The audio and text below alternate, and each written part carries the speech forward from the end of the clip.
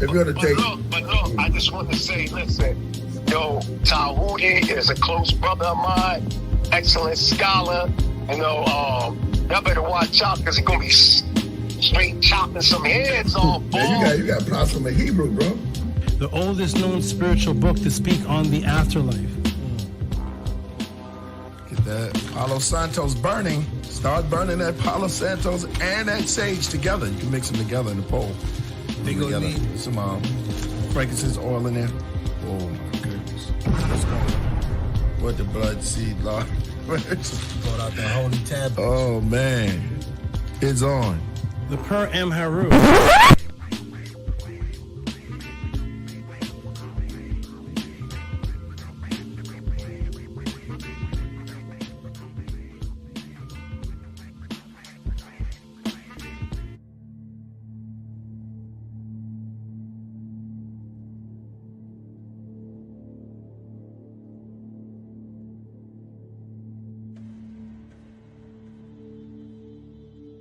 Coming to you live.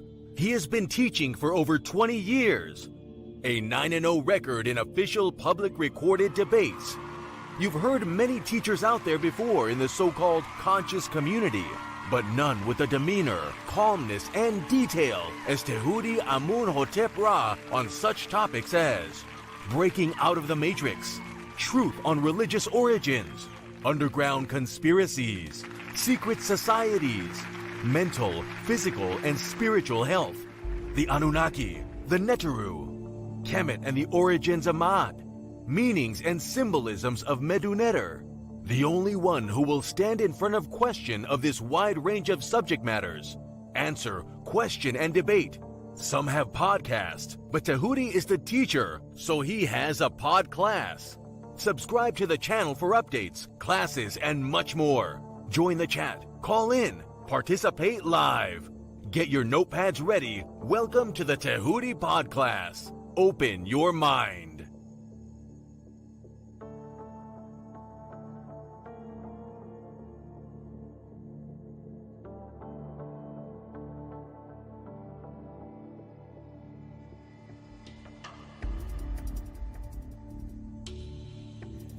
He has been teaching for over 20 years.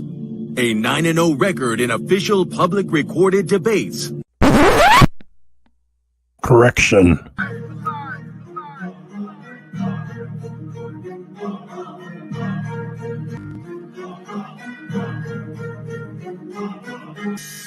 All right, man. You already know what it is. That's the anthem for the debate music. Y'all already know. We got our brother Tehuti in the building, and he is going up against a heavy hitter, you know, who have been featured on this platform for a while now, Vocab Malone. I don't think Vocab, I hope Vocab put in his homework. I hope he knows a little bit about Tehuti and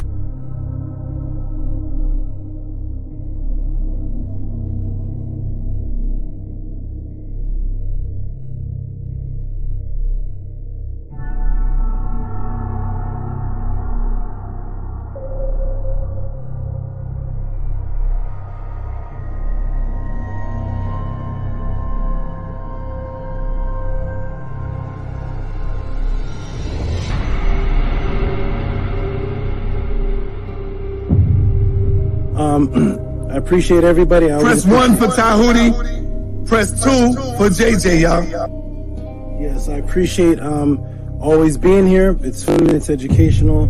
It's good to hear all these crazy views and just hear where people are coming from.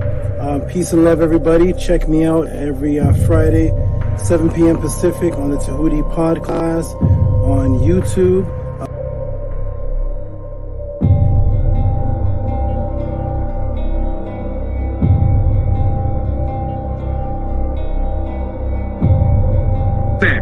That's your words. Brother, Stand on that's it, not man. the topic of the debate, JJ. That was not the I'm topic. talking about the whole word, I'm talking about the whole misinformation. I don't give a damn about the topic of the debate. No, if you look at the community wall, I mean, damn, Tehuti is like dusting you on that shit. He killing you, Jay. And this Okay, is why man. you upset.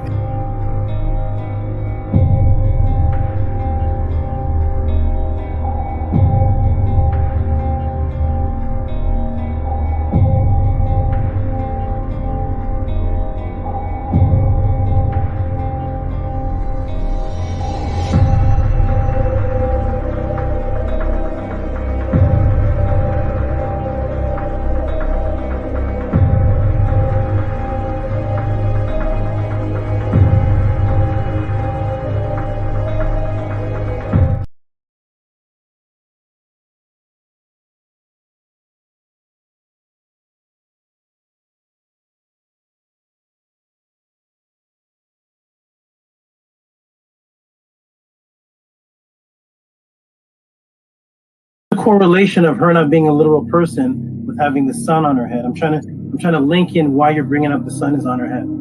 I'd love to know how you think that a literal person could exist with the sun on their head. So because this image has the sun on her head, therefore this cannot be a literal person. Is that your stance? That's exactly what I'm saying. And I also want you to recognize that I'm saying the same about a rule and the same about a star. Okay, great. Can I screen share, please? Yes, sir.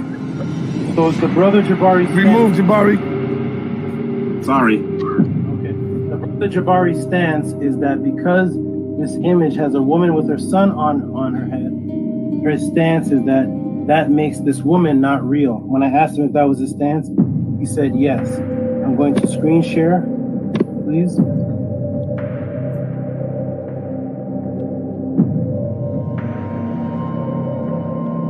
That is the premise that we are using.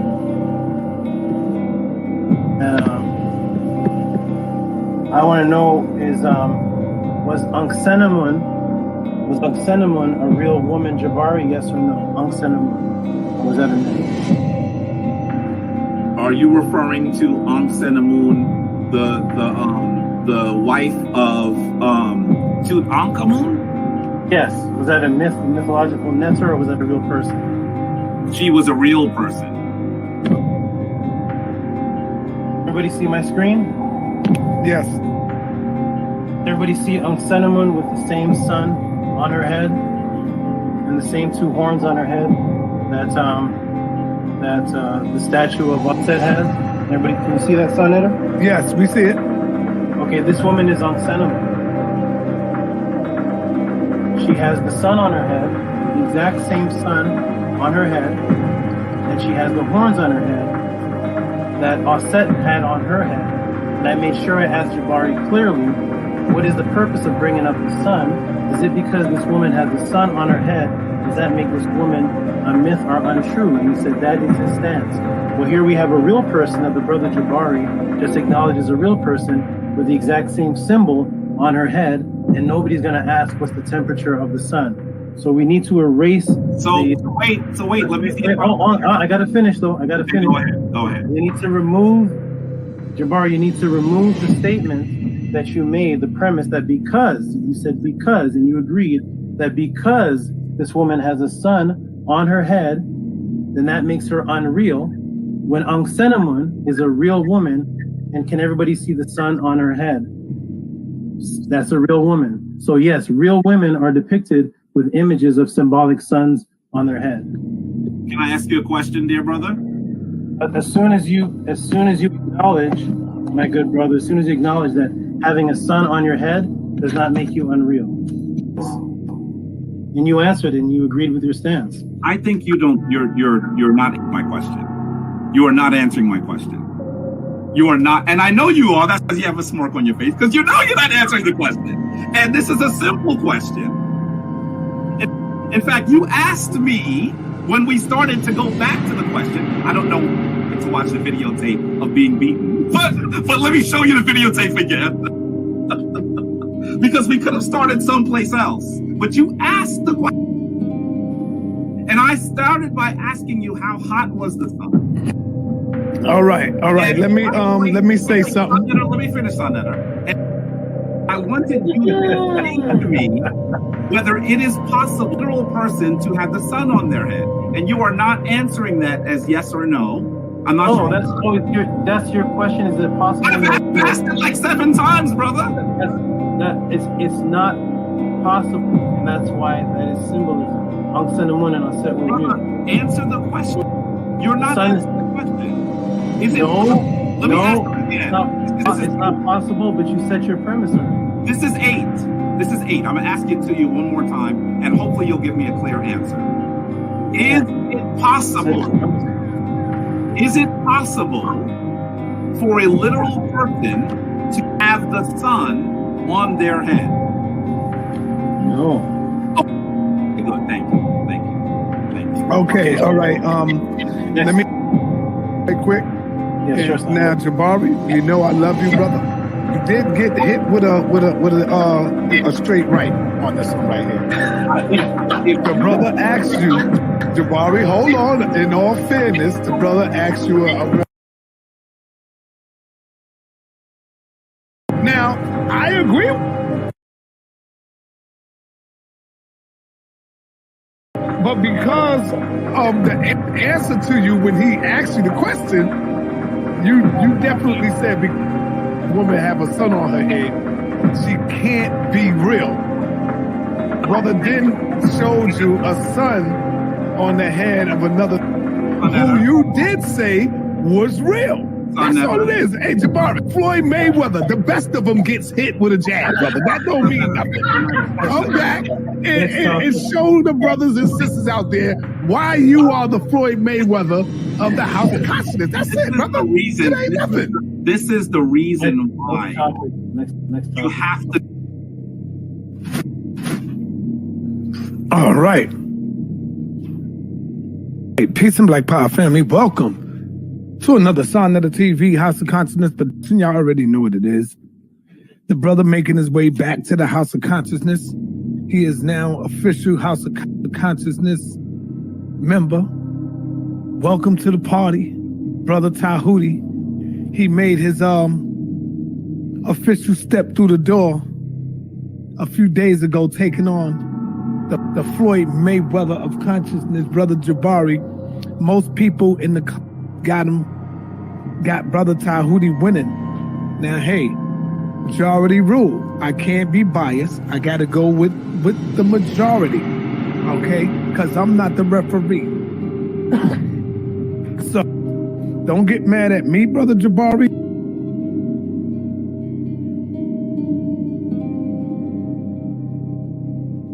Oh, man. Well, I just got to keep it real. I'm going to keep it real, man. I can't be biased when it comes to this, you know. I got to show love to everybody because I'm bringing on the people on the platform. I got to keep it real. Chat, right or wrong. So as it stands now, I'll have to go ahead and give the win to brother Tehuti. Now, I know a lot of y'all might get mad, but I'm going with the majority rules. It's the people who is making the call. Don't get mad at me, Jabari. You know I love you. You know I love you, Dr. Anika. But I got the W to brother Tehuti. Now, you got the majority. And there's a lot of people that I read the comments. They say, yo, I love you, Jabari. You know I fuck with you, Jabari. But I got to give it to Tehuti. I'm reading these comments. I'm like, God damn. You know me. I was going with my man Floyd Mayweather all the way. But I got to be fair, and I got to keep it a buck. So as it stands right now, brother Jabari has, and you know the best lose sometime, man, you know? The best lose. Cigarette.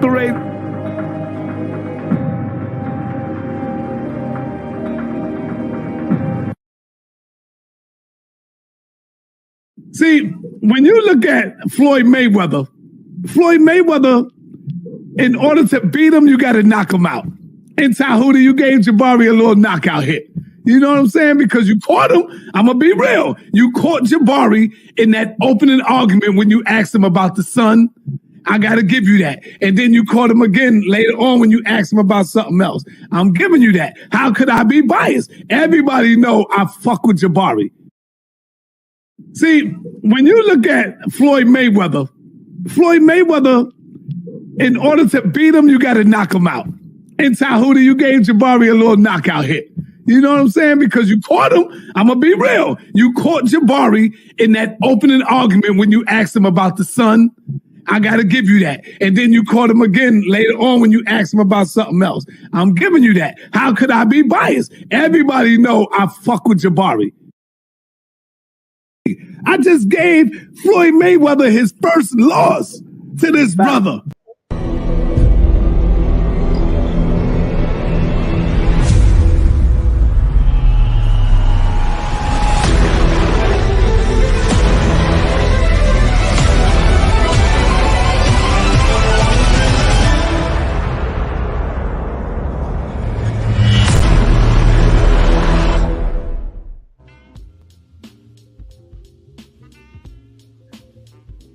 Peace, mic check, everyone. Mic check, peace, peace, peace. Can everyone hear me? Mic check. Mic check, can I be heard? Let me fix this up. Let me check the room and see what's happening today. Mic check, let's see. Press 1 if you can hear me. 1 if you can hear me, am I?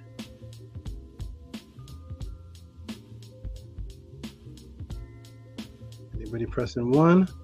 1 if you can hear me. Mic check. There they are.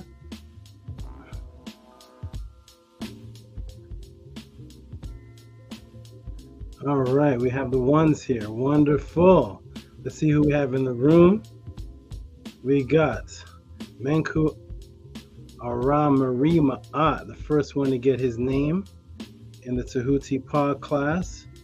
Shout out to you. This is going to be a very special class. We're going to be talking about a lot of things. A lot of good questions are already in, and we're going to be discussing some personal effects that the teachings have had on people, because people are always asking, what is the effect? What is the, how can I apply this knowledge? How can you know? We're going to be discussing how this knowledge has been applied, because there's no this knowledge, there's millions of pieces of knowledge, and how they have been applied to help people's lives.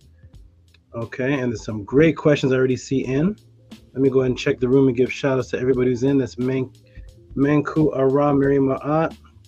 Wonderful. We got Shannon Southard. Wonderful, wonderful, wonderful. This is beautiful. And speaking about changing people's lives, here's a good brother used to be or in, I'm not sure now, in the Nation of Islam. He was a head minister when I knew him, when I met him.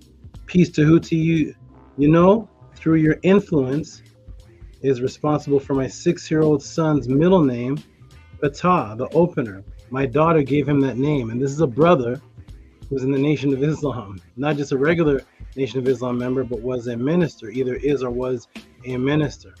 And you see, this is affecting people, and now they're changing their name. It's not his son's name isn't Marvin X or anything. His son's name is middle name is Fatah. Wonderful, wonderful. We see that these teachings are affecting people's lives. Wonderful, wonderful. Peace, everybody. Peace to this new person in the room. Been here a couple times. I think this is a new person. NMMK Unk, Madhotep. It's good to be here. Wonderful. It's good to see you. Shout out to Boss Nation. Peace to the people. Shout out to Atum Ray, who always comes with the awesome support and awesome questions. Shout out to the brother who greets me every single morning, Jay Kirkland, Hotep Ma'at, Makaru. And here's one of my favorites right here. Harass did for Ye Culture, aka Sarah Broomfield, aka Sarai. Shout out to you. Shout out to Jody, who's been here ever since I was on the Killer Pre-Show. Shout out to you, Jody. Appreciate you. Shout out to you. Shout out to you. We got Chris MVP Harris in the house. Shout out to you, good brother. Peace and love. My staff ordered the debate. I have not seen it. I can't watch. It's hard to watch Cesariak after he did what he did pertaining to me. But I did hear through the grapevine that you won. So congratulations to you, good brother Chris. I did hear through people. I wanted to see it myself because I know a lot of the people that are going to say you won are going to be comedic bias. So I wanted to see myself, although I already knew that. I only know that he could win if the trick was in there. There's a certain trick that was in there, and that's the only way he could win. But everybody's saying you got past the trick, so congratulations. All right, we got everybody in the house today. We got Boots. Shout out to Boots. We got my staff member, technician, also secretary. We got the scribe. He's a secretary. He's actually one of the ones that take care of the aspects of ordering things, and he's actually the order of the debate there. So I don't do anything in my name. It's all done with a team. I got a team of people that do things. So scribe is one of the team members, and as a Voltron, we all work together, and I stay invisible. All right. Let me fix my chair a second. Hold on. Why is it more to the side? That's very strange. Hold on, everybody. Let me fix something here. Hold on. Why is that? It's more to one side. There we go. Okay. All right, that's a little better. Okay, I'm back. Here we go. Okay, wonderful. Wonderful, wonderful. We got everybody. We got T-Bull, the provider of the battle raps. Shout out to T-Bull. We got Divine Isis, who comes in, dropping some knowledge and loving the knowledge. Divine Isis loves the knowledge that's priceless. All right, Divine Isis, shout out to you. Shout out to you. Shout out to you, Divine Isis. I also see you on the other panel. Shout out to you. And let them know about the Tehuti'S podcast. I got this name is pronounced Nema, but it's N Paul on there. But shout out to this lovely young lady who is one of the most dedicated, one of the most loyal, who's changed her life tremendously. Shout out to you. Shout out to you. Let me scroll down. Oh, look, they're all in a row. Shout out to shout out to Anu, who's right under. And these are the three Anus right here. The three, it's Anhapal, but pronounced Nema. Then there's Anu, and then there's the Ka of Antu, Anet, which is a feminine Anu. Shout out to the family there. Much respect to everybody. These three send me greetings every morning. Every morning or every other morning. Most of them in that little triad there send me every single morning and the afternoon. Let's see if I can fix this a little bit. Okay. Oh, it's gonna tip. Okay. Oh no, that's okay. There, I think that's good right there. Shout out to them. They send me messages every single morning. Peace and love to them, the Anu tribe. The Anu tribe. Shout out to them. As a matter of fact, the young brother there, Anu, I personally invited him to come to the panel today. He'll be coming to the panel today on the invite of Tehuti himself, myself, to discuss how to give tribute of how this knowledge and how I've affected his life. There'll be another brother stepping up also named Misha, who may be in the room. Shout out to you, Anu. Shout out to the Ka Antu, Anat, who actually made the beautiful plaque for me that Ahati's going to deliver to me one day, and he's going to deliver that to me soon, and also made that beautiful video for my tribute. Shout out to you. Shout out to the Ceaseless One. Ceaseless One refuses to cease. Shout out to you. Okay, shout out to all the new people, but we got somebody from the old school. That's the oldest schoolian. Peace Room. Love this repost. Shout out to you, old schoolian. We got old schoolian in the room.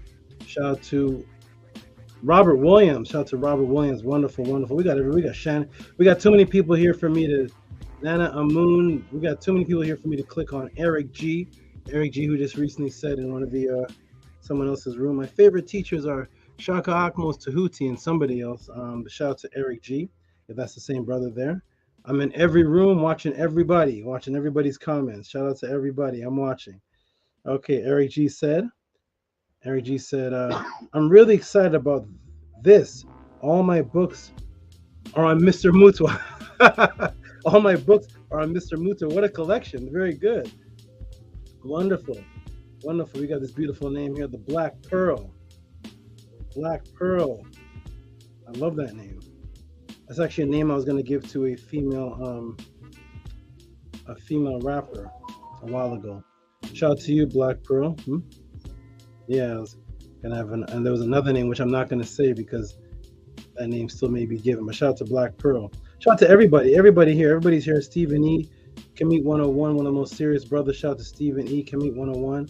Let's get started, everybody. Let me introduce to everybody in the room, the new and the old, especially the new. If you're new in the room, if you've been in this room and you're pretty new, press a 9. Press a 9 if you're kind of new to the room, meaning that you've been here for less than 3 pod classes. Anybody new in the room? Anybody new in the room? Where's the Hati Ma'at? I don't see him in here. Hati Ma'at, where's the Hati Ma'at? Shout out to, this seems a new name. Shout out to, I like this name too. Let me blow it up so I can see this name. This is Malkia Wamangu. Shout out to Wamungu. Shout out to that name right there. That name, man, I hear 1,000 Zulu soldiers coming for me right now. Shout out to Malkia Wamungu. That's the kind of names we had before the Matrix. I love that. Wonderful. Shout out to you, sister. If you're new here, okay, Malkia's new. Owner is new. Hey, Jamar Amar. Am I saying that right? Jamar Amar. Shout out to Jamar Amar. Peace. I love the new people in the room. You're about to see something never witnessed before. Get your pens and pads out because this is the Matrix breaking room. Welcome. Shout out to Sullen Rock Rashu, not just Sullen Rock, but Sullen Rock Rashu. Wonderful, wonderful. This is a beautiful night. There's going to be some interesting things discussed tonight because I see some questions already in, and I'm going to introduce how the Tehut'i Pod class works and introduce myself to the new people in the room. Now, is Ahati Ma'at in the room? I don't see him yet. Ahati Ma'at, are you in the room? Are you in the room? Ahati Ma'at. And is Nania Set Mur in the room or Arcad Infinite? I know Arcad was traveling. He's in the, I think he's in the Colorados or somewhere he's by some mountains. He may not have good reception. But for all those who want to know, if you see people in the room with a wrench, usually when you see people with a wrench, that means that they are moderators. We've developed something new, something different. And this is Ma'atarators. Ma'atarators, which is Nania Set Mur, the beautiful. Anki and Ma'at, the beginning of the affirmation. Ahati Ma'at, the soldier, the warrior. And at the bottom there, let me move this off the screen. At the bottom is my technician and my male secretary. I have a female secretary and a male secretary. So that male secretary there is the scribe. He's a scribe, he's a technician. These are the people in the room that will make sure that the room is calm. There's no disrespect in the room. There's no chaos in the room. Questions are to be asked directly to me through Cash App and PayPal, which I'm going to explain in a moment. Here's a new name. I cannot pronounce this name because it is in a language I do not recognize, but it says gratitude. Have been here before a few times. And shout out to however that name is pronounced. I don't know what that name is, but shout out to you. I love the new people. Okay, there's Ahati Ma'at. Ahati Ma'at. Kamit 101 says the math isn't mathing. The math isn't mathing. Well, that's my summary of what he said. He said there's 22 likes and 50 people. How could there be 22 likes? Wait till Rigo comes, everybody. Wait till Rigo comes in the room today. We have a special thing for Rigo. Rigo's the one who wants to see heck. Okay, everybody, let's go ahead and begin the Tehut'i Pod class. Let me remove this from the room here. Those are the moderators. Again, the moderators are Nania Set Mur, Nania Set Mur, Anki and Ma'at, Ahati Ma'at, and the scribe. Those are the moderators, named so by a good brother named Stranger. If you don't see him in the room, he's on the gun range. All right. Practicing to defend us. Here we go. And we have a whole team here. All right, there we go. Okay, I'm back. Welcome, everybody. Everybody that can hear me clearly, press a 1. All the new people and old people, press a 1 if you can hear me, because I'm about to introduce the Tehut'i Pod class to everyone, and then we're going to get right into it. It is going to be, I see some questions in already. Press a 1 if you can hear me. We're about to get right into it. Yes, it's about 95 degrees over here because I have to keep it hot for all my animals. Okay, here we go. All right, everybody, ready? Let me introduce the room. Let me introduce the channel. Okay, all the new people that press 9, are you in the room too? Malkia, and who's the other brother? Owner, and there was another one. Are you guys here? Press a 1, 2. All the new people, all the old people, because we're about to get started. You're the people really I'm introducing this for, because the other people already know exactly what the pod class is about. So here we go. Welcome everybody to the Tehut'i Pod class. My name is Tehuti Amenhotep Ra. I've been a teacher for several decades, upon decades, upon decades, upon decades, upon more decades, upon more decades. I don't know how many decades, but I've been teaching since before I had hair on my face. And so I've been teaching for a while. When I was a youth, I used to take books and tables and run to the nearest house party in the days of the Kid and Play. And while everybody's dancing to Cypress Hill and Kid and Play and Big Daddy Kane, I would step in the house party with a table, throw down a table, and spread out books. And while everybody's dancing, I'm teaching in the house party. I've been teaching since those days. So I've been a teacher for several years. As I developed into my wisdom, I saw an organization that I felt kind of matched my development, and also had information that I could grow from. So as I developed and transformed into the being that I was becoming, I joined this particular organization.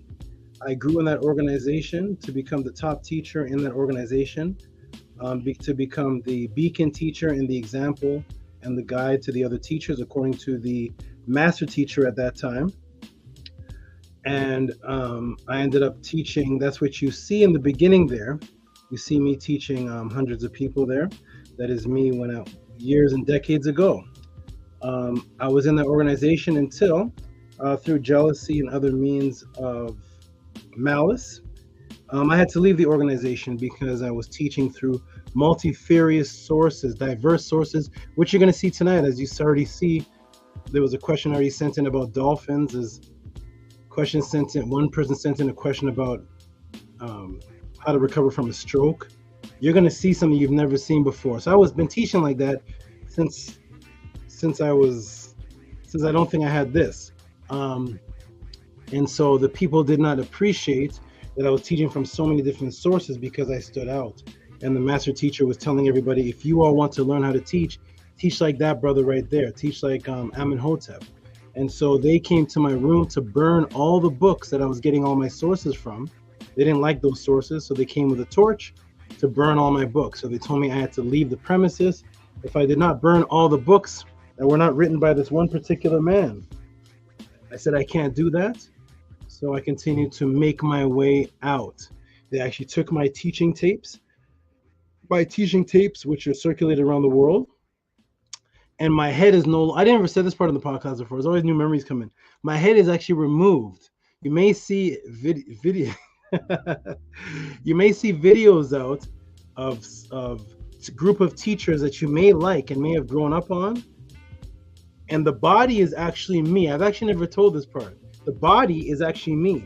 When they removed me as a teacher, they photoshopped someone else's head on top of my body. So the person who you thought was teaching you, to keep me silent is deep. It's been going on for years. That's why they don't mention me in other rooms and other they don't mention me. They don't mention me in other YouTube channels. Shh, you got to keep Tehuti quiet. So they took my head off and photoshopped the other teacher's head that some of you may have been learning from, thinking that it's him that was teaching. If you listen to the voice closer on the audio tapes and on the audio tapes, it's actually me that's teaching. And they Photoshop his head on top of mine. It's my body when I was much slimmer, and it's his head on mine. So there's been another teacher out there, as I'm used to, getting the credit and the tribute for me teaching, because on the cover of the teaching is his face. But if you look close, the body's really slim, and it's my body from the video that you just saw. They've been trying to keep me quiet for a long time. So they Photoshop his head on, remove me, try to erase me like they try to erase Akhenaten, try to erase me from history. And I went on to teach outside of that organization. I went back to that organization to teach them finances, and I ended up taking a lot of people from the streets, from literally living on the streets, living in red Camaros. I remember the car they were living in. Brothers were living in red Camaros and living in their cars. And I took them and I taught them how to open up LLCs, trust companies, and I taught them how to take the knowledge, the concept of the knowledge, and apply it to business, because the same logic we're using for knowledge is the same logic you can use for business. And then you'll find that business is actually very, very simple compared to the technicalities of knowledge that you're learning. These businesses are like play toys. So I was teaching them businesses. They amassed a large amounts of money, and then they ended up robbing me from one of my accounts because they were still of that ghetto fevering mind state. So they ended up wanting too much money and ended up robbing me, them with the master teacher's sister actually. the master teacher's sister. I say I always remember these names. The master teacher's sister and them actually robbed me. People couldn't believe it. That's the master teacher's sister. Yeah, she wanted money too. And I was a major. I brought a business to the group that didn't exist. So I ended up separating myself completely from that group and just teaching people individually. I moved to Canada, started teaching people there. That's where I met the brother Boris Muhammad, who saw me on the streets teaching halfway up to my knees in the snow back in the early 90s, when the 90s just began. That was me teaching out there in the snow. There was no YouTube, there was no Wikipedia, there was no Google, there was no, let me look that up. Let me share my screen. Can you pause my time? There was none of that existed. It was rough house, right there on the streets, everything live, wild, surrounded, news reporters, all type of things. So I started teaching people there, and then I ended up moving to California, of which where I am right now. So I was in California, and while I was actually in Atlanta, I started teaching on Pal Talk, where they couldn't see my face. They couldn't see my face, and then I had to get away from there because the Hebrew Israelites started to threaten my life. They said I was taking their women. I was not trying to take any women or anything. I was just teaching, and the females seemed to be attracted and started coming towards me to join my family. That's them. That's what they requested. I did not say yes, but that's what they requested. So they said they're going to put me in a body bag. So I had to get away from that. So everywhere I went, it's like I teach, and then my life gets threatened or something happened. So anyways, I ended up teaching here in California by the beaches. I was teaching in Atlanta as well. I was in Atlanta, and I took my real estate money. I took money from a business that I actually created and invented, and bought the vehicles that looked like all the ballers' vehicles. I bought the Escalade with all the rims and all of that to attract people. And then when people would come around me, I'd park in front of the strip club, park in front of the club, Puff Daddy's club, and girls would jump in my car and say, can we meet 50 cents? And I'm like, I don't know about that, but listen, this is Ramesses, this is the Perm Haru. And so I would have my truck designed as Kemet. So the interior of the truck was carpeted as Kemet. Ramesses was in the front. There was dolphins swimming in the window. Everything was Kemet in the truck. So when the truck would attract girls and attract guys, because I would put the PlayStation there and I put on Mortal Kombat, and I would just stay there and I would do magic, and I would attract a big crowd in front of the clubs. Then I would start class. I would start teaching them. And that's how I would get people from the streets to make the crossover, go out there. It used to be a table when I was 17 or so, 18, used to be a table. But now I bought the truck, and I was attracting all the strippers and all the pimps and all the guys and all the ballers and all the rappers, and different guys would come around, and I would teach them knowledge. So that's what I did. And then I ended up coming to California, where I performed on the beach, and I used magic hypnosis to gather crowds, and then I would teach from there also. So I would always go in different guises teaching people. And there on the beaches where I met the good brother. Oh, shout out to you, brother. I haven't seen you in a long time. Shout out to Rebel Mind. I'm glad you're okay. Peace to Rebel Minded. Peace and blessings and love to all. Okay, so I met a Hati Ma'at, and the brother was he was down and out. He was homeless. He was a recovering Hebrew Israelite. He was angry. He was smoking. He was doing all of that, and he saw me performing, and he saw me with the Ankh on and teaching, and he started asking me questions. From there, I started answering his questions. He's been by my side ever since.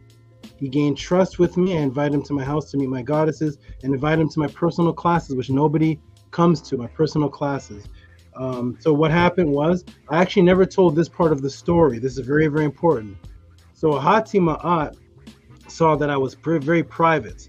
I was not coming on YouTube. I thought that people didn't like the type of information that I could provide. Peace to Freddie Cali. Peace, peace, peace, Freddie Cali. Hey. Peace. So I stayed private, and I said, I'm not coming out. So actually, let me add this part to the story that I actually just remember when I was telling my goddesses. I said to Hati, you know what I want to do?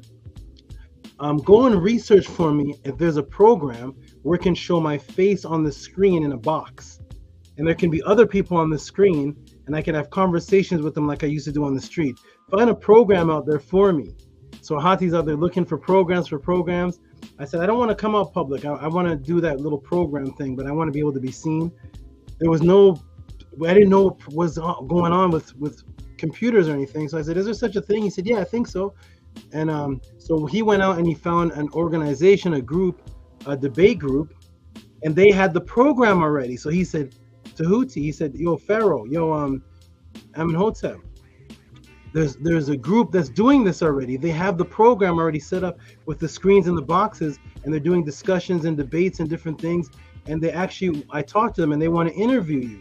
They're called the Lions Den, and they want to interview. And I said, oh, they already have the program? He said, yeah, we can go in and learn how they're doing that, and then you can do your own show, your own thing.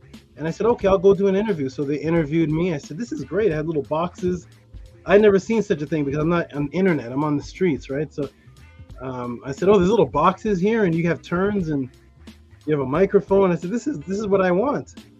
So I went on, did an interview there, and then the champion of that group ended up challenging me to a debate. And the debate was set for me to lose with 4 Bible believers and 1 not. I ended up debating and beating the person. His name was Judah Nazareth. Ended up beating him. And I was the first to bring all of the things you see people doing now. So all of the technical British Museum screen share, that was not done on that group. They were debating on phones, and it was very, very strange. But I was bringing all these other terminologies, all these different terminology, debate terms and such. And so I ended up debating everybody they sent me, and I ended up beating everybody because I'm just a teacher. I'm a SABA. So it's kind of unfair because I'm debating on the topics that I live on. It's kind of like debating Jet Li about Kung Fu. You're going to lose. I don't care if you study Kung Fu for 5 years. You're going to lose that debate because he doesn't study Kung Fu. He lives it. It's his life. It's his life. He's not just studying it for a project. So I ended up debating. They brought me all the so-called big names, which I didn't know what a big name was. They said, we're going to bring you Zion Lex. We're going to bring you Jabari. We're going to bring you Unc West. I said, okay, I don't know what these names even mean, but sure, bring them on. So they brought them on, and one after one, I was beating everybody according to the rules and regulations. Then I went on to Killer Priest, and Killer Priest was in complete awe. He saw me. He said, I thought you were an angel that walked in here. He said he was in such awe. He contacts me even up to recently, saying, "You're the best. You're the best. You don't have to speak. I'm going to speak for you. You're the best. You're the." But in public though, not so much really. I'm a lot of people's secret relationships, so not so much in the public. In the public, people are asking, "Hey, why isn't Tehuti on the channel?" But in the phone calls and the texts, "You're the best. You're the best. Sorry for not having you on." But in public, I'm never mentioned. So I went on to the Killer Priest show and ended up being challenged to a debate by one of his partners, and ended up beating him. And then had teaching every Monday. It was called Ma'at Monday. Some people here, if you were in the room for that, if you remember me from Killer Priest, press a 9. And I was teaching Ma'at Mondays. And this gave birth to the Tehuti pod class, which we have right here. All the new people, here is why we are here today in the Tehuti pod class, because I was teaching so many people, so many requests, that I couldn't handle all the people that recognized me from 96, 97, and wanted to have one-on-ones with me. So I told everybody in the Killer Priest show, I said, I am going to have an open channel where you can come and ask me questions, but there will be a reciprocity system, which means that I know you've paid for popcorn. I know you have. Everybody in the room. I know you have. I know you've paid for cigarettes. I know you've paid for your son's Christmas gifts. I know you supported Santa Claus. I know you supported Halloween. I know you've supported hundreds of dollars for Valentine's Day. I know you brought your girl roses on Halloween and on Valentine's Day and all the foolishness. So this knowledge to me, if it's as important or more important to you because I'm breaking out of the matrix, then it's going to be a reciprocity system. And the reciprocity system is very simple. I invented a system, never been invented on YouTube before. I created a system where you send in questions through Cash App and PayPal. And those are the only questions that I answer. Because the new people here, when you see the way that I answer questions, you will understand why. So you send in through PayPal and Cash App, and then I answer the questions through PayPal that are sent in PayPal. So if you send in a PayPal, it may look like this. This is Freddie Cali, who's in the room right now. So he sent in just for support. So you can send in just for support, and you can send in for questions. That's how the PayPal looks. The Cash App looks like this. So you can write, his Raphael Gary, I haven't seen him in a while. Raphael Gary, who sent in a question, you can see where you can write at the bottom your question. It's a very unique thing that I've created, and I've bypassed the super chat. So you can actually send in your question. This shows me that you appreciate the time that I'm taking, because the answer that I give will be based on what you've never seen before, answers that I'm giving. You'll never see them before. So that is how you support. Now, people may say, well, how do you? Well, it's Cash App TTM Moon. And at the bottom, you can see Cash App TTM Moon and the PayPal.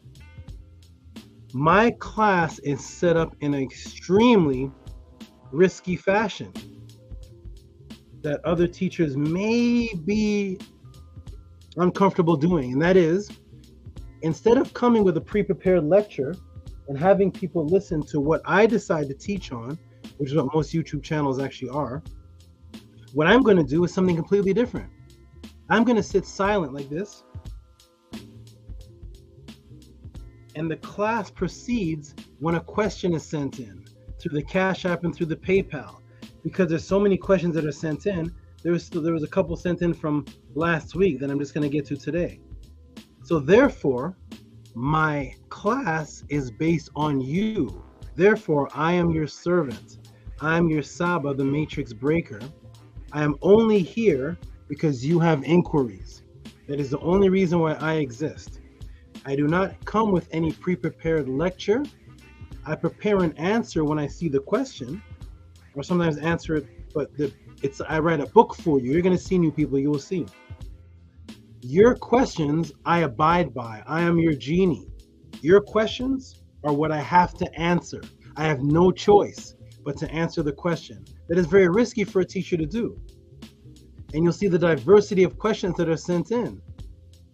So I set myself up as a SABA because, now there's a lot of people calling themselves SABAs now, but SABA, but I set myself up as that because ever since 1993, that's what I actually did. I stood in front of anywhere from 40 to 1998, from 40 to 1,000 to 2,000 people, and I would answer questions that people would ask, nothing pre-prepared. So I was raised like that. My consciousness shifted to be able to do that.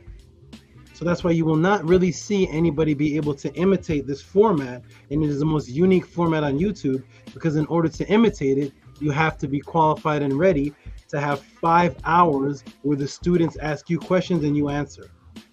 Not just regular answers, not just, well, listen, man, you know, Ma'ad is the 42 laws, you know what I mean? You know what I'm saying? The 42 laws, and you just balance yourself out, you know what I'm saying? Keep things balanced, you know what I'm saying? Eat a little bit of burger, a little bit of grass, you know what I'm saying? Keep things, it doesn't be too good. None of that. No such answer as that. You are going to see documentations. You're going to see papyruses from 3,000 years ago.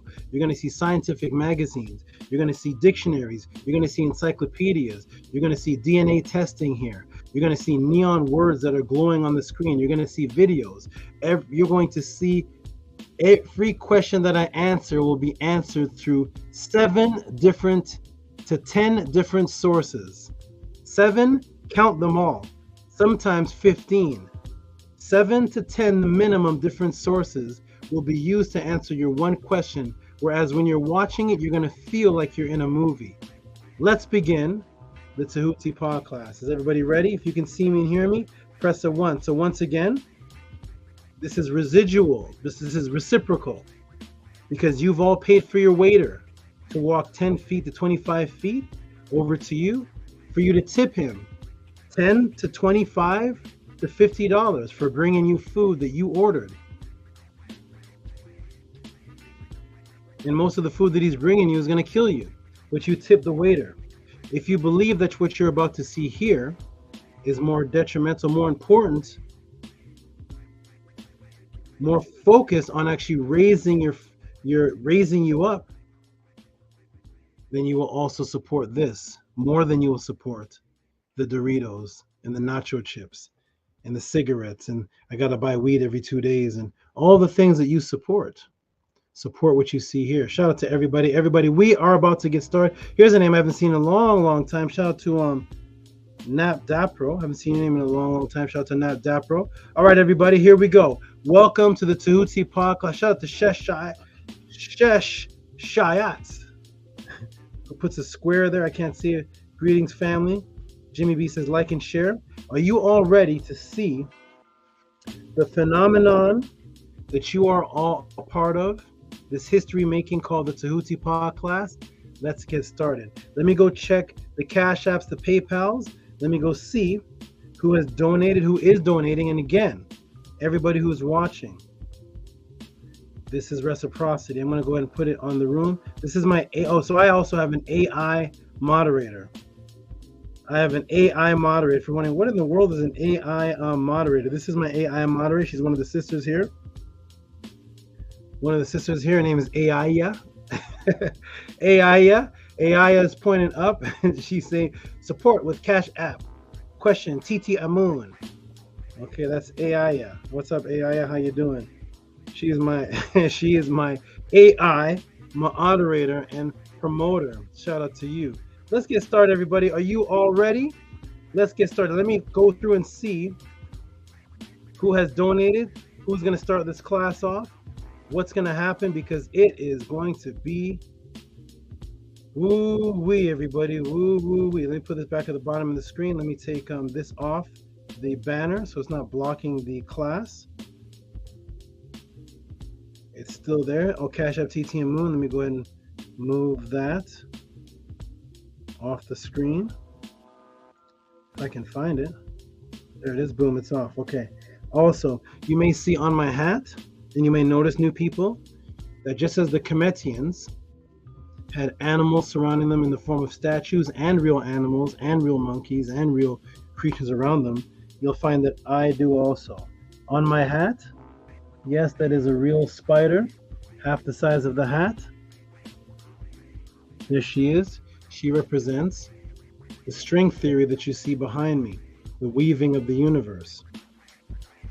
Okay? You may see Tehuti sometimes with the staff with the two serpents on it that the European calls cobras. That was stolen to make the Moses staff.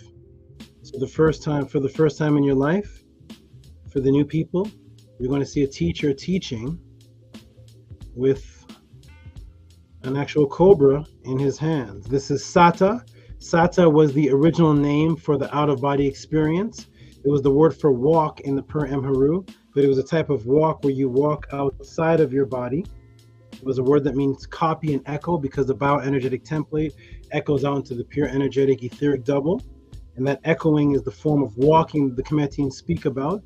And when you rise up, they show the Sata snake. This particular species of cobra, this particular one with the two lines and the beady eyes, it's this particular species that you symbolically transform into. When you see the cobra with the two legs in the Book of the Dead, it is this one right here. Transformation into the Sata. So this is my cobra Sata. So for the new people in the room, you will see me teaching with different animals, because that is my calmness. That is actually who I trust more than people. There's Sata. Say peace, Sata. Sata is all the way from Kemet. She's the Kemetic cobra. Actually, he's a Kemetic cobra called Araret. So the real name for the cobra in Kemet was Araret. People may say, well, how come he's not standing up, flared up? Because that's not a good sign. If you see a cobra standing up like this, flared up, run. Get away from that situation, because that means that they are not pleased with you. So when you see a cobra, you want to see one like this. You want to see one calm with a regular head. But when I do go to feed her and the mice are in there and they agitate, look at her, I have hers and him. When I go to feed him and the mice are in there and they agitate him, he does go, and it looks crazy and scary to see. It looks very interesting to see a cobra do that in front of you, 5 inches from you while you're feeding it. But in my hand, Sata is very, very calm. Say peace, Sata. So most Kemetic teachers may wear images of the cobra like this. You see? They may wear images of the cobra as jewelry. As a person who lives this life, I wear the image, and I will bring you the actual animal for you to see. All right, let me go ahead and fix this screen. I'm getting a little blurry, and then we're gonna get started right into the Tehuti's podcast. Let me fix it. Got a little blurry. Boom. And boom. Let's go, everybody. Welcome to the Tehuti's podcast. We are about to get started. Let me take that off. Here we go, everybody. Wonderful, wonderful. Press a 9 if you can hear me. I like this name right here. Sincere, get busy, boy. Is that what I'm reading that right? Shout out to this new person here, Sincere 516. Get busy, boy. We got the conscious conqueror coming all the way from, I think, Trinidad. I think that's him. Shout out to you. Okay, here we go, everybody. Here we go. Conscious conqueror says, only Tehuti can have a venomous spider matching his outfit. A true Aries. That's hilarious. Shout out to Ma'at, daughter of Ray. She knew me from one of the times I had my first snake. She's one of the people that were there that I was teaching back from 1993. 1993, in the days of real hip hop. I actually met her battle rapping. I was a battle rapper. I battle rapped. I don't know if I said that. I've done so many things. I don't know if I have multiple lives, but I battle rapped. I was battle rapping, and I met her crew there back in 1992, I think. 1992, battle rapping. Okay, we had a battle with the crew of girls she was with, and we ended up beating them in the battle. And so in the last performance to end the battle, we did the battle, and instead of gloating, we ended the battle by giving them all roses. We gave the girls, because it was girls we beat at the end. It was girls and guys in it, but they lasted to the end, and we lasted to the end. We knew we were going to beat them. We had a pretty much, we knew about in 85%. So we went and pre-bought roses, and we said, well, just in case we beat them, we'll just flower them. And after we beat them, we flowered them with roses, and then we all ended up hooking up. All right, so welcome to the podcast. I always got some different stories, right? Oh my goodness, man. Wow, I've been through a lot. Okay, everybody, here we go. Matt Donnery says, yep. She remembers. There she is. She says, yep. Yeah, we serenaded with the roses after the battle. I don't think it's ever been done in battle rap before. Okay, here we go, everybody. Welcome to Tehuti's podcast. We are about to get started. Here we go. Let's look at the first question of the day. And I see some donations are already in. Everybody who is watching, please support Cash App, TTM Moon, PayPal, Rocky SV. I'm going to go ahead and put that in the bottom of the screen. And I'm going to go ahead and answer the very first question of the Tehuti's podcast. Let me go ahead and get this off the screen here. Boom, so you can see the screen when I screen share. And let me go ahead and put this at the bottom of the screen. There we go, boom. Okay, Sata. Hey, Sata. How are you? Are you ready? Okay, here we go, everybody. Welcome to the podcast. Sata, you're going to go over here for just a moment so I can have my fingers ready to type. And then I'll bring you back out right after I finish this answer. Say peace, Sata, to everybody. Sata's nice and thick. All right. Here you go, Sata. You're going to go in there for just a moment, a momentum. And I'm going to get to the answers in the Tehuti's podcast. Go right over here, Sata, just for a moment. Over here, just for a minute. She's holding on. You don't want to leave me, I know, but you got to leave me. Just temporary. Don't worry, just temporary. Just temporary. Over there, just temporary. I'll be back for you. I got to have my hands free so I can pull up screen shares and everything. Everybody ready? Let me get this off the screen here. PayPal. Boom, that's off the screen. Here we go for the very first question in the Tehuti's podcast. Here we go. Let me check the room. Y'all can hear me. Everybody press a 9. Everybody's here. Let me go ahead and check the first question out in the Tehuti's podcast. Let me see what was sent here. The first one. Oh, and it's Rigo here. Everybody let me know when Rigo comes in because he actually sent in a request that I'm going to probably get to after this first question. Okay, my screen is loading up. For some reason, it's a little slow. Loading. And let's get into it, everybody. Let's do this for ye culture. Here we go. Okay, let me go here. Let's see what questions were sent in. Shout out to the people. Shout out to the people. Marsh, here we go. Boom. Okay, boom, boom, boom, boom, boom. We got that. Wonderful. I see the donators too. I see Anthony Drain, Nito Campbell, Sarah Jean. I see all you. Kamit Hero Hancock. Okay. Stephen Escalar. Okay, good. Only a few so far. We're going to be announcing you in a moment. Johan Billadou, yours finally cleared. Okay, here we go. And let me do this. Let me do this. So this one finally cleared here. Let's see if this is a look at the variety of questions. So this one here just came in. It was actually sent earlier, and then it couldn't go through. It could not. It for some reason didn't go through. I don't know why it didn't go through, but this is my first time actually seeing it come through. So I'm going to go ahead and do a screen share of the first question. This is not the first question I'm going to answer because others came in after this, because when he sent this, it actually didn't come through. I'm just actually seeing it fully now. So shout out to, there it is right there, Johan Billadou, who sent to PayPal for $37. Let me see if that's on the screen. Is that on the screen? $37. Shout out to Johan Billadou. Let's go ahead and let's go ahead and see what the question is, just so you can see the diversity of questions that are asked on the podcast. Shout out to Johan Billadou, and what does he say? He says, for a class on semen retention and sex magic. So this actually may be a personal request. Let me go ahead and I think this may be a personal request, actually, because I do personal classes with semen retention and sex magic. I would love to teach you on that. Shout out to you. We're going to go ahead and stop the screen. Semen retention and sex magic. Do you see new people? The diversity of questions that can be asked here. I had no idea that was the question. So shout out to you, good brother. And let me know, contact me please. Let me know if that's a personal, when you say a class on it, hey, what's up? Let me know if that's a personal, All you lovely people. personal question that you want to do, me to do a class with you on it. If you want a class on that, because I do personal classes, and yes, $37 will get you a short one-on-one with me. So wonderful. Let me go ahead and stop this. Stop.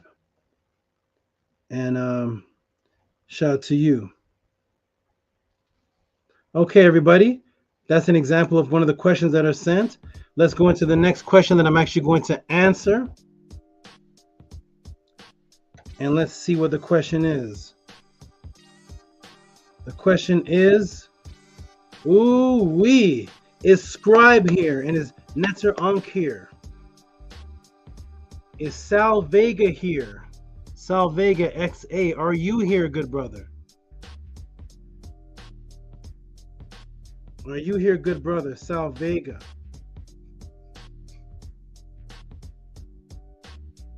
I'll wait for him. Is Sarah Jean here? Sarah Jean, who is also harassed did for ye culture. One moment, everybody, hold on.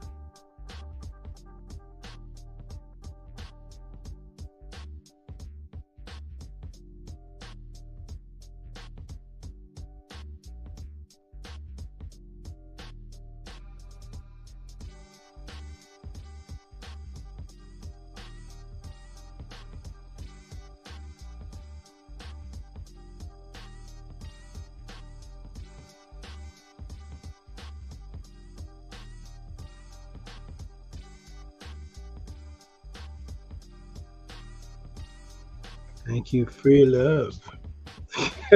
All right, everybody. Oh, Harass is here. Scribe is here.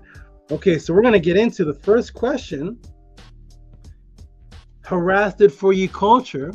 What is the first question? Let's see. That is Sarah Jean right there. And let's see what the first question is. She has the first question of the night, and let's see what this question is. Let me go take a look at it. Boom. Let's see.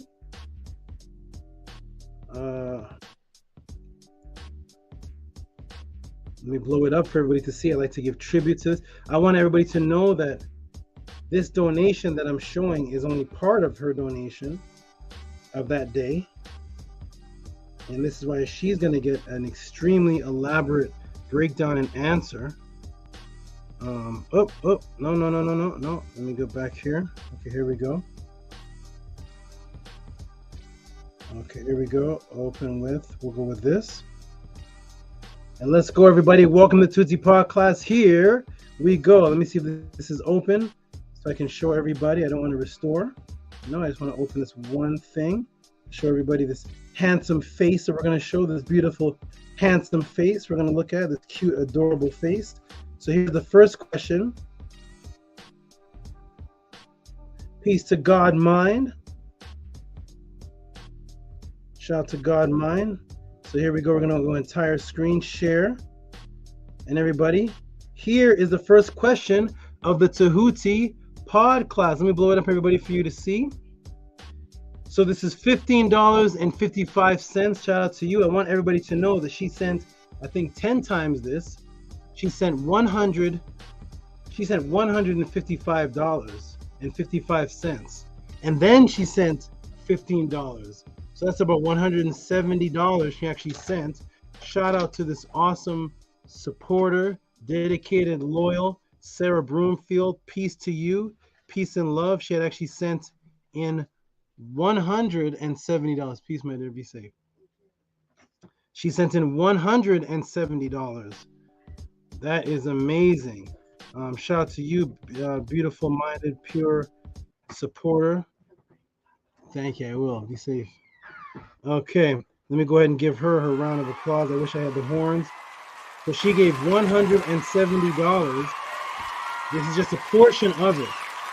When she asked the question, let's see the question here, just to show everybody the diversity of what you can ask on the Tehuti Pod class. And no, you will not get laughed off the screen. No, you will not get mocked. No, you will not be called pseudo, or whatever Greek words that the conscious would like to use. Pseudo mythology, whatever Greek words they seem to love. So the question is, how and why is the word dolphin connected to the word womb? Women are really using dolphin midwives when giving birth. Wow, everybody, do you see that? Wow, shout out to you, Sarah Bloom, for that beautiful, beautiful question. That is, look at the, you see the variety and diversity. The last person just asked about semen retention and sex magic. And here comes Sarah with why is dolphin connected to the word womb. Let's get into it, everybody. Let's bring back some of the old school music we used to have. Here we go. Ready? Let's go. Welcome to the pod class. New people, get your pens and pads out. This is how we do it on the Tehuti Pod class. Shout out to Robert Reyes. He was the first comedic brother I had ever seen in the Killer Priest podcast when I was teaching. He was the most comedic brother I had ever seen. So here we go, everybody. Everybody ready? Let me take a sip of agua moya, aka water. Oh, there's a new person. Jamar, you're new too, right? Shout out to you. Watch how I answer questions. Here we go. Here we go. Let me go ahead and turn this down a little bit. Okay, Sata, you're good. You're right there. You're good. All right, so there it is again. How and why is the word dolphin connected with the womb? Women are really using dolphin midwives when giving birth. Yes, in Hawaii they are. Well, they're trying to. They're trying to. Okay, here we go, everybody. Welcome to the pod class. Let me go ahead and close this out.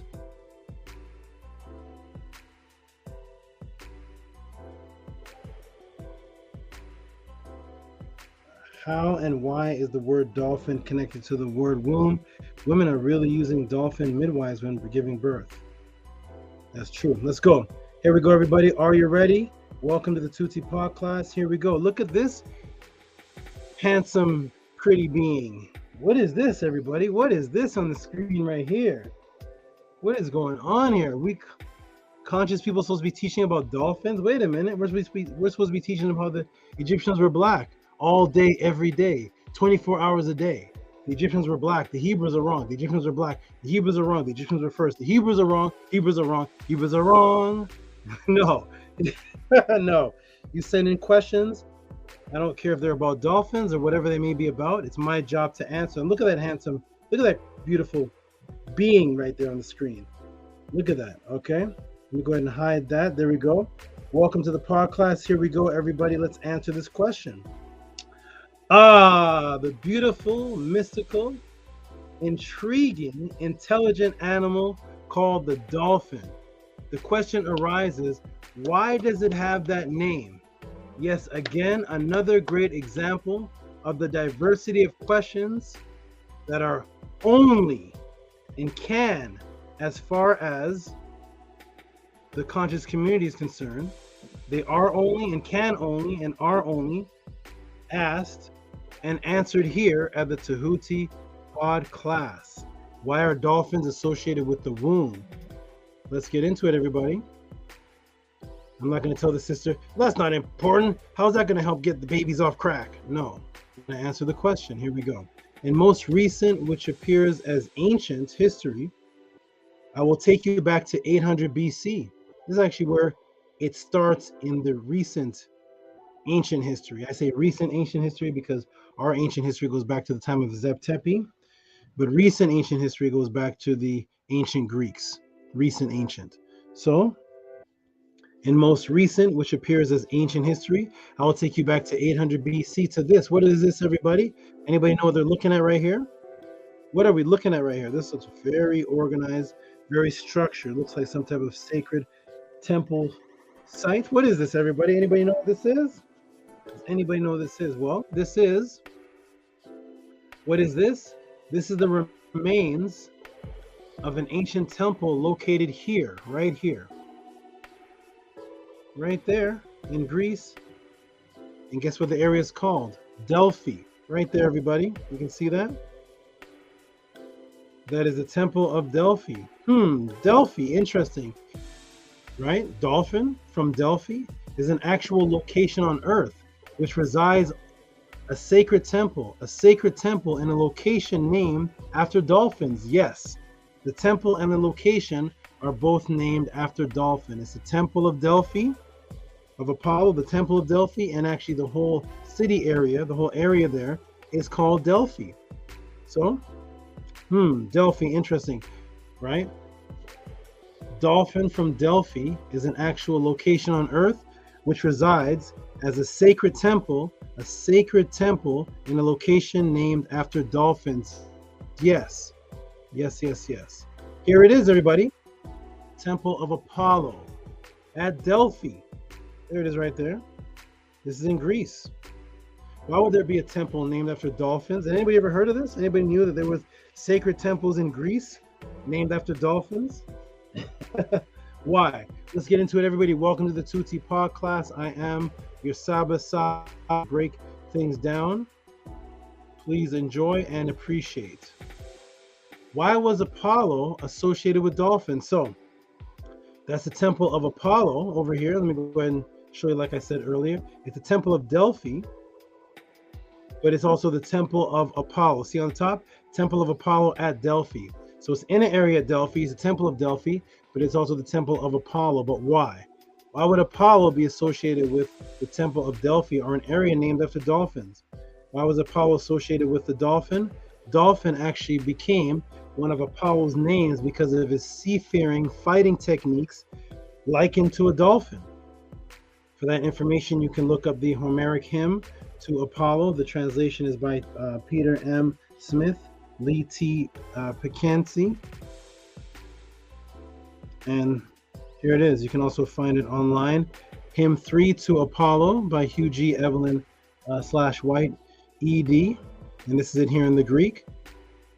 So I am showing you the Greek and then showing you the translation right over here. Okay, so this is actually where it actually comes from. The hymn to Apollo. This is where dolphins became popularized in modern spirituality as far as the Greek side. Next, stand beside the side around the altar and pray. And in as much as the first on the hazy sea, I sprang up upon the swift ship in the form of a dolphin. Pray to me as Apollo, and I became his name now, Apollo the dolphin. Apollo Delphinius, also the altar itself shall be called Delphinius, and overlooking forever. Afterwards, sit beside your dark ship and pour an offering to the blessed gods who dwell on Olympus. But when you have put away the craving for sweet food, come with me singing the hymn, Aipaean, Hail Healer. So he's associated with the healer and a dolphin until you come to the place where you shall keep my rich temple. So here's the origin of the temple, Apollo, and Apollo being a great warrior in the story, a seafaring warrior, and he was able to leap up on a ship like a dolphin. And the hymn that goes to him is Hail to the Healer. So we see that he's associated with healing and the dolphin to the point where Apollo's name is actually the dolphin. And the temple is the dolphin, and the area was actually named after this event that took place in Greek stories. Okay, so yes. Here we go. What is the most feared killer in the sea? Yes, sharks, right? Sharks. I'm sure most of you know dolphins can kill sharks. So sharks are literally the most feared creature in the sea. Is that correct? When anybody jumps in the ocean and they always talk about what they're afraid of being attacked, it's always shark. Shark! There's a shark fin. Shark! Shark! Shark! Shark is literally the most feared creature in the sea. There's movies called Jaws and all type of movies of sharks, and sharks are the most feared. But yet, even as the so-called lion of the sea, or the most feared creature in the sea, at least to people, these little cute guys can kill this. How? So this associated their fighting technique with being above the greatest killer of the sea. Okay? So, and most of you know dolphins use sonar to detect where sharks are, people, and food. So they can actually send out sonar, which comes back to them, which they read in their brain, which sends an image in their brain of where something is, even if it's over 50 feet, 100 feet away. They can tell what a thing is up to the size of the differentiation of a dime and a nickel. From over 50 feet away, they can tell where a dime and a nickel is on the seafloor, and the difference between the two. That's an advanced animal. So dolphins can identify with humans by checking our skeleton structure. So they can identify with humans. They know what you look like by your skeleton structure. That's their fingerprint. That your fingerprint to them is a skeletal structure. So when they look at you, they can actually see. Imagine that. You can't even disguise yourself as another person to a dolphin. You could put on one of those body suits. You could put on you could put on other clothes. You could put on a face mask, and the dolphin is like, "No, I see your skeleton. That's you, Philip. That's you, Derek. Jane, that's you. Obatala, that's you. That's you, Mutwa, that's you. I see your skeleton," because you can't put a suit on that. So dolphins are so advanced that you can't even hide from them. Even if you try to put on other clothing, mask, or dress yourself up differently, they see your skeleton and they identify you by your skeleton. Through their sonar, they often help shipwreck victims fight sharks and stay afloat, because as a mammal, they understand drowning. So the shark understands drowning, the dolphin understands drowning, whereas a fish cannot. A fish doesn't understand drowning, but they understand drowning. Here's their sonar. So there's the sonar that they send out. So here they use echolocation and sonar process. It goes like this. The dolphin uses nasal passages to make click and sends it through its forehead, which focuses the sounds together into a beam before sending it into the water. When the sound hits the object in the water, it bounces back to the dolphin as an echo. The dolphin absorbs this return echo through its jaw. Look how advanced this creature is.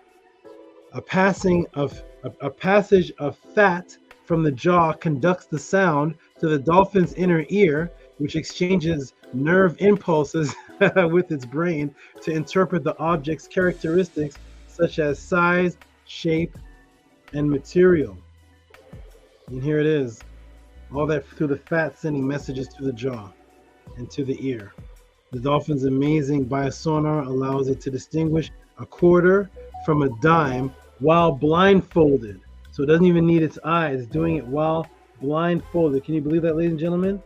That is advanced. But for the first time in the Tehuti's pod class, I'm going to tell you something even more advanced, which you've probably never heard of before. What makes a dolphin the ultimate water fighter? What is it? What is it that makes a dolphin the ultimate water fighter? Are you ready for the Tehuti's bomb of why being associated with a dolphin is being associated with the most advanced sea fighter? Are you ready? Let me check the chat and see. I like to interact with everybody. What makes the dolphin the most ultimate fighter? What gives it its most advanced ability? Does anybody know? What is the dolphin's most advanced ability in fighting technique? Does anyone know? Because you're about to learn something here first on the Tehuti's pod class that is going to shock some of you, but who knows? Some of you may know. Can anybody tell me what is the most advanced fighting ability that the dolphin has? Okay, we got some answers here. Robert Williams says the tail. Okay, the tail. Anybody else? Does anybody know what the most advanced? What is the most advanced? Deception. We're getting there. We're getting there. We're getting there. Deception. Okay, they swim in groups. So all of you are right. Oh, there's some in here says the ability to leap out of water. That is good. Unfortunately, that also gets them killed though. Unfortunately, because they have a meaner cousin. They have a meaner, larger dolphin cousin that the Europeans call the killer whale, which is a dolphin. It's the more fierce, more advanced version of itself. The cousin of itself, much larger, and it waits for the dolphin to jump out of the water. The killer whale sits underneath the dolphin, and it waits for the dolphin to jump out of the water. And when it sees it do that, the killer whale jumps up and aims itself to hit the dolphin where it can knock the dolphin out. So when the dolphin falls back into the water from that jump, it falls unconscious, and then they eat it. So it leaps out of the water, which can help it, but also that's what kills it too. So unfortunately, because it has a bigger, angrier cousin that is not playing around called the killer whale, which is just another dolphin that's bigger. But anyways, what is it? Their snout. That's right, their snout. Break and team techniques. Beak and team techniques, which is the same as the snout. Telepathy, sonar, radar. We got a lot of good answers here. Can breathe underwater, swim in groups. Very good, everybody. Very good. Hey, shout out to Teeny Harvey, a new person in the room. Shout out to you. Welcome to the Tehuti's pod class. Peace and blessings. Okay, good. Let me tell you, everybody. Here we go. Are you ready? Here is their greatest weapon, which is why the ancients, such as the Riders of Apollo, would associate, one of the reasons they would associate the dolphin with the greatest fighter. For all those things you all have said, everybody was right. Ding, ding, ding, ding, ding, ding, ding. All of you are absolutely right, actually. Everybody that typed something in, you're all right. Okay, very, very good. So you all get a round of applause because you all were actually right. You all were right. Welcome to Tehuti's pod class. This is interactive, everybody. Let's get into it. Good answers, but let me tell you something that's a little strange. Ready? Here we go. Screen share. Welcome to the pod class. What makes a dolphin so advanced? What makes a dolphin the ultimate water fighter? Are you ready for the Tehuti's bomb of why being associated with a dolphin is being associated with the most advanced sea fighter? Are you ready? Because the dolphin can use their sonar to hypnotize sharks. into casting their consciousness to the shark to make the shark believe that the dolphin is something else. Can you all believe that? The dolphin not only used its sonar to cast an image through the fat to echo to the ear so that it can create an image in the mind of where the quarter and the dime is, but it can send its consciousness the other way, send its sonar the other way, and anything captured in the sonar, the creature itself, the shark, gets hypnotized where it's looking at the dolphin and it's like, you're not a dolphin, huh?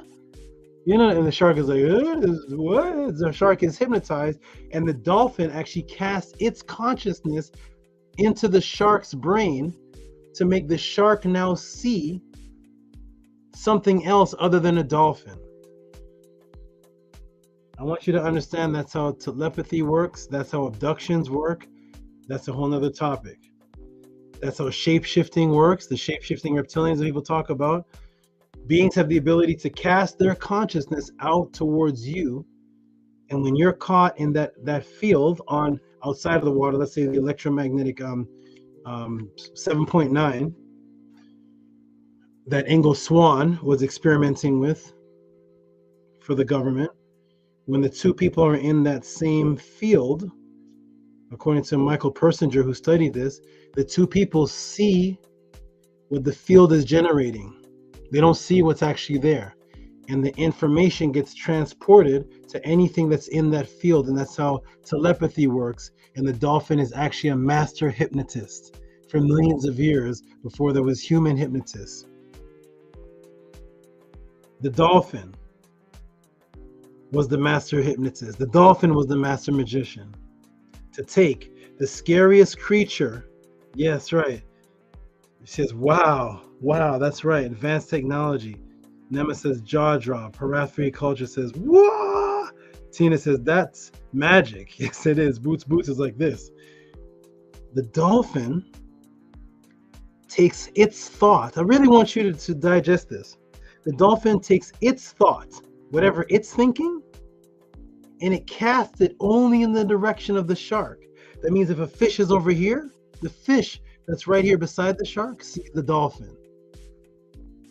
The shark is here, an eel is over here, a jellyfish or something over here. The dolphin guides its consciousness only to where the shark is, and the shark sees, oh, there's another eel. Is that a person swimming? And manipulates the shark's brain through invisible forces. But when I say that our ancestors did that, or that I do that for performances, or that I teach you how to do that, Tehuti'S pseudo, anything to take your powers away. Let's continue, everybody. Welcome to the Tehuti'S podcast. That's the dolphin. What an ultimate fighter is that? How can you win a fight when the thing fighting you thinks you're another shark, or thinks you're a sea anemone, thinks you're a plant? That's an advanced fighter. Welcome to Tehuti'S podcast. Boom! There we go, everybody. Let's continue. So here we are back to Delphi. Here we are. We're back. Back again. Back again to Delphi. There's that smart. Look at that smart guy. I would not want to fight you if you can make me think that you're one of my snakes. I'm not fighting you at all. Okay. So, all right. So how and why does this? Why and how does the word dolphin tie into womb? Well, that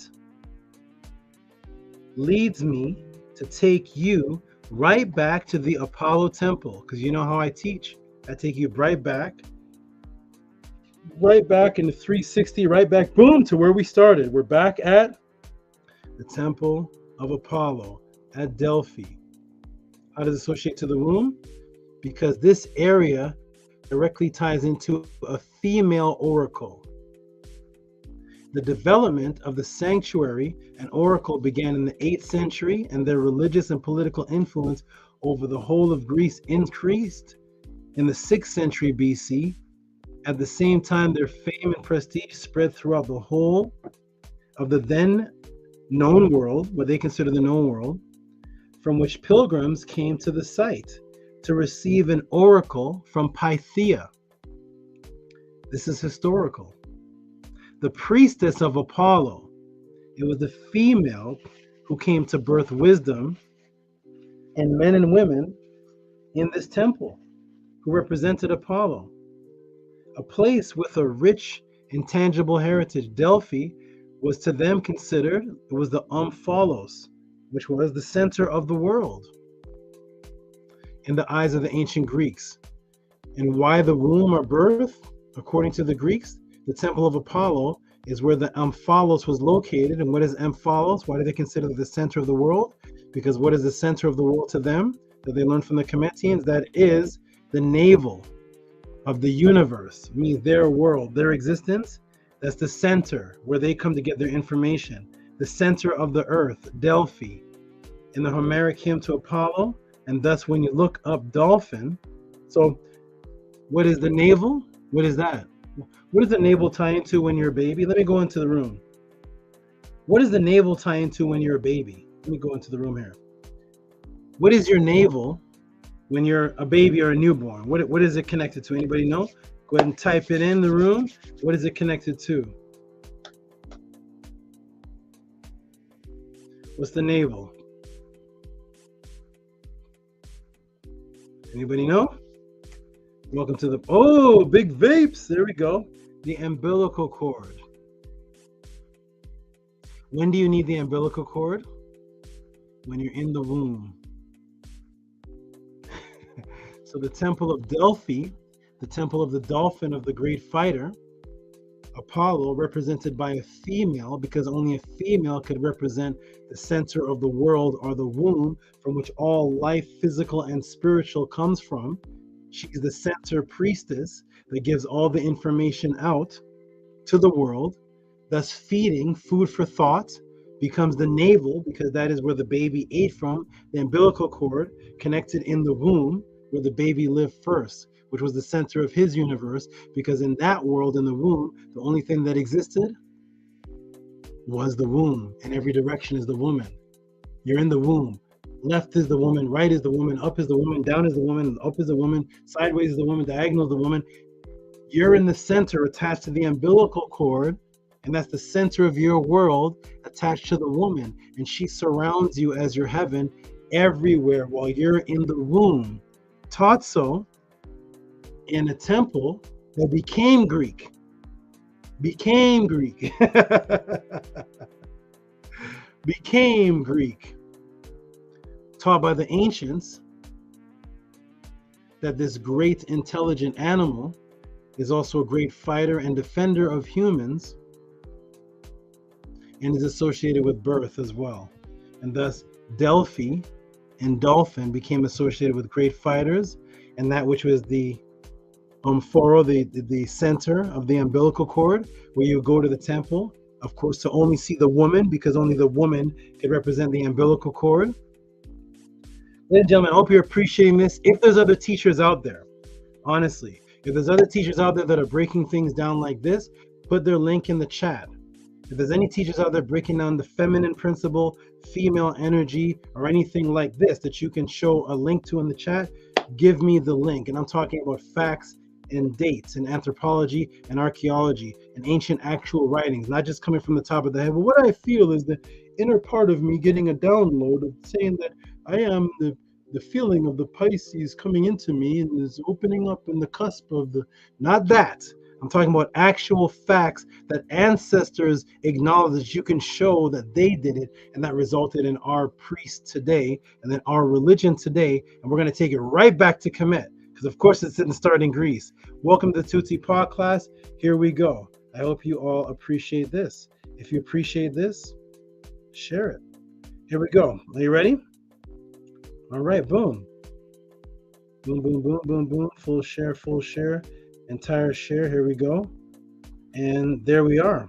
So it's the navel called the omphalos, and that was the center of the universe, which represented the center of the earth, which was the Delphi. And thus, when you look up the word dolphin, this is what you get.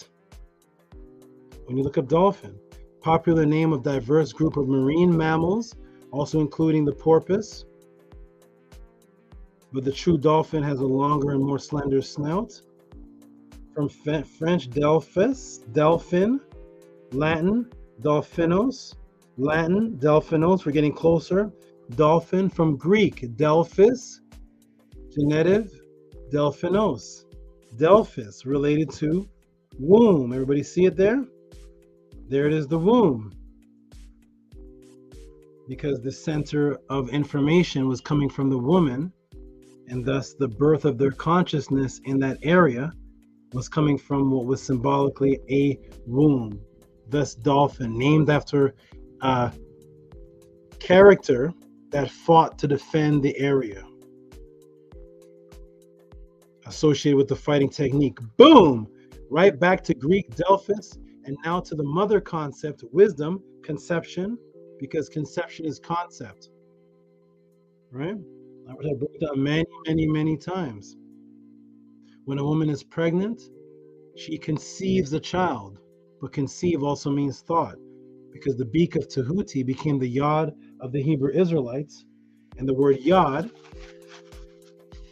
is a letter 10, which represents the 10 commandments, but yod means to know in the so-called Hebrew language, but it's also the head, and it also means to have sex, which is why their Bible says, and Adam knew his wife, but it means to have sex, because conception and conception were the same, and the female is that which was conceived through. So she was the original conception in both aspects, in the wisdom and the birthing. So this was a conception, birthing, because not only was Delphi, dolphin, associated with the navel umbilical cord of the woman, but the main examiner, speaker, there was the woman. She was the examiner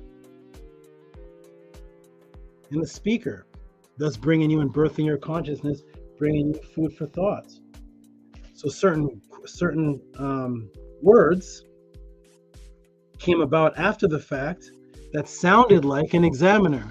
Remember, the word ma'at means to examine. Ma'at was the female, one of the wives, as they call it, one of the wives of Tehuti. Tehuti was the digger, the bird that digs for the truth, called the ku. And the word ku means consciousness in the Medunetter. Ku means consciousness, digging for the root of the matter, the source of what you're speaking on. The female was ma'at. She was the examiner, because the symbol of ma'at was the eye. Ma'ah, the eye, to see. So how does this get into Freemasonic language? Well, when you're examining something and you're also digging deep, both things, they say, let's delve a little deeper into the topic.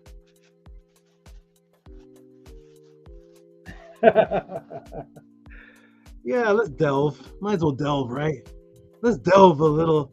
Let's delve into this situation. Yeah, let's delve into it. Let's keep delving.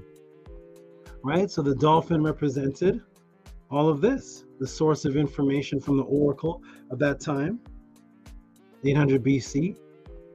Diving, or delving, or delphin, or dolphin, diving into the situation to examine. That's what the word ma'at means.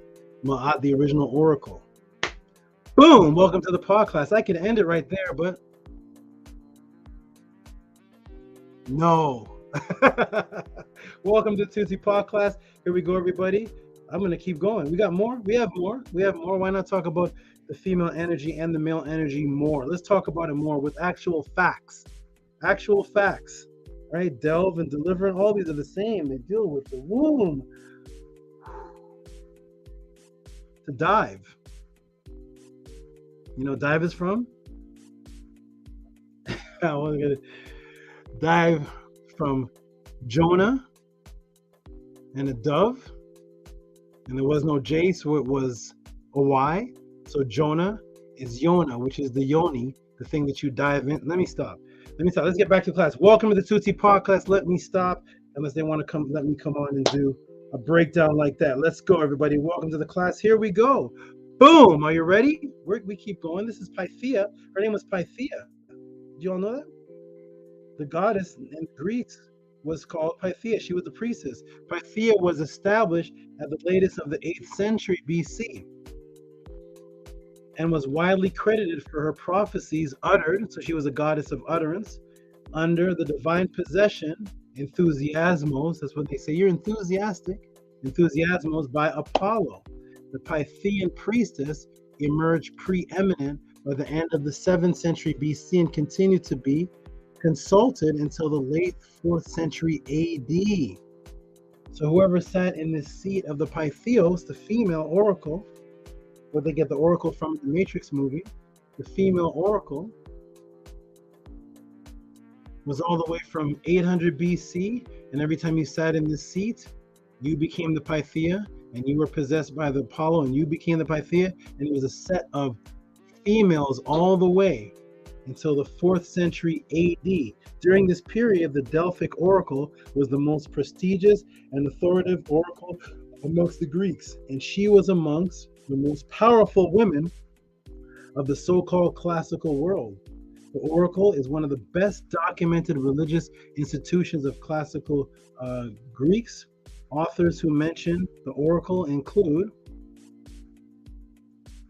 Aeschylus, Aristotle, Clement of Alexandria, Diodorus, Diogenes, Euripides, Herodotus, Julian, Justin, Levi, Lucan, Lepos, Ovid, Pausanias, Pindar, Plato, Plutarch, Sophocles, Strabo, Thucydides, and Xenophon. All of these Greek writers, all of them wrote about the oracle, the oracle, the oracle. That's how Alexander the Great got his power. Alexander, Mr. Anderson. Okay, so let's continue. Wait, the goddess of wisdom who advises Apollo, which is from the word Apu, meaning the sun. Literally, the wise goddess who advises the sun. Where's that concept from? Because you know the Greeks got this concept from somewhere.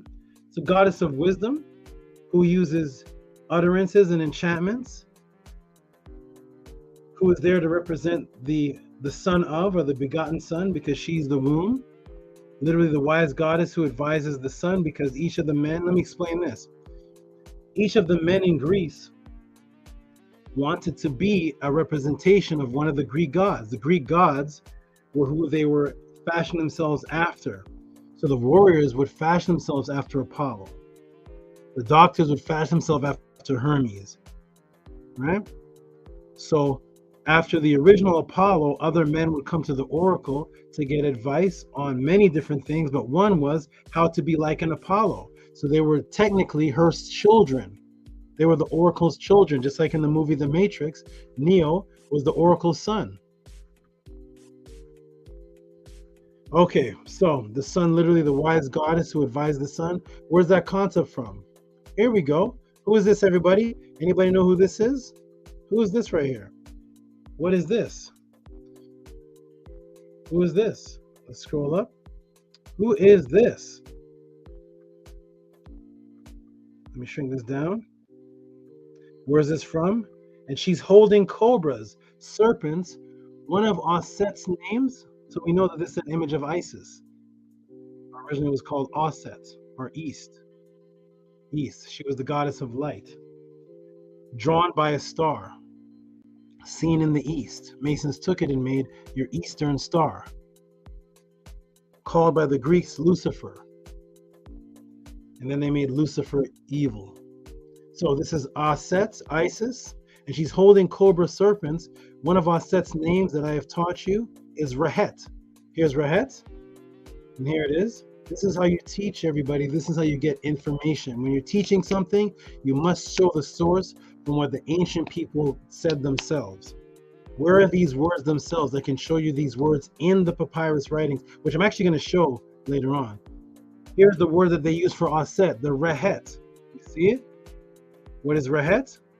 The combatant sisters, the Meriti, the Merit, the Meres, the women Osset and Neptet, called the Rehet. Reheti, making it plural, Reteti, two of them. Rehet, one of them, the Reheti. The combatant sisters. So her name was the Rehet. The serpent Netert, whose main focus was the resurrection of Asar, thus depicted with serpents that rise, cobras, because cobras rise their head, so they were called Renunet, which means to rise, and it also means a child, and it also means to name something, and it also means vibrational sound. Ren means all of that. It means to rise, child, and vibrational sound. As you are risen up in the vibrational body, having an out of body in the last out of body, which is life after death. And there you get your vibration, which is your Ren, which is your name. And the symbol of that was the female, because she's the only one that can raise you. She's the first to raise you, because if it wasn't the female that raised you, you would die. So people say, do men and women raise a child? No. Men and women don't raise a child. The concept of raising is from the female. Men and women do not raise the child. So while the man is out fighting like a warrior, fighting with the giraffes and the hogs and the lions and the snakes and the kangaroos or whatever he's around, the woman is the only, and I stress this so many times, the woman is the only animal, our type of woman is the only animal that if she leaves the child be, the child starves to death, because her breasts are up here. Whereas other animals, as they walk, they're in the precise height, like a cow or a goat, they're in the precise height where their child, the calf, just has to suck on the udder, suck on the milk, right? They just go like this. But a baby netter or a human being can't do that. The woman has to take the child and raise the child up. She's the one that raises the child up. The man is out hunting. The woman was the original raiser. Physically, she would pick the child up and raise the child, Renunet, raise the child to her breast, and that's the only way you could eat. Whereas other animals, pigs and goats and donkeys, just have to drink from the udder that's just there. Or the animal lays down with the pig lays down with his babies, her babies, but the human baby and the mother can never connect until the child is literally raised. And that's what gives you the ancient mother symbol of Aset. Boom, let's get into it, everybody. Welcome to Tehuti's Podcast. If you see these teachings anywhere else or anything equal to this, or if you see this anywhere, put the link in the room and I will go and you can send your questions over there and I'll group up with them. But if not, please appreciate what it is that you have here, because this is unique. Don't always keep Tehuti's a secret. Don't always keep Tehuti's a secret. Don't cut my head off of the pictures and Photoshop. They cut my head off of the pictures of me and put one of your teachers' heads on my body, and now that's his audio tape. Hi Tehut'i by all costs. Here we go, everybody. Welcome to the podcast. Here we go. All right, so now, thus she's depicted as serpents, rise, cobras, the goddess of utterance. Right, utterance. Now back to the oracle of Dolphin, Delphi concept. Did you catch her name though? What's her name? Her name is Pythia. What is Pythia in the Greek? Well, what's this? Pythia. Pythia, priestess of the Greek oracle at Delphi, often went into an ecstatic state during the utterance of sounds revealed to her by the python, the snake. What's it a symbol of in Greece? Resurrection. You see that? She represented resurrection in Greece. So she's the goddess of utterance, the utterer of wisdom, who represents the birth and the womb of the begotten son of, who is symbolic of having serpents around them, getting wisdom from the serpents. And her name is Pythia. Each of their name have to take that name. Pythia, boom, the Greek oracle of the snake, utterance of resurrection, who is over Apollo, the great sun. Sound familiar, anybody? Does it sound familiar? Does it sound familiar? I don't know. Let's go. Aset, the great serpent goddess of utterance, mother of the great son of the god of resurrection, whose name was Heru, the sun, S-U-N. The Greeks turned the R to an L, so Heru became Helo and Helio, meaning sun, S-U-N. And Heru was the sun, S-O-N. Keep that in mind. Let's go back to the dolphin, son of the birth birth of the god Apollo. Let me show you something, because remember, this is the goddess of resurrection. This is the priestess of resurrection, who represents the birth, the begotten son, the Aplu, the resurrection, the womb. And the Greeks have a word helio because they put the letter L where the R would be. You take the R and put it back where the L is, and instead of helo, it's heru. And helio, like heliocentric model, as the flat earth, like, what's your heliocentric model? It's helio. Also creating the word halo, meaning sun. Keep that in mind. Let's go back to the dolphin, son of birth god Apollo. Let me show you something. Go back to the Apollo. Hey, Apollo, here's Apollo. Olympian deity, god of music, poetry, and medicine, later identified with Helios, the sun god. You all see that? Let me move my mouse around it. They're telling you that Apollo was taken right from Heru. Apollo was Helios, which was the sun god, because Helo is Heru, which is the son of the resurrection goddess, the goddess of the womb, which is Aset, who is the goddess of the snake, because the way you say snake in ancient times is Araret, which means to raise. That was the word for cobra. And Renunet, which means to raise and to give birth to a child, or a child itself. And Apollo is from Aplu, son of the sun, the begotten son, and he was identified with Helios, the sun god, who of course is Heru. Boom, dolphin god, who represents the one who comes from the navel, umbilical cord, aka the womb, is the sun, S-O-N, under the dolphin goddess, who's named after a snake, the goddess of resurrection, Pythia, which is Python, and he is Helios, the sun, who is also the dolphin, because he's the great fighter in the water. Oh, did I tell you where the major fight of Heru led to? Anybody knows about the story of Heru and Set? Did I tell you where that fight led to? I didn't tell you, did I? Is Apollo tie-in and was taken from Heru even more? Oh, here we go. Let's go to the contendings of Horus and Set from the New Kingdom. What does it say here? Place the white crown upon the head of Heru, the son of Aplu, the son of Aset, appoint him the position of his father Osar. Thereupon Set became terribly enraged. And so the Ennead said to Set, why have you become so enraged? Isn't it in accordance with what Atum, the lord of the two lands of Heliopolis and Inu, and Pre-Herakuti have said that the action should be taken? When the white crown was placed on the head of Heru, son of Aset, Set became angry, let out a loud cry before the face of the nine, saying, is the office being awarded to my young brother even while I am his elder brother, am still about? Then he took an oath as follows: the white crown shall be removed from the head of Horus, Heru, son of Aset.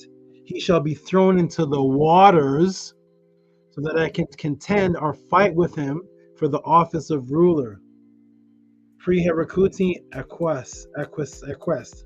Thereupon Set and Heru, come, let us both transform into hippopotamus and submerge in the deep waters in the midst of the sea.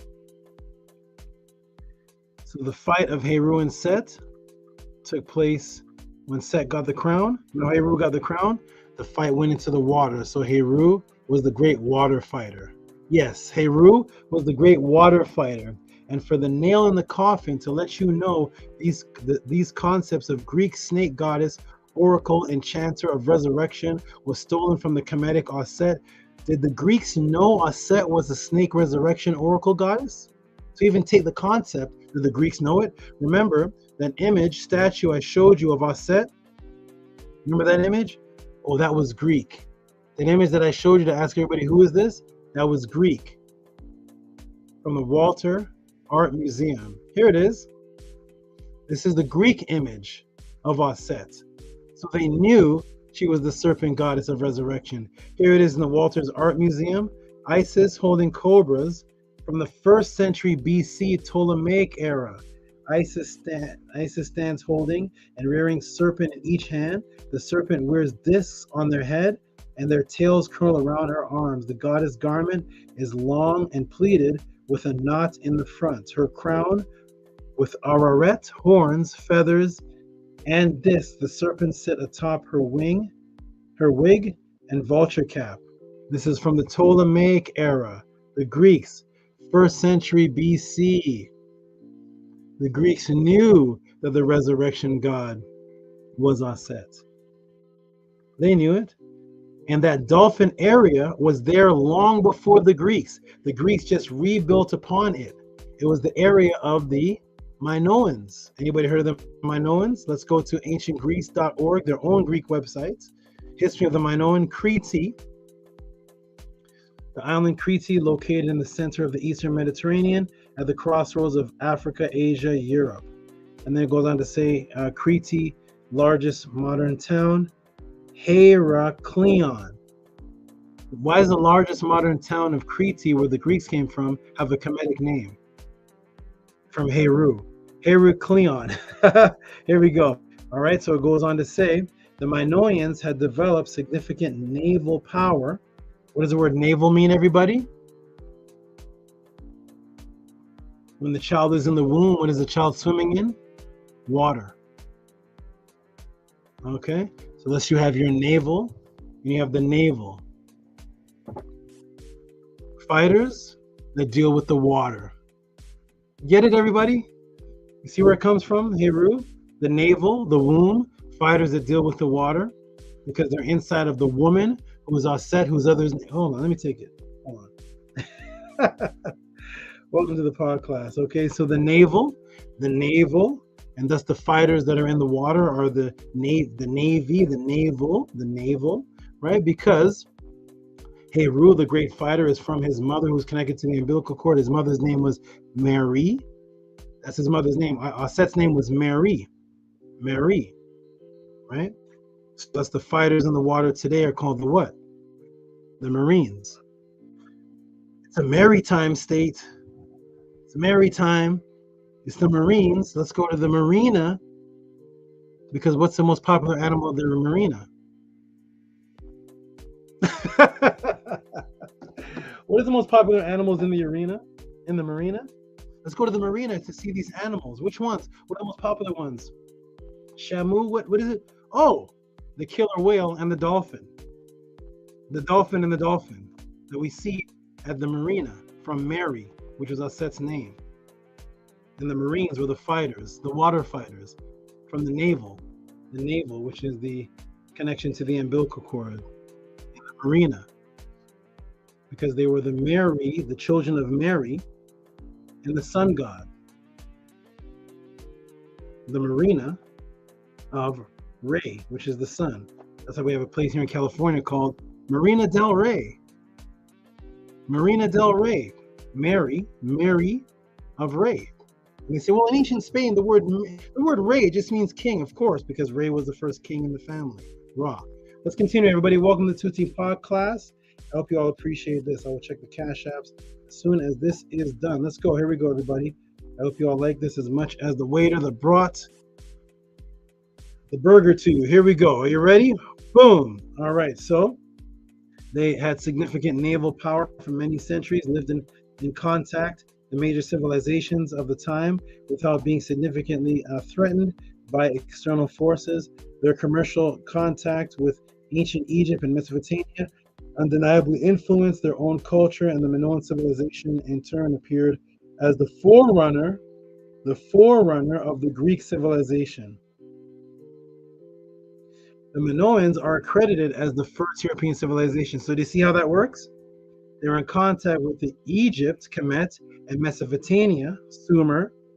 They were undeniably influenced. It influenced their own culture. So the Minoans came in contact with the Kemetians and the Sugagi. Those are the ancient Syrians, the ancient Babylonians, that influenced them. And then from their influence, they started building on the Cretan area. And then eventually that became the influence of the credited as the first European civilization, because the Europeans got their information influenced by the Minoans, who were influenced by the Kemetians and the Sugagi. Woo! Oh man, here we go. Let me take you to 1600 BC. We're going further back. 1600 BC, stored in the Heraclion, remember the same place here, named after Heru, right? Because Crete is the largest modern town in Heraclion. So we're going to go to the Heraclion Archaeological Museum. That's where? In Heraclion, right? Let's see what we find. What do we find there? Oh my goodness. What is this, everybody? Uh-oh. Who's this? Uh-oh. Does this look familiar? The Minoan snake goddess figurines, 1600 BC. Oh. What just happened? What? Hold on. That was strange. Okay, here we go. 1600 BC, that's 600 years before there was Greeks. Minoan snake goddess figurines in the Heraclion Archaeological Museum. Does this look familiar, everybody? This woman here holding up two snakes, that look familiar? Boom! Does it look like Osset? You see where the culture of Osset influences the Minoans, and the Minoans influence the Greeks, and then the Greeks go ahead and create their culture based on what they learned from the influence of the Minoans and the Cometians, and remake the snake goddess, which was the Minoan goddess, which was from Osset. Well, Osset was before 1600 BC because the Minoans were influenced by the Cometians. And here we see Osset with the two serpents in her hands. We see the Minoan with two serpents in her hands. And where is Delphi? Delphi's right there in the Minoan area. Yes, this concept of Delphi already pre-existed. And it went right back to the female again. Which is why when you go to some of the oldest imagery in the area of the Minoan area pre-Greek, what do we see? When we go back to 1700 BC, we see images of beautiful dolphins right there by the Minoans 700 years before the Greeks could even speak. Here it is. A detail of dolphin fresco, Minoan palace of Knossos, Crete, 1700 to 1450 BC, from the Ancient History Encyclopedia. Look at the beautiful dolphins. There were already a symbol there in the area that the Greeks took over and called Delphi. There were already a sacred symbol of wisdom and fighting and birthing. And what is this, everybody? Let's go back even for, oh my, what's this? What are we looking at here? What is this? Looks like some birds. What is this? What is this? It looks like a vase with a dolphin and some bird. Where was this found? What is this and where was this found? Well, let's go to the museum again and look at the overview. Jug decorated with dolphins and birds. Middle Kingdom, Second Intermediate Period. Dynasty 13 to 15 in Kemet. 750 BC from Egypt, Kemet, Kemetian pottery with a dolphin and three birds. Those are interesting type of birds though. See, it's in the Met Museum. Here we are in the Met Museum, jug decorated with dolphins and birds. You see this? There it is right there. Dolphins and birds in Kemet. Associated with birds. Why birds though?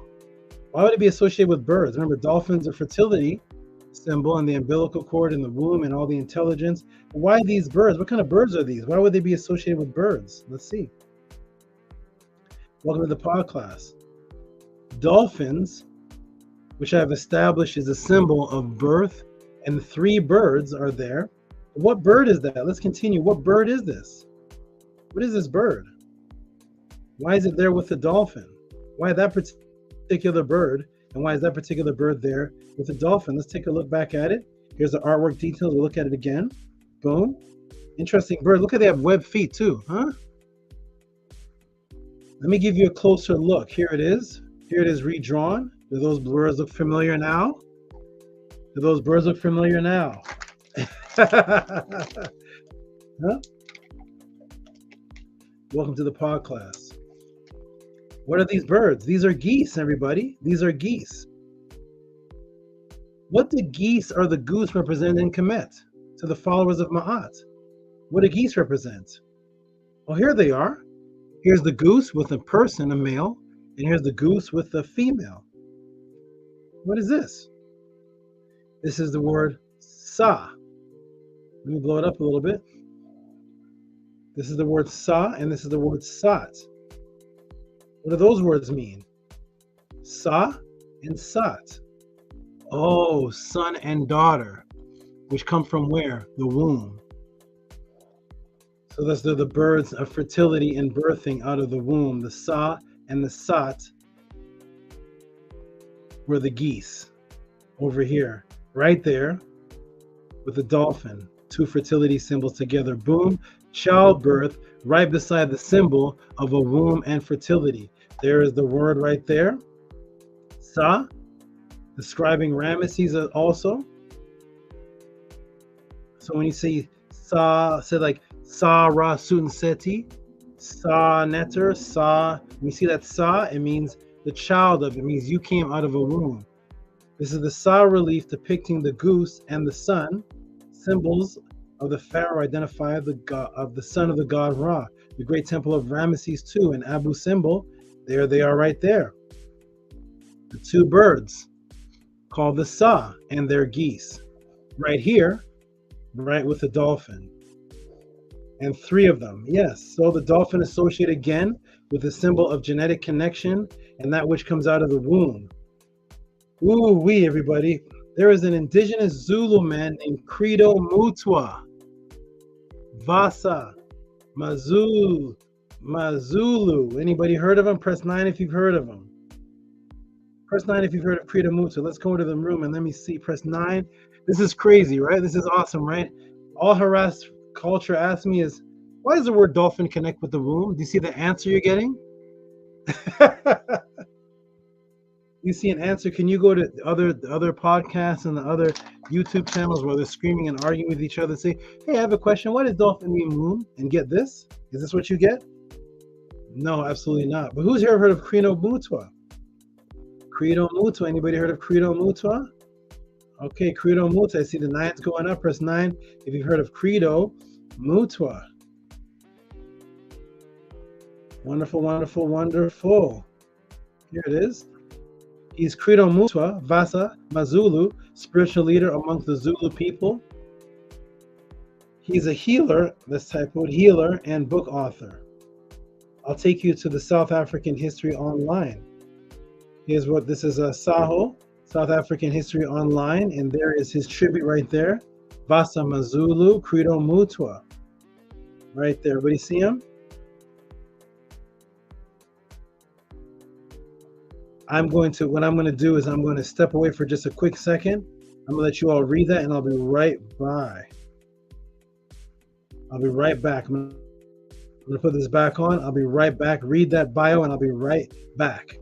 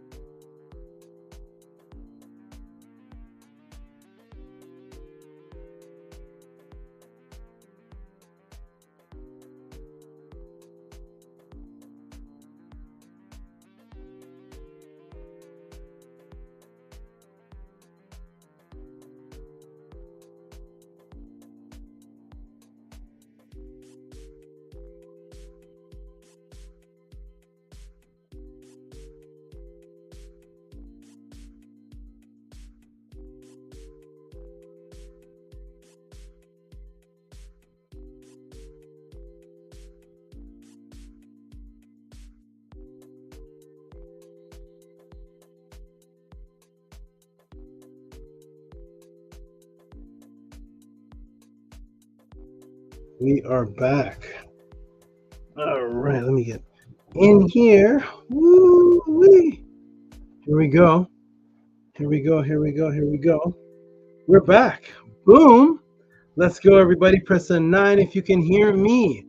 Press a 9. Press a 9 if you can hear me. Press a nanny.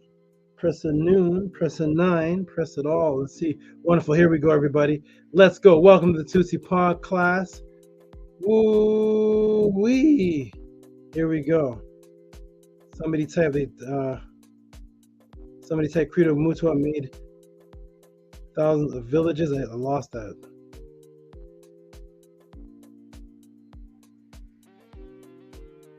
Credo Mutwa once told a story that had me scratching my head. They tried to attack him, calling him a witch. Oh, here it is, Eric G.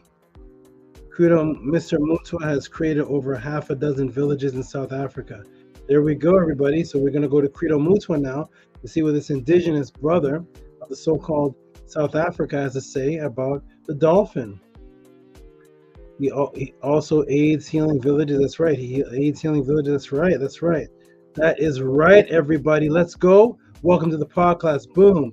So Mutwa was revered for predictions of world events, including the destruction of New York's World Trade Center in 2001, the 1976 June 16th uprising, HIV, Chris Haney's assassination, loud shedding on the outside of President Thabo Mbeki.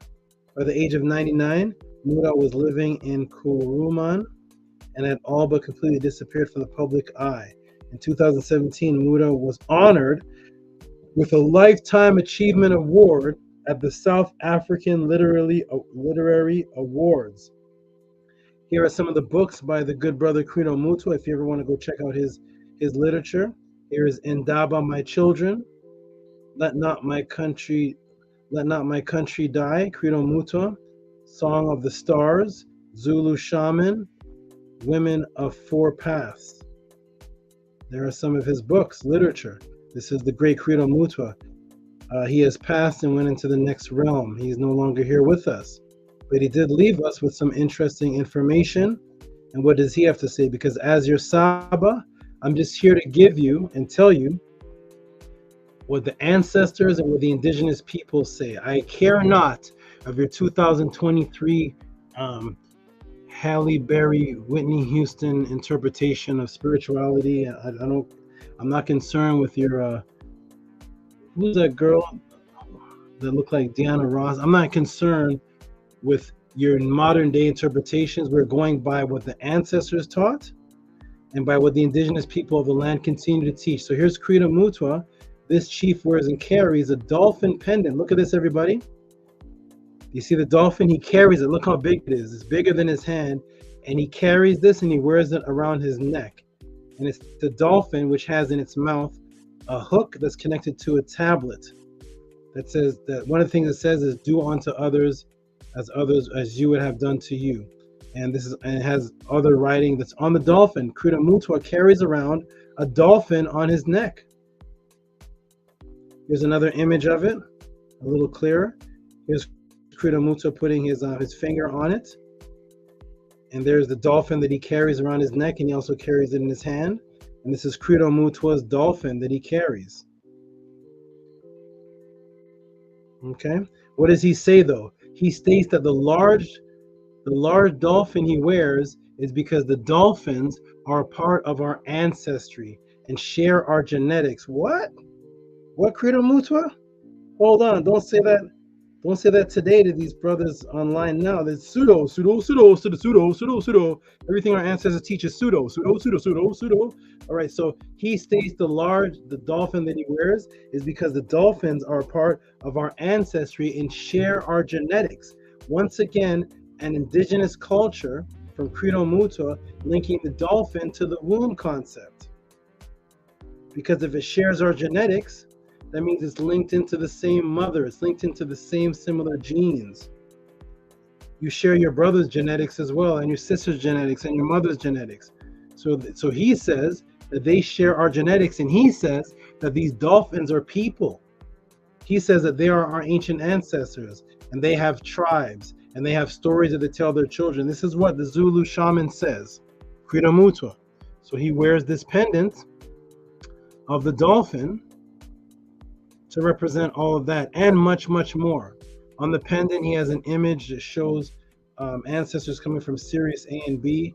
That's another story, though. So, Credo Mutwa says that people today will say, pseudo, you're pseudo, you're pseudo, you're pseudo, your mythology, you're pseudo, your mythology, you're pseudo. Okay, so Credo Mutwa says that. What does modern science say? Do they find any genetic relation between us and the dolphin? Because when the ancient ancestors say so, when Credo Mutwa says so, when they say this is related to fertility of the womb and it's heavily connected to people, and then you have these so-called modern day black conscious brothers online, that every single thing the ancestors say is pseudo. Everything that the ancient ancestors teach is a Greek word, because these are worshipers of Europeans. Your modern day teachers that you have on YouTube, they are worshipers of Europeans. Get that in your, understand that, because they have two words that they call all the ancient cultures teaching. That's why they don't represent anything. If you ask them, what do you teach? Let's go do research. Research into research. No, what do you stand on with your family values? What ancient culture that represents in your family household? So the modern day people that choose to see, the popular people, they have two words that are only in Greek. They speak a whole English sentence, and when it comes to these two words, they're the two words that ancient Greeks use. They don't even change them. And the two words to describe our culture, when you teach it, pseudo mythology, pseudo mythology, pseudo mythology, pseudo mythology, pseudo mythology. It's like a song and a chant. It's like, why do these two Greek words? How can these two Greek words describe everything that the ancestors taught? Oh, that was back in the day. That's pseudo. That's the mythology, and that's pseudo, because we're becoming Europeans.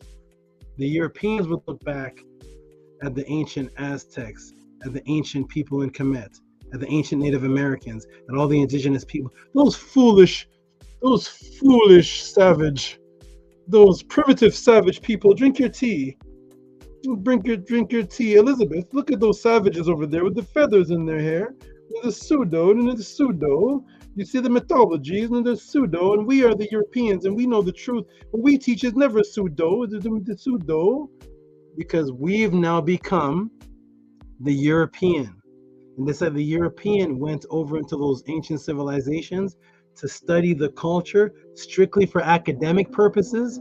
That's all you hear the new YouTube teachers saying now. And the academic, according to academia, and the academics in the academia, and the academics in the academia, Olympus, might as well say Olympus. Mythologies in the academia, and the academia. Do you apply the teachings that you're studying to your family? No, because neither did Budge. Neither did the greatest Egyptologists. Neither did Faulkner. Neither did Henry Breasted. Neither did Kelly. Neither did Simpson. Neither did Miriam Lithium. Neither did Petrie. Because they were outsiders reading our culture. They're still living a European culture. They only studied Kemet for the academia purposes, to see who was the smarter, who could discover the first, who's the first archaeologist, anthropologist, and I discovered, and I have this, and I'm gonna sell this to the museum, and I'm gonna go into. That's why they study, and now we've become that. Name for me in the room, who are the teachers of consciousness that claim to actually live a lifestyle based on the ancestors, not using it for debate purposes, not using it for, I'm going to cut off the heads of the Hebrews, we're going to kill the Christians, we're going to kill these Masons, we're going to kill show off the head of the Muslims, we're going to kill, I'm the best fighter, I can beat you, and what you're saying is wrong, and I'm fighting you, and I'm fighting you, and I'm going to kill you. You're not ready for me, you can't, the hood boogers.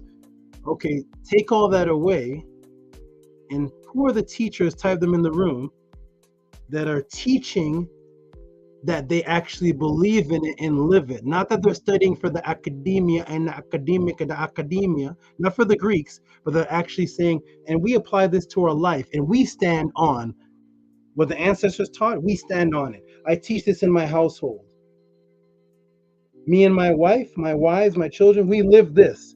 We teach the creation story based on this. And we interpret it this way. And we live this and wake up in the morning, we do this. And who's doing that? It's all for ego purposes. And that's why people are only interested in Egypt because they're black. Every time you see a Twitter post, every time you see a meme, and the Egyptians were black, and the Egyptians were black, and the Egyptians were black, and the Egyptians were black, and they were black. Guess what? The Egyptians were black, and they were black, and they're black. The Egyptians were. Did you know the Egyptians were black? And the Egyptians were black, and the Egyptians were black, and the Egyptians were black, and the Egyptians were black. Da da da da da da. And Ramses didn't care nothing about that. Ramses' daily life and the Kemetic people daily life was on their spiritual system and how they could have out of bodies and how they can imbue themselves with nature. And how every premise and aspect and principle of nature imbued and lived through them as a microcosm. And they woke up in the morning with that, and they went to bed with that. But today, the Egyptians were black, and the Egyptians were black, and my religion's Egyptians are black. Hebrews are wrong. I'm going to kill you, Hebrews. Hebrews are wrong. The Egyptians are black. Did you know? Look at the nose, the lips, the nose, the lips. And once you feed your ego for years and years that the Egyptians were black, guess what? The Egyptians are black and I'm eating Doritos. The Egyptians are black and I'm eating a burger. The Egyptians are black and I'm out of the club. The Egyptians are black and I'm drinking my beer. You have no way of life, no discipline, no structure. The Egyptians are black. Well, my name is Dr. Greg. My name is Greg. My name is Philip. The Egyptians are black. The Egyptians are black. And my name is Dr. Philip. My name is Greg. And my name is Peter. My name is Michael. And the Egyptians are black. And your wife doesn't care because the Egyptians being black don't apply to raising your children with any form of structure.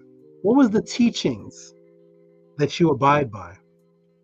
So as soon as we start teaching, you're pseudo, and Tehuti'S pseudo, you're pseudo. And that's why I beat everybody in these debates, because they're not debating me, they're debating a million ancestors. No, I've never had a debate in my life. They're not debating me. I just step on the side with my ancestors and I say, they taught this and that's in this papyrus and they taught this and you can't beat that. You can't beat that. And I will never debate outside what my ancestors teach. Because when you're debating the spirit force and the Ka and the Ba of a million ancestors. And I'm just pointing you where the archaeology and the papyrus of them, and you're there using your 2023 ego trying to debate. You think you're debating Tehuti. No, you're not debating this Tehuti. All right, let's continue, everybody. Let's go. Let's finish this off. This is getting deep. I like this beautiful question. Let's end it off. Here we go. Welcome to the podcast. So he teaches they're part of the ancestors. He teaches there's a genetic link between us and they're called a pseudo. But do modern day scientists find anything connecting us, any genetic relation? Because I guess if they find it, then it's not pseudo. If Credo Mutwa says it, and he wears this because he says they're genetically connected to us, and they're our ancestors, and they're a part of us, and they have their own villages and tribes, and they have their own communication, that's pseudo. And they have the same genetics as us, and we're related as a family. That's what Credo Mutwa says. That's what this man over here says. Right? But we're embarrassed of him because he doesn't look like Michael Ealy. Right? He doesn't look like Steph Curry. Right? So because of that, we're embarrassed of him.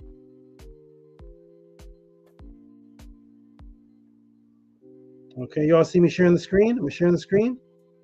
I should be. Hold on. Thank you, Scribe. Thank you. Here we go. Screen share. There we go. All right. So we see him. We see him right over here. He doesn't look like Michael Ealy. He doesn't look like Steph Curry. He doesn't look like Prince. He doesn't look like Albie Shore. He doesn't look like, he looks like this man, so we're ashamed of his teachings. Right? But this man teaches that this symbol here represents that we're genetically connected. And when we say that, they say, oh, he's pseudo, we're pseudo. The mythologies, and we're pseudo. Well, does modern science say and do they find any genetic relation? Well, let's go. Let's go over to SciTech in the routers SciTech. Dolphins studied for pollution impacts. Pretty cool. Okay, February 4th, 1999, 1:30 p.m. Eastern Time by Environmental News Network staff. It says, genetics have been found that the dolphin genome and the human genome are basically the same. Scientists conducting gene mapping studies are comparing human chromosomes to those of dolphins and finding that the two share many similarities. This may lead to the increased understanding of how bioaccumulated pollutants are or will affect us. Geneticists have found that the dolphin genome and the human genome are basically the same. Credo Mutwa says it, we're pseudo.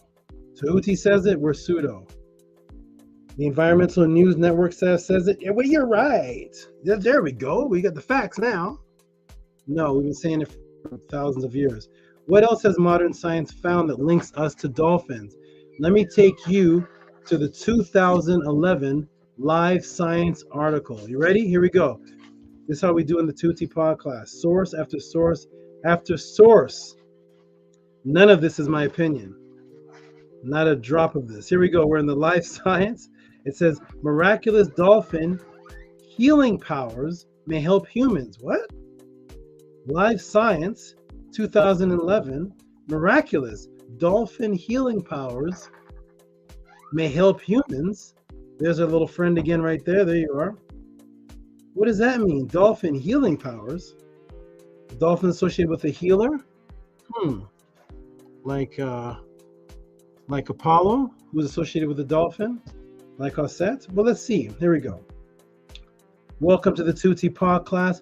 What miracles is Mother Nature hiding from us? Look no further than the bottlenose dolphin for a little bit of inspiration. At least that's what the researcher at Georgetown University Medical Center suggests. Michael Zasloff has published a letter in the July 21st issue of the Journal of Investigative Dermatology, which he recounts several documented incidences of serious injuries to dolphins, presumably afflicted by sharks. These bites, some larger than a basketball, healed in weeks without leaving the dolphin disfigured, without causing them apparent pain, without becoming visibly infected. If I saw this in a human being, I wouldn't believe it, Zasloff said. It should awe us. You have an animal that has evolved in the ocean without hands or legs, which swims faster than we can, has intelligence that perhaps equal to our social emotional complexity, and its healing is almost alien compared to what we are capable of. Woo-wee. Miraculous dolphins. Several remarkable abilities work together with a seemingly miraculous healing in dolphins. First, when with a large gaping wound in their side, dolphins don't bleed to death. Imagine that. It has a large gaping wound. It doesn't bleed to death. Zasloff said they may use their diving mechanism, which cuts off the blood flow to important parts of the body, to reduce the flow of blood to the injury while it clots. Oh my, what an advanced creature, huh? Second, during the healing process, the dolphin's wounds don't show signs of infection. Researchers have discovered that their skin and blubber contain compounds with antibacterial properties. So they're living antibacterial. If this is not the most ultimate fighter, if this is not the most ultimate evolutionary, oh my goodness. They only have this on movies with like the Predator and Alien. All right. Which may stop infections and open wounds. The dolphin also doesn't show typical reactions to pain while they're recovering from these injuries. Usually a deep open wound would alter an animal's behavior and eating habits for weeks. In his discussion with the dolphin handler, Zasloff discovered the dolphins eat and behave normally when they're seriously injured. When there's a big basketball chunk taken out their side, they just walk around normal. They just swim around normal, eat normal, no blood. Potential for human treatment. The dolphin is being used for human treatment, or potential understanding the dolphin's blubber regenerating abilities. What does regenerating mean? To bring things back to life. Okay. To bring things that are injured faster back to their original state. Abilities could be useful to humans. The techniques these seagoing mammals used to rebuild their tissue could rely on some special type of stem cells or proteins, and it may be something humans could appropriate. They're studying the blubber of the dolphin, the genetic genome of the dolphin, and they want to use it for human recovery. Why? Because the scientists beforehand said the human genome and the dolphin genome are basically the same, except for they're the advanced, did he say alien-like? Is that what he said? I didn't say it. I didn't say that. Did he say they're alien-like abilities to, what alien? What alien is that? I've never seen an alien. I don't know. The alien-like abilities to recover? What alien? What alien are they talking about?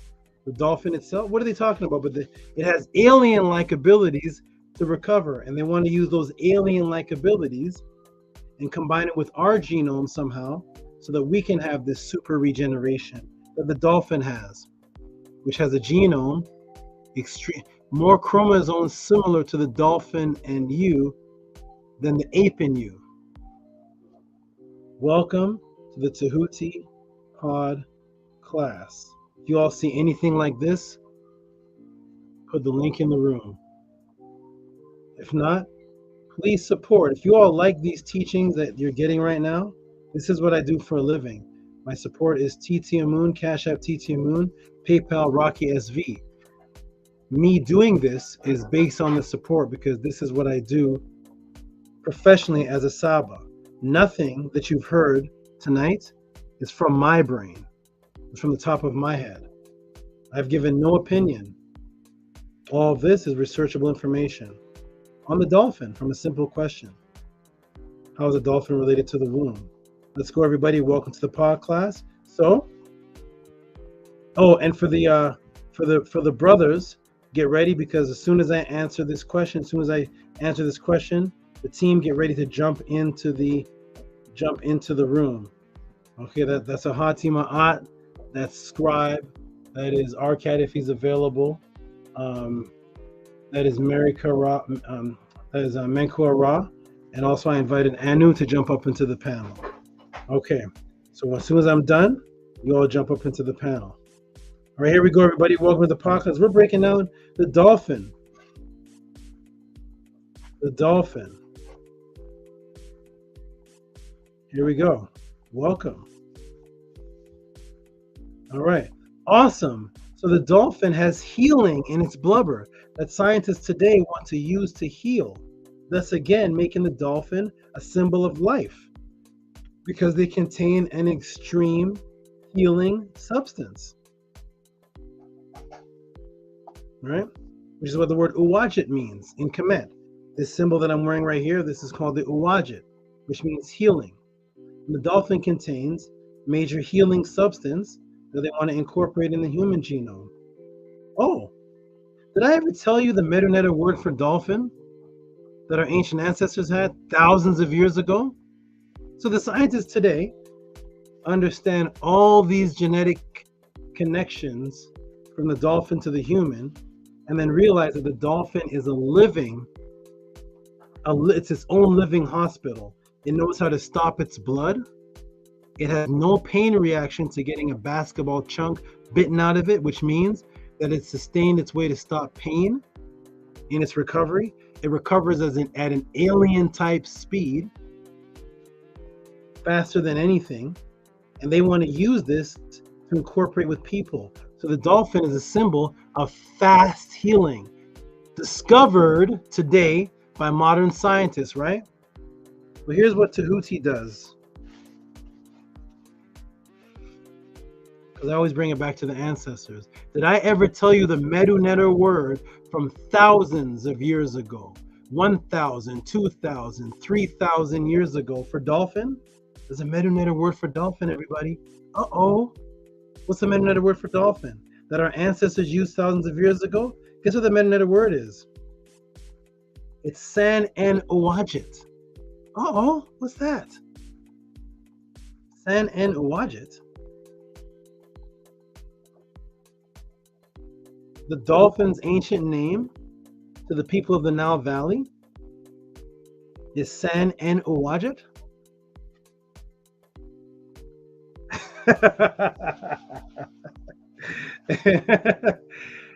We are.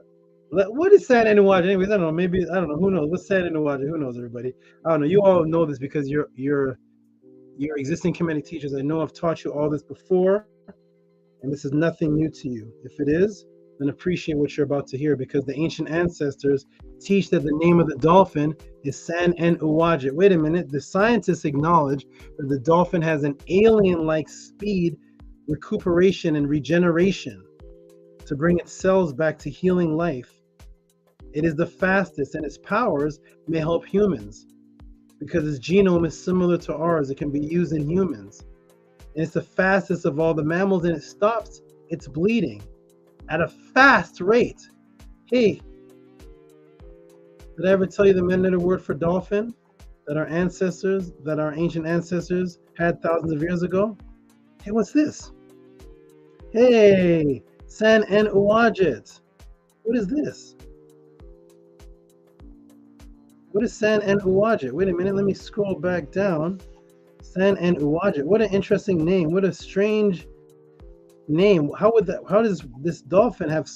It has 3 words: San and Uwajit. It's the dolphin. Hey, look, everybody, look. San and Uwajit. What is that? What is San and Uwajit? What if Tehuti told you that the Cometians' name for the dolphin was San, which means the fastest of something, speed, and which means of, the fastest of. Uwajit means to heal. Oh man. Means the great, the powerful. What if Tehuti told you that? Is it pseudo? It's pseudo, right? That the ancient Cometians' name for dolphin was the fastest of the healers. Let me take it off screen share. How could that be? The ancient Nile Valley people's name for the dolphin was the fastest of the healers?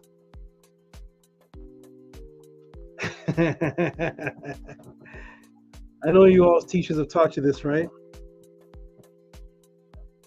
You've heard this before, right? Everybody heard this before, right? This is nothing new. This is what's taught on all the other channels. All the Kemetic teachers have taught this, right? The name of the dolphin is the fastest, San, which means speed, something fast, and means of. Uwajit, this right here, it's called the Uwajit. It means to heal. Means the great. The fastest of the healers, that is great. That's the name for dolphin, and you would never know why until you come to the Tehuti pod class. Yes. You would never know why. If your other teachers have taught you this, put the link in the room. Now you know what the ancients really thought of this dolphin. Let's go back. Let's go back. Hold on. Let's look at the name again. Because maybe Tehuti's reach, and maybe I'm pseudo. There's pseudo to the mythology, and there's pseudo. Maybe. But look. San and Uwajit. What does it mean? Dolphin. There's the Uwajit symbol, which is eternity symbol with a serpent in it. There's the serpent.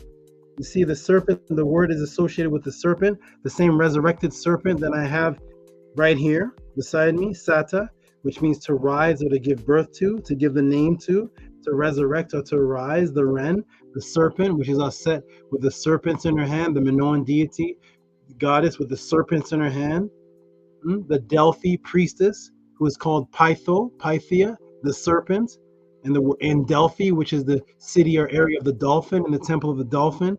And the ancient Medunetter word for the dolphin is San and Uwachir, which is a symbol of the fish with the Uwachit and the lotus with the serpent in it right here. And look at San. To rub, ungent, medicament, apply ungent, anoint. What is medicament? I never heard of that word. Medicament, what's that? Why is the dolphin called San and Uwachir? And San means speed or fast, and it means medicament. What is that word? Let's look it up, everybody. Welcome to the pod class. That's not a word you all use in a sentence, right? Medicament. Let's look it up. What does it mean? In Kemet, the nets are called dolphins, san and uwachet and medicament. What is that? Here's medicament and the etymological dictionary. What does this mean? Medical skill, medicinal, compound, healing substance. If you do not understand how advanced we were in the Nile Valley, this is thousands of years ago, the name of the dolphin is healing substance. The pseudo, the Tehuti'S, the pseudo. The name of the dolphin is healing substance, medicament. The uwachet, the healer. San, which means the fastest. I wonder why that is. Well, could that be because life science has discovered today, rediscovered because we already knew it in Kemet, that the dolphin had the fastest healing powers compared to that of alien speed? It's the fastest healer, and they're trying to figure out how to incorporate it. So to humans, the dolphin represents healing today in 2011, right? Well, my ancestors said the dolphin's name is the fastest healer. Medicament, which is that I have the arrow pointed to, a healing substance. So in Kemet, the nets are called dolphins, medicament.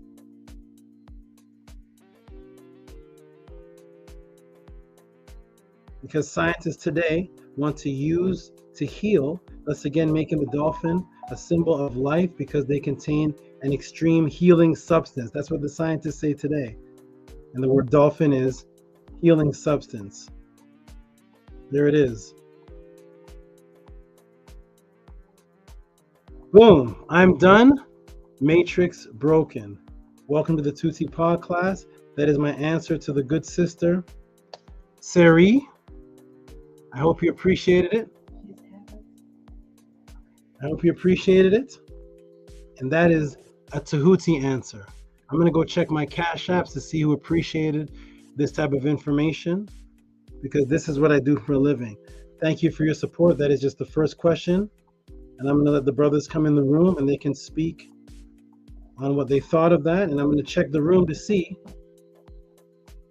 what the audience thought of my answer. Because maybe this information is everywhere. Hey, Scribe, you heard all this before, right, Scribe? The other guys, you came across this, right? No, I've heard of pseudo and mythology a lot.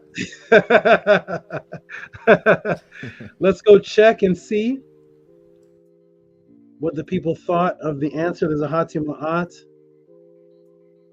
And let's see what people thought. We got Robert putting up fire. Okay, he liked it. Putting up fire. Okay. We got Dudu Math putting up fire. Rigo said that'd be useful. Wow. Harass for ye culture puts up an alien sign. Let's see who liked the answer.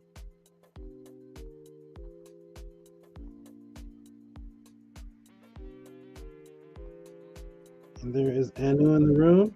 And Rigo, I don't know what that face is. Tina Harvey says, this is crazy. Harass for your culture says, masterer. James Town says, this is definitely first time on the internet. Tina Harvey said, this is awesome teaching. Thank you. Totally new to me. Imagine being Tina Harvey. This is your first time coming to the quad class, totally new. And this is what you come into from all the other teachers saying, and the Egyptians were black, and see the nose and see the black and the lips. The Egyptians were black. Did you know the Egyptians were black? The Bible's wrong. The Egyptians were black. And you're coming into this teaching. You must have your brain blown away. Rebel Minded says, never fail SABA. You keep dropping diamonds. Woo! Mystic Mama. Hey, Mystic Mama. Mystic Mama says, this episode is one of my favorites all time of the Tehuti'S pod class. Gonna share this with my children. I love this because every pod class, somebody says this is my favorite pod class. Everyone. It's somebody's favorite pod class, which I appreciate that I can affect you all like that. Harass did for you culture. This is the person who asked the question, put up explosion. And then Zep Tebi says he likes to brag about comedic teachers and constantly overlooks SABA. None of them are dropping science like this. Who does? I must have missed the first part of the sentence. He likes to brag about his comedic teachers and constantly overlooks SABA Tehuti. None of them are dropping the science like this. Whoever the he may be. And we have Ka. Ka of Antu Anat says, Tua for your valuable time, Saba. Breakdown was fantastic. That's Anu's word. Fantastic. All right, good.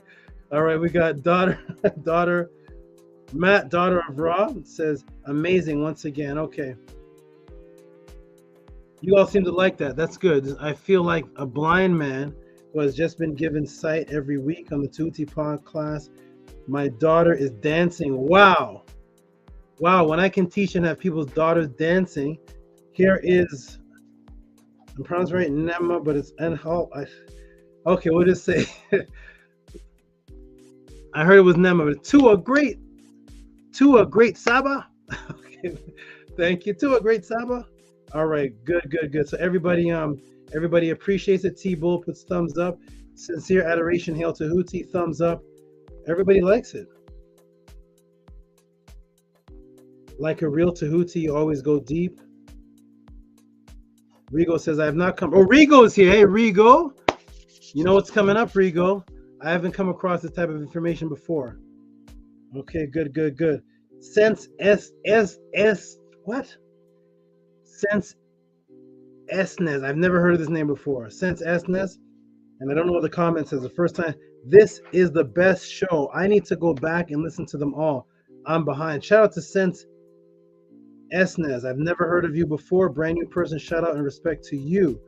Oh my goodness. Look at all the new people being affected. I'm so happy I'm hearing something new. Bless you so much in this age of evolution. I'm so happy I'm hearing something new. Bless you so much in this age of elevation to the next level. This is crystal energy. Wow. Everybody appreciate it. Thank you so much. That's my Saba. Nobody got a problem. Let me know that's my Saba. Chris Tucker voice. Okay. That's hilarious. All right, everybody. So for those of you who saw that answer that appreciates, okay, he's hiding, that appreciates that which I do. Once again, I have the wrong banner up. Now we're starting shortly. The Cash App, if you like that answer, is Cash App TTM. Send your questions or just send support. Like if the waiter walked over to you and brought you your food and you appreciated it, he's doing just what every other waiter does, but you tip the waiter. That is my tip jar. Cash App TT Amun, PayPal at Rocky SV. I'm going to leave that up. Brothers can go ahead and talk about what they thought of the answer, talk about some updates. And we have a new person up in the room that I've invited personally. This brother right here. There he is. Anu, a good brother here. I'm raising him up in many ways, giving him, just doing things that he can see, doing things that he can't see, giving him good love, tough love, all kind of love, and raising him, doing things that he doesn't even know I'm doing. And and I want him to come to the front and talk about how he felt the Tehuti's pod class has affected him, because from what I believe, he's one of the only actual, he's a member, right, Ahati? Yes. There's not a lot of members, is there? I think we have 12 or 13. But okay, if you're talking about active, actually doing something, there's only about 4. Okay, good. And as Anu a part of that team that's doing something? No. He's not a part of anything that's doing anything? On my side, no. Okay, I thought he was with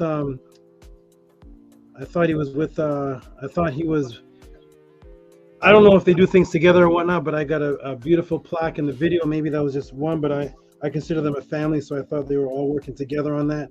But I'm going to give them all props because I know when these lights go off and the families together. I'm sure each of them have input into what is going on. So, but shout out to Anu, who's one of the first to come to the screen. I'm going to step out from the room.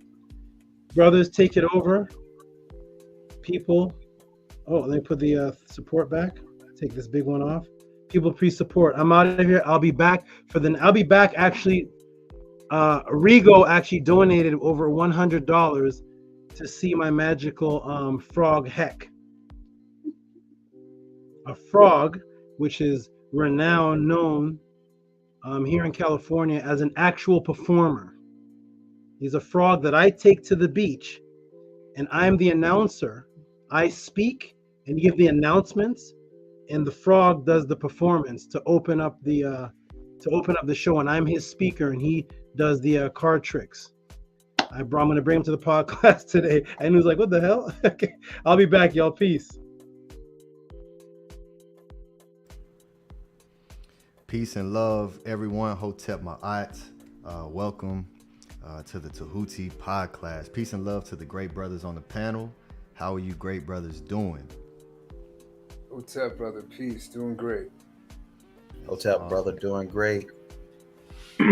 Hotep, brother Scribe. I'm doing fantastic. How are you doing? I'm doing excellent, my brother. It's good to finally see you up here with us. So I'll let you speak. You can go ahead and introduce yourself and speak to the people, my good brother. Welcome to the panel. My name is Anu. First, I'd like to say Hotep to SABA Tehuti and Tua for inviting me onto your podcast. I'd like to say Hotep to Ahati. I'd like to say Hotep to Arcad for when he sees this in the future. I would like to say Hotep to Scribe, Hotep to Nanku, and Hotep to the chat as well.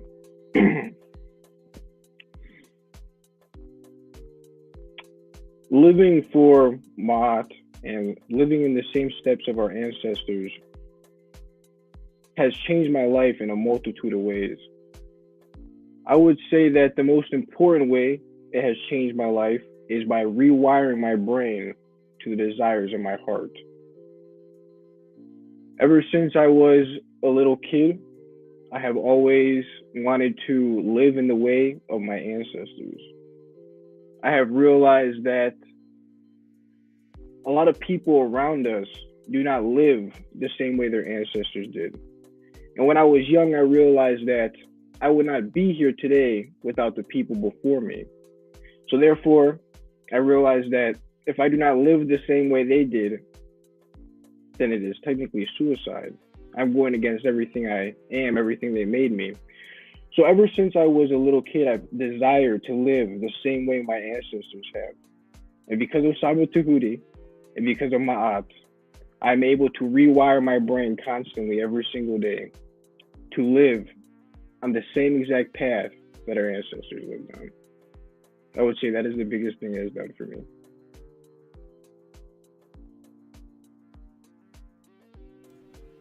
That is beautiful, my brother. We definitely appreciate you and the energy that you bring forth. And we definitely look forward to continue to build with you. I'm glad I got to, and we all get to hear your voice and feel your energy, my brother. And, Tua for being one of the initiators in the teachings of Ma'at and bringing forth that what's necessary to show by leading by example, by being one of the front runners, so we definitely appreciate you and your family for what you're doing for the teachings of Ma'at and for everyone to see.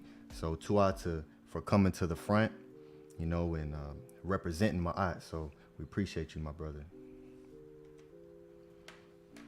Yeah. All right. So yes, that put some fire in the chat if you definitely appreciated that breakdown that SABA just gave with the Dolphins. Definitely have never heard or seen or have been taught anything about the dolphin and connecting it to Kemet and learning that the actual Medu word for dolphin is watch it is perfect. As soon as he asked the question, I knew it was gonna be watch it, with it being a healer, you know. So that's very, very powerful. And of course, you know, we were so connected, and we understood things on a very micro and macro level. We're just now starting to catch up with what the ancestors brought forth. And of course, we know how the Greek influence in today's culture and how we live in modern civilization, how they make it seem like that they're the originals. And when you do this research and it brings you back to Greek sources, the greatest thing that Ma'at brings forth and what SABA Tehuti elucidates is he connects that bridge that has been hidden for us for a very long time. So it's very beautiful. The Medu is absolutely amazing. If you all are not in the Medu Monday class, definitely get in that class, and that way we can start learning this. You know, there's no way to be able to connect that if you're not studying and learning what the Medu is, you know, and we're echoes of that. You know, SABA Tehuti has taught us that we are echoes of the Medu nature. We're the living Medu. So it's very important. That was very beautiful, Saba Tua, for that excellent teaching on the dolphin and the womb and how it heals. So Tua to you. Minku Ara, would you like to speak on the breakdown, great brother? Good to see you. Good to see you too, Hotep Ma'at. To all you brothers on the panel, hail to you. Much love and respect. Peace to the chat. Hotep Ma'at. To our master teacher, Saba Tehuti. Before I talk about the breakdown, which was excellent and very accurate, I'm just feeling like I wish, I wish the teachers, the conscious teachers would just humble themselves.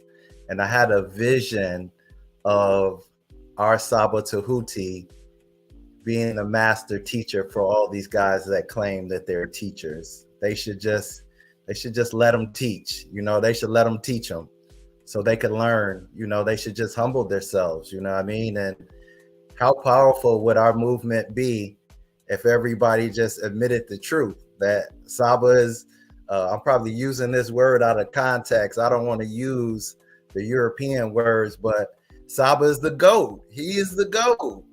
Whatever is the meta-net or the Ma'at equivalent to the GOAT, Saba is that. And so all you so-called teachers should be learning from him. So I'll say that. And then the breakdown, man, like I was the subject matter. I was like, okay, we'll see what this is. I wasn't super excited about it. But then when he got into it, I learned so much.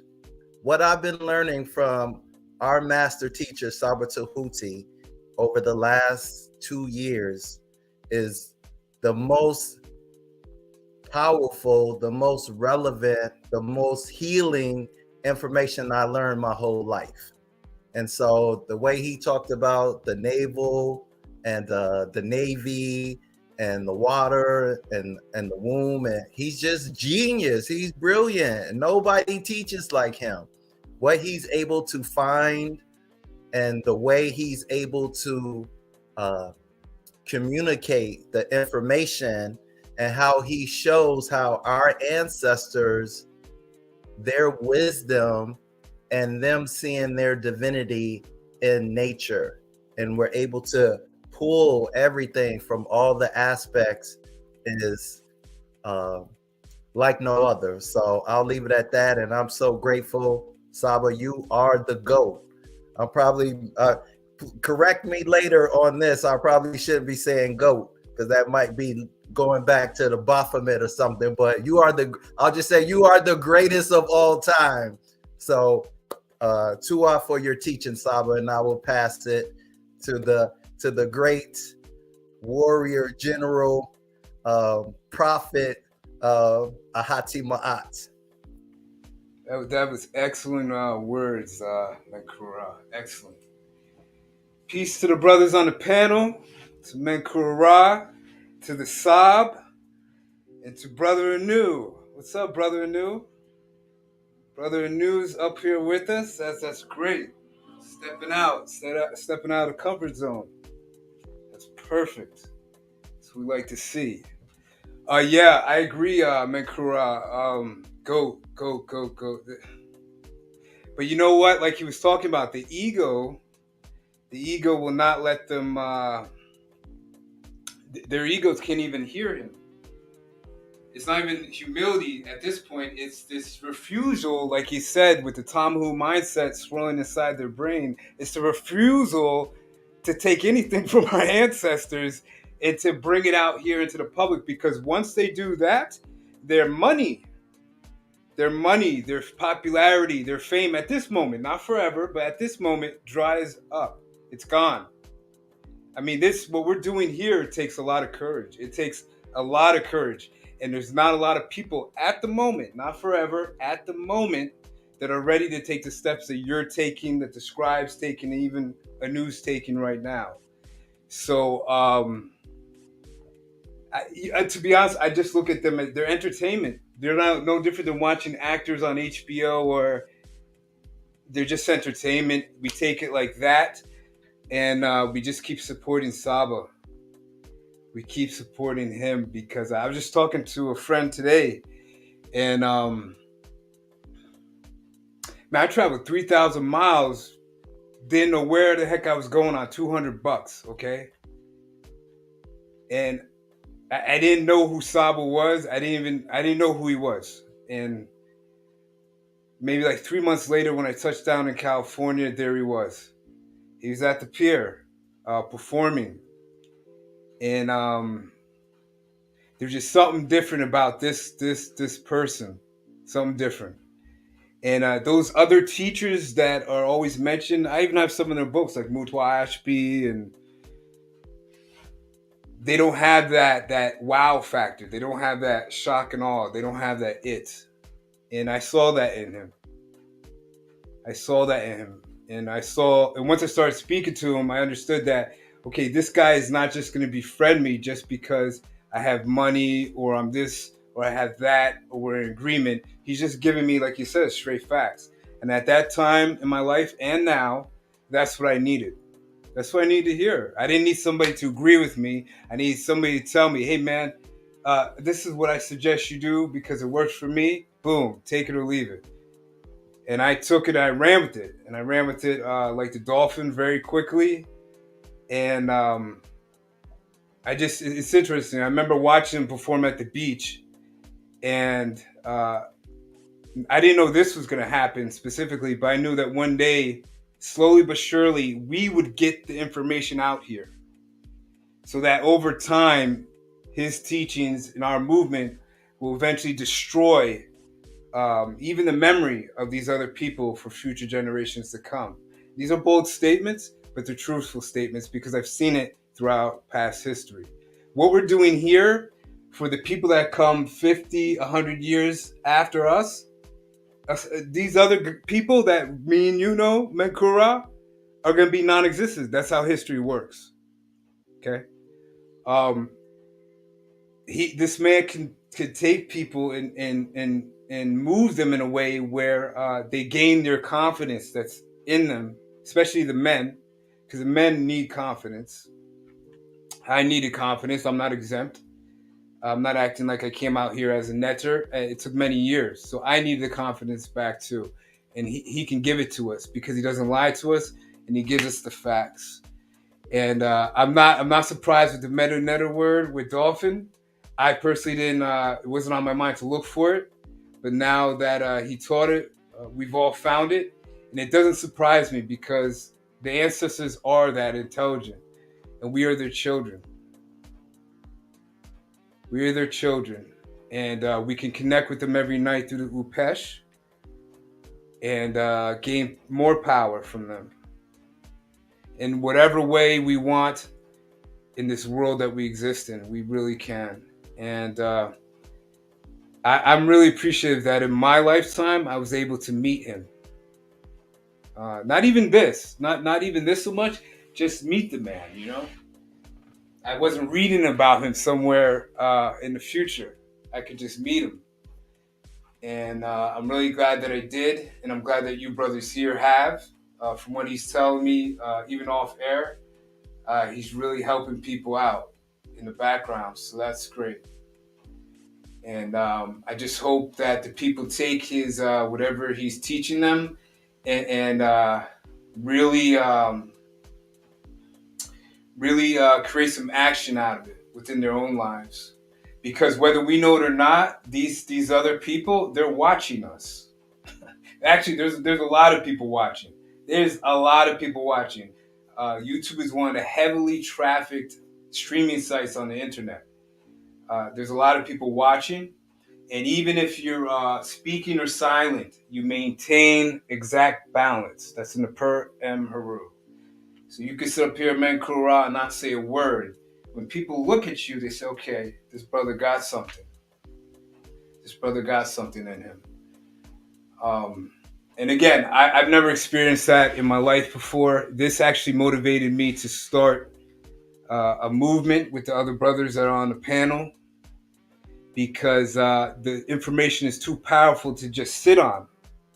To just sit on and watch like the rest of the channels like entertainment. So if anybody's interested in joining, you can join us. I see Scribe put it in the comments here. Actually, the fastest way, if you want to really get in touch with us quickly, is to follow that link that Scribe put in the comments section, the Discord link. And we're actually having a meeting March 28th. It's a Tuesday at 4 p.m. Pacific time.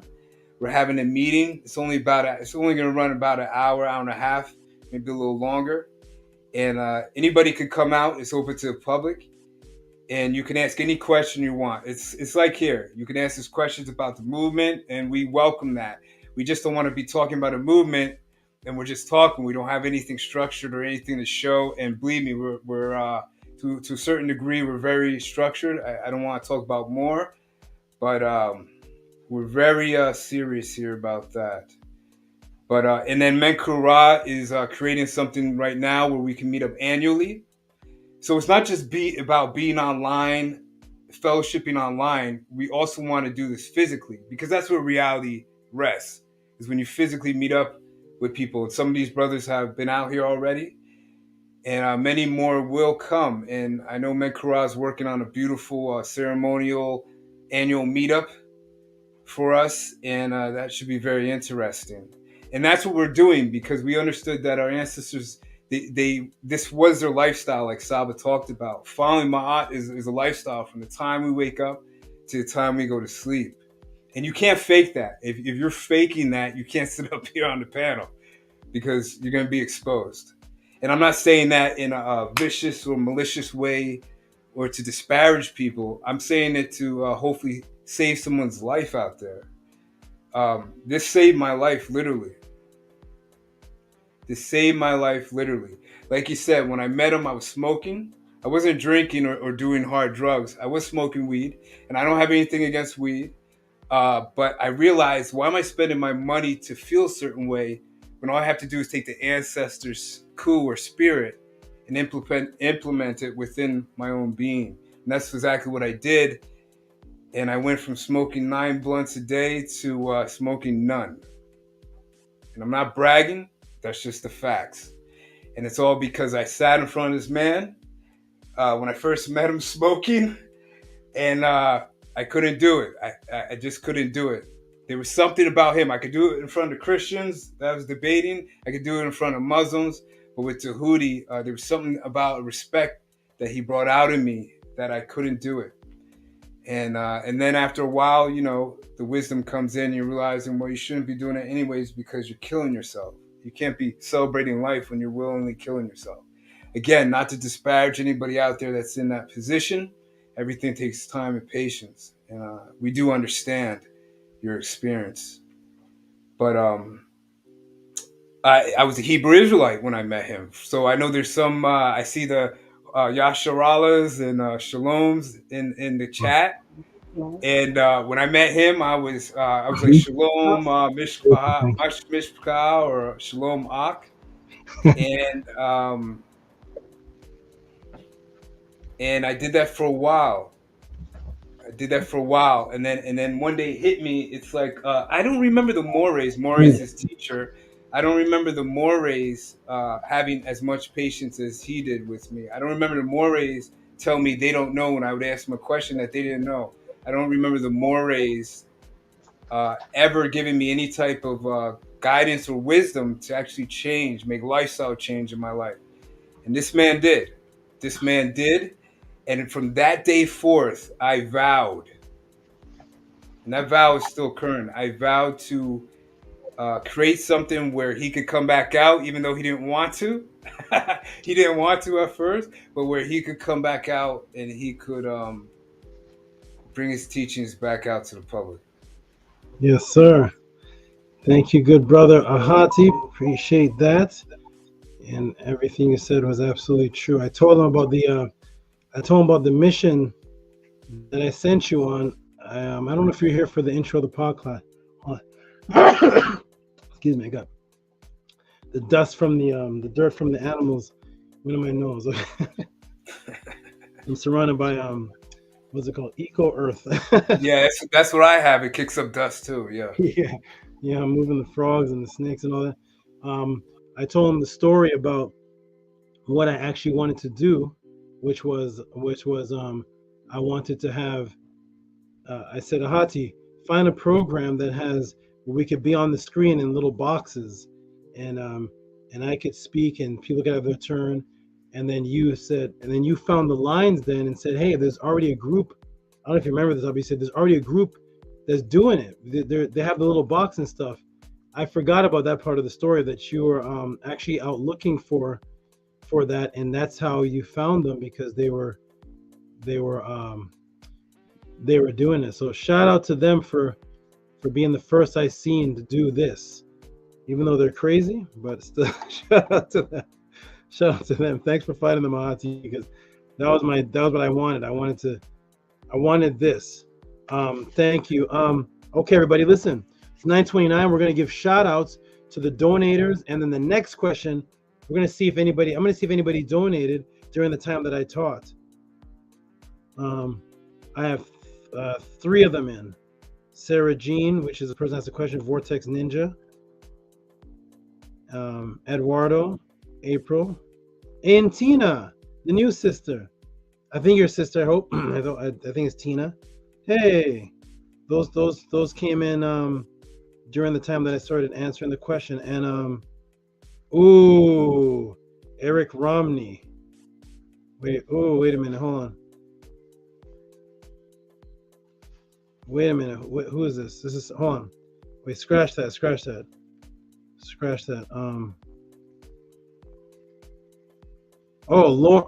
Lawrence J.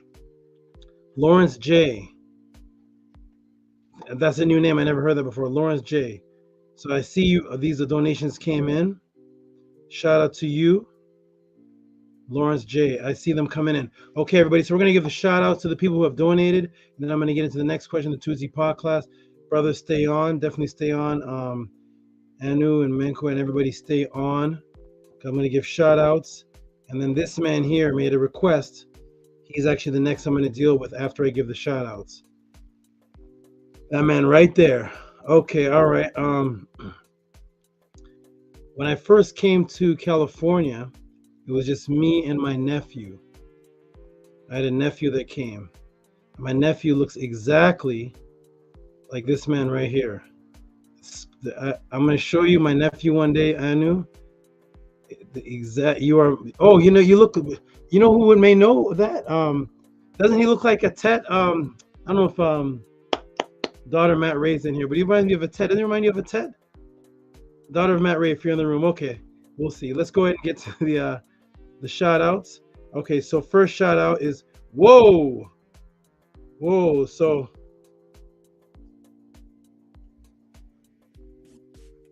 wait a minute. Wait a minute. Oh, we got a brother who can't be in the room right now. He can't be here. Let me go ahead and save him. He sent me a message saying he's traveling. He's traveling. Let me go ahead and add this. So of course we have Johan Billadou, who I already gave a shout out. He was the first. Johan Billadou, because his money just cleared. I'm gonna go ahead and put that in the file, the proper file. Right here under to Johan. So Johan, go ahead and send me if you want this to be a private class.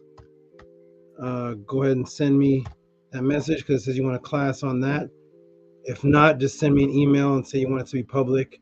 Whenever somebody sends me money, says they want a class on something, it's usually private class. Okay, so on to the next monster donator. Let me show the new people in the room. And let me show the people in the room, the people that represent their reciprocity and appreciation. This person's not even in the class today. This person actually sent me a message saying they're going to be traveling and they can't make it to the class. So let me go ahead and put them up in the room. I'm going to give them their shout out. A couple more, and then we're going to get to the next question. So this is one of the heavy hitters.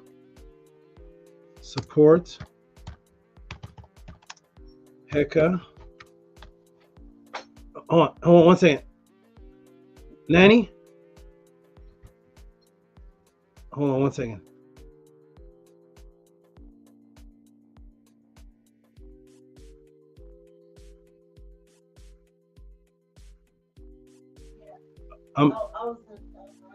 Thank you so much. Thank you, my dear. Appreciate it. Okay, I'm back. Okay, so I'm gonna go to screen share. Boom, boom, boom, boom. Window. Give this man some noise. Here is our second donation. Ajax, known as Hika Kepa Ra. Support and appreciation. Give this man some noise. Give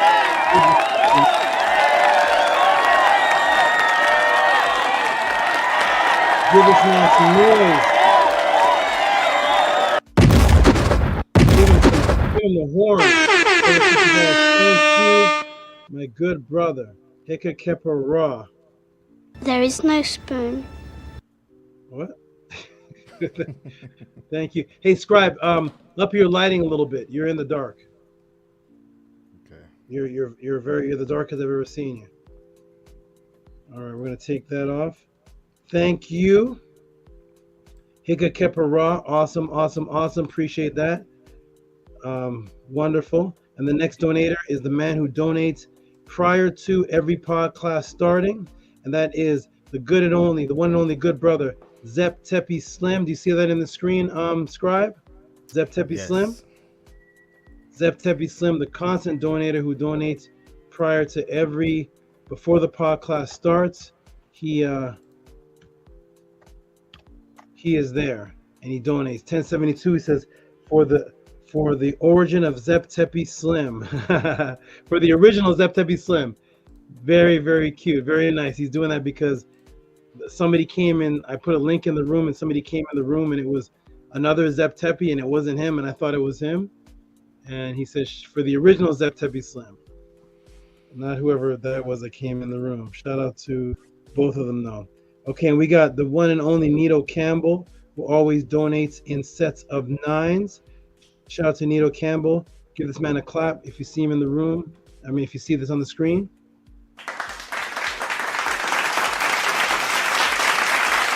Shout out to Nito Campbell.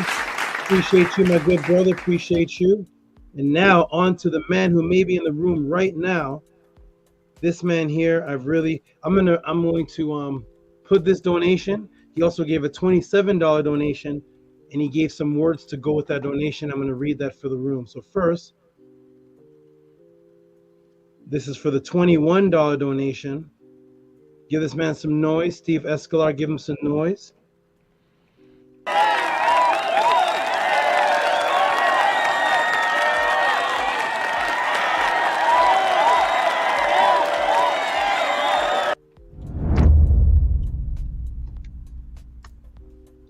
Give that man some noise. Now, Steven Escalar also gave he also gave this. This was from before, but I'll put it up in the room anyways.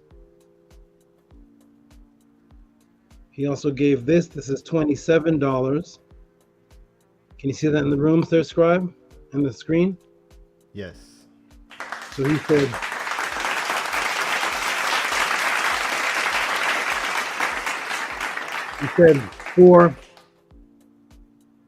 for Torah word, your word is existence netter. He was very touched by a meta classes that he's been coming to consistently. He's been coming to the meta classes consistently, and he was touched by that, and also just by the teachings in general. And he sent me a beautiful message that went with this donation. This was from a week ago or so, and I actually didn't read the donation message with it. So I just read the donation, but I'm gonna go ahead and put his words up on the screen too. Can you see that on the screen there, Scribe? Yes, sir. Okay, so he says, and this was with the donation, I appreciate all you do, which is more than seen.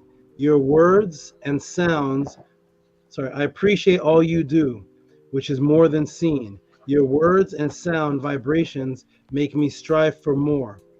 At one instance, I believed I reached a peak, but your teachings leave me for a hunger for more. This is personal for me, but you may use as you please, because I am grateful for all that is given. Ankh Uja Seneb. Give this man some noise, please. Yeah. Okay. Oh my goodness. So thank you, my good brother, for the way that that you expressed that I touched you. And also there's supposed to be a brother named Micha who's supposed to come to the screen. Hopefully he comes on next time and gives his testimony.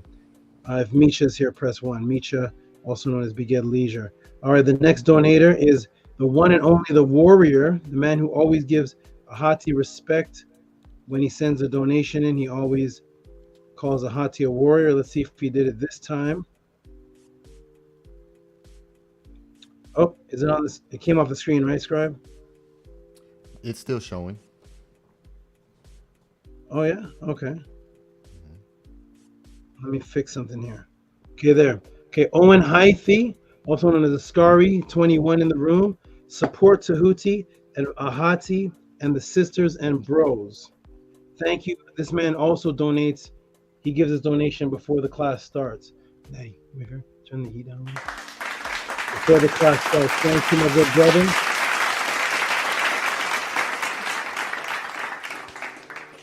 Appreciate you. Thank you very much. Thank you, thank you, thank you. And now we got the beautiful sister who's the one who asked about the dolphin question. She has been a big donator. Well, let me fix this. She has been a big donator recently, like a consistent big donator. And we don't have really any sisters. We don't have any sisters, females, that are big consistent donators, that are really a part of the heavy hitters. And Sarah Jean has stepped up to the plate as a sister. She's giving major donations. She gives more than donation each pod class, more than one donation each pod class. And everything always has a 5-5 in it. She used to start off as only giving like 5-5-5. Something hit her, and now she's like 15.55, 25.55. Last week she gave $155.55. So she's been touched, and I appreciate her. Thank you, Sarah Jean. This is the one who asked the dolphin question. And that's the reason why I gave her such an elaborate breakdown, was because she actually donated way more than just $15. And I like her energy and who she is. So I gave her a breakdown like as if she gave $40, but she gave $155. So shout out to her. I'm gonna put 7 support. Shout out to you, Sherry, 252. And we got the one and only John Presley. I don't know who he is in the room, but John Presley always comes through. Always comes through. And he always gives, I don't know if he's giving 20 and maybe PayPal is taking something, but it always comes to 19. Give this man some noise. You see it on the screen?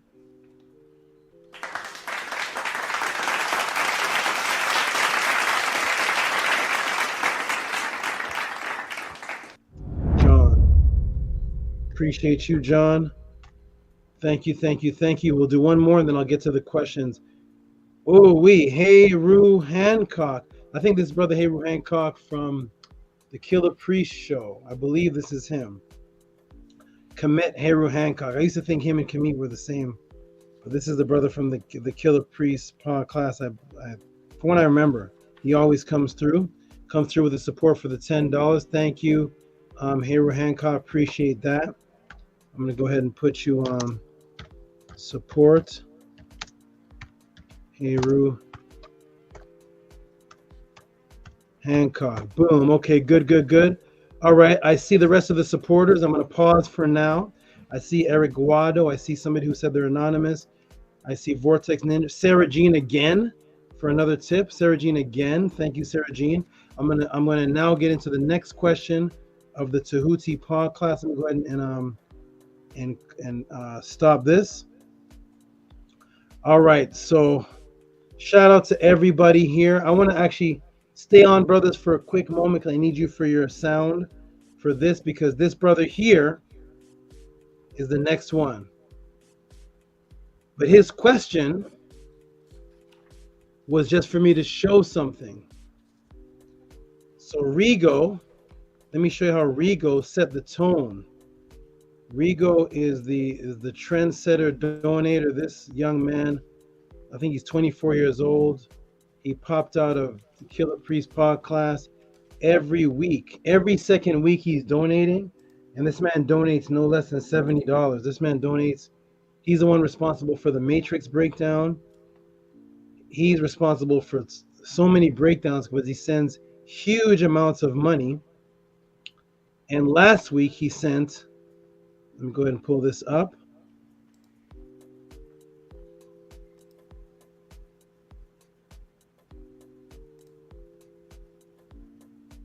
Rigo sent this last week, $100.72 for support. Can you see that on the screen, everybody? It's not sharing, is it? No. Okay. 100. Look at this man. This is not done on any other YouTube channel. You'll never see this because this is the way the information and appreciation is affecting people's lives. $100.72 last week. That was for support. But in his support, he said, could you introduce the giant frog to the pod class? Give this man some noise again. You gave him noise last week. You give him some noise again.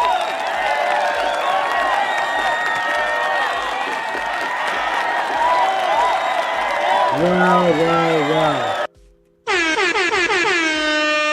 Rigo, amazing. And Rigo's so humble. Rigo says, peace and love. I'm glad I'm in a position to support the truth. Rigo once said to me, says, he's sending all this money because he's glad he can be in this big money sending position because he knows he can't teach me. He can't give me knowledge or something. So he's just going to dump money out. I said, thank you, because that's what he can do.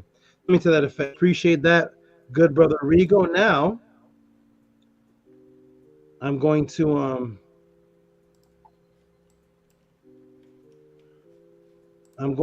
do. Well, first, okay. So what I'm gonna ask the brothers to do, because I'm gonna have to be on big screen and everything to do this.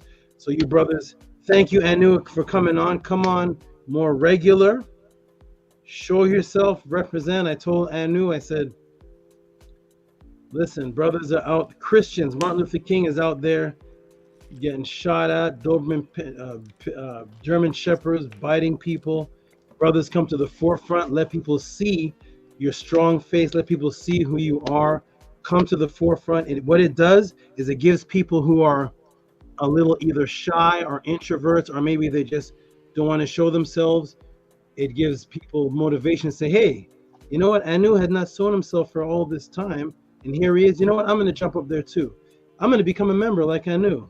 I'm going to do what Anu does, because remember, everything that you do that is representative of Ma'at, that other people see, they will want to do it for you. They want to do it. Your name represents the being that all the other ones followed. I hope you know that. Your name represents that you're the leader of the rest of them, because all of them are named after you. So all those beings in the Syrian and Sugagi stories, they're called Anuna. They're called the Anuna. And the Anuna, and they were the followers of Anu. So to be an Anu, you gotta be up front. You gotta take stand, because who's Anu without Anunnaki? You just be a single guy in Sumeria by yourself. So there you are, Anu. Nice to see you, my good brother. Appreciate you. And Ka says, shout out. I'm trying to do her voice, but Ka says, shout out to Anu for his first time on the panel and for being one of the great moderators within the Teachings of Ma'at YouTube channel family. Oh, that's right. That's right. Anu is one of the moderators also on the Sunday class. Shout out to that. Hey, I want to apologize to him because, hey, Anu, I'm sorry. I totally forgot. My bad. Yeah, he does. He does do something. Of course, my bad, brother. My bad. I want to apologize to you in public that Anu is an active member. He is a moderator. Been a long day, brother. Yeah, I know. Anu was listening to you. I saw one little tear come down. He's like, "What's Ahati saying? I don't do anything." nah, he didn't. He gave me that stoic face. That I saw he forgot I'm a moderator. Yeah, I'm like, Anu does nothing at all. He's just here on the panel for nothing. Okay. I took, man. After these workouts, man. What's that? What'd you say? I said, after these workouts, you're drained, you're tired, you just want to lay down. Okay, I totally slipped my mind, and then right now, okay, yes. And Ahadi said it with the straightest face, he does nothing. Does he do anything? I swear, Anu, no, nothing at all. So, Anu, my bad brother, welcome. He does nothing. I know him not. It was like crazy. I was like, what? I know him not. Let me put him back in the chat. Maybe that's the wrong guy. I got the wrong guy on this panel. Okay. All right. So, So what we're gonna do, everybody, is brothers, we're gonna put you back in the chat. I'm gonna go ahead and do what Rigo requested. I'm gonna show the frog, and then I'm going to go into the next awesome question. I hope the brother is here. Is XA here? XA, the brother that asked me about stroke, the effects of stroke. If he's not here, we're gonna go right into Scribe's question. All right. So yeah, harassment card is like, I was gonna say something. Okay, good. Chance has great energy. Let's go. This is our family right here. Let's do this, everybody. Oops, sorry. Sorry, did I hit your finger? Okay.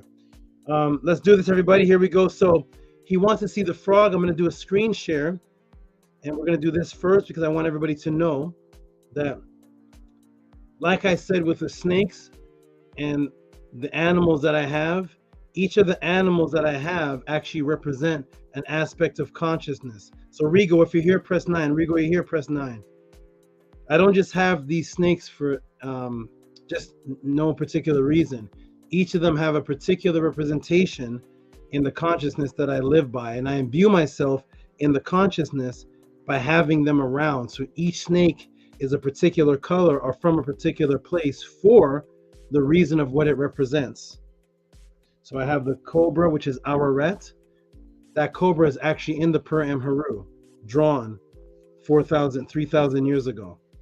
Each of my animals have a particular significance. Now, the significance of this animal, I'm going to go ahead and show something right here.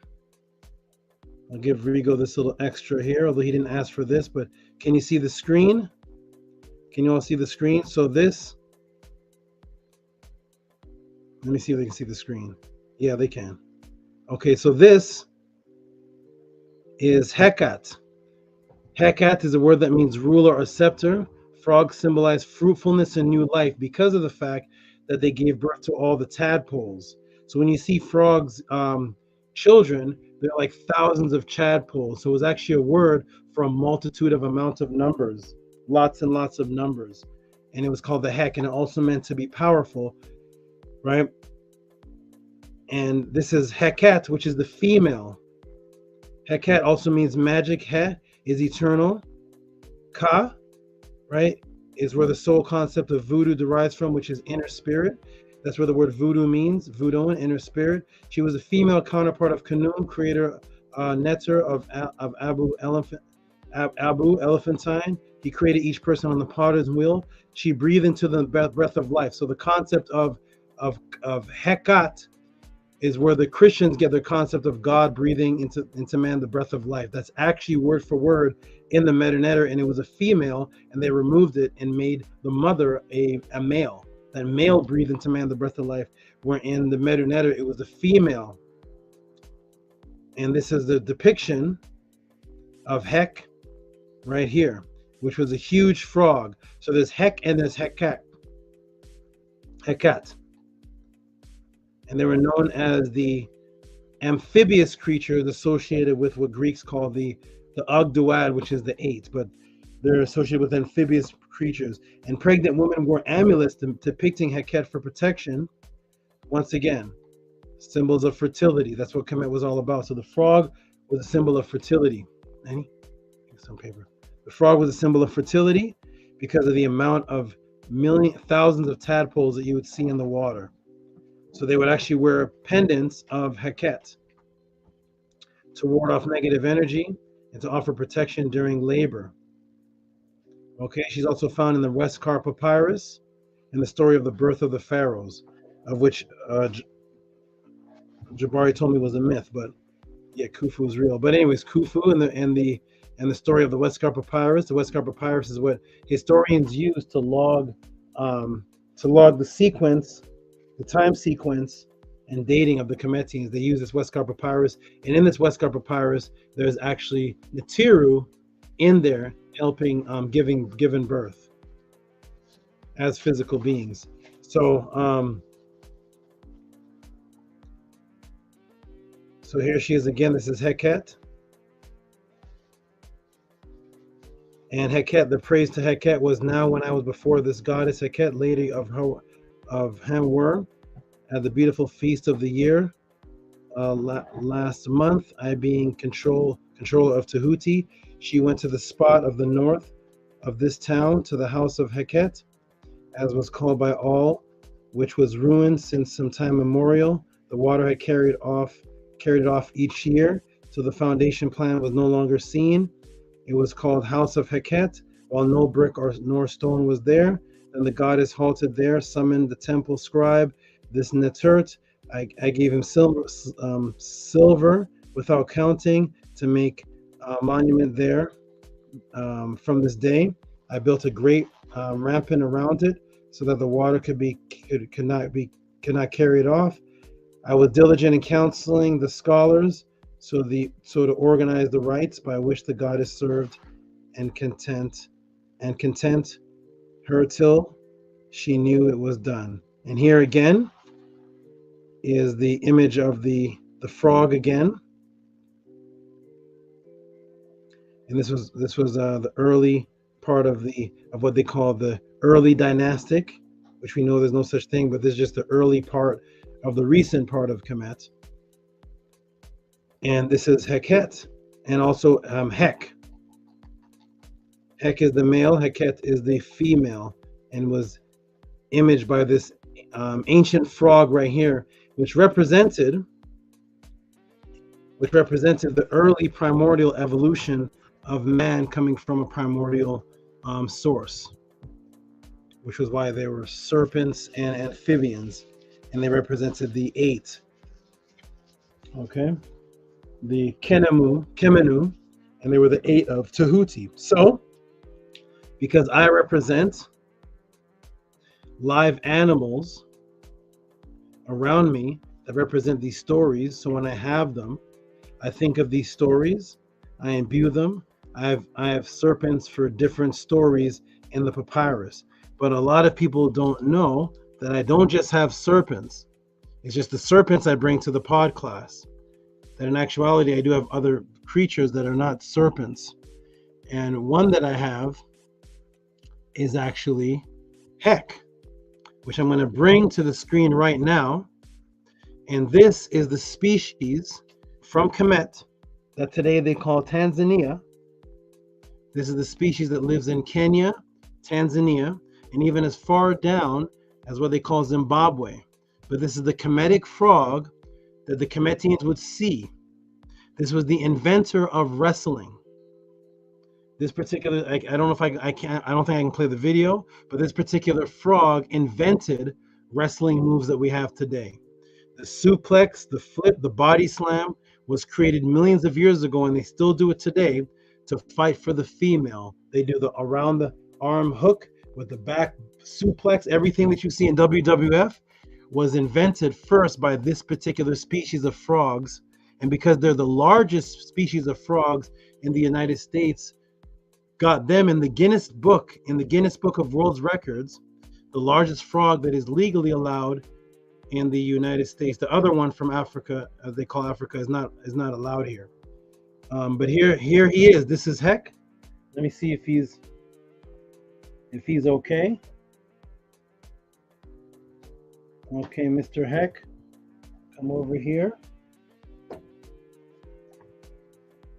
Okay, he's come on over here just a minute. Okay, be calm. Be calm.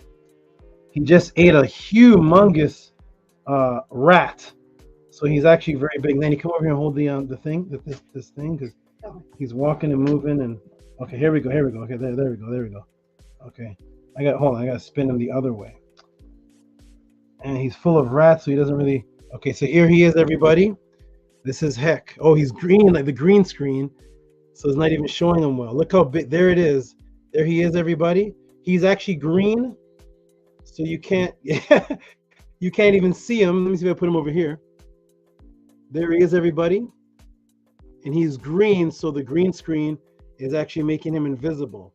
But there is the largest species of frog that's allowed in the United States of America, all the way from Kemet. This is the Heck frog, the inventor of wrestling, judo wrestling moves, and he is the largest. They get big enough to eat small rabbits. And this is the frog that represents magic in Kemet. It's called the Heck frog, and this is the real one.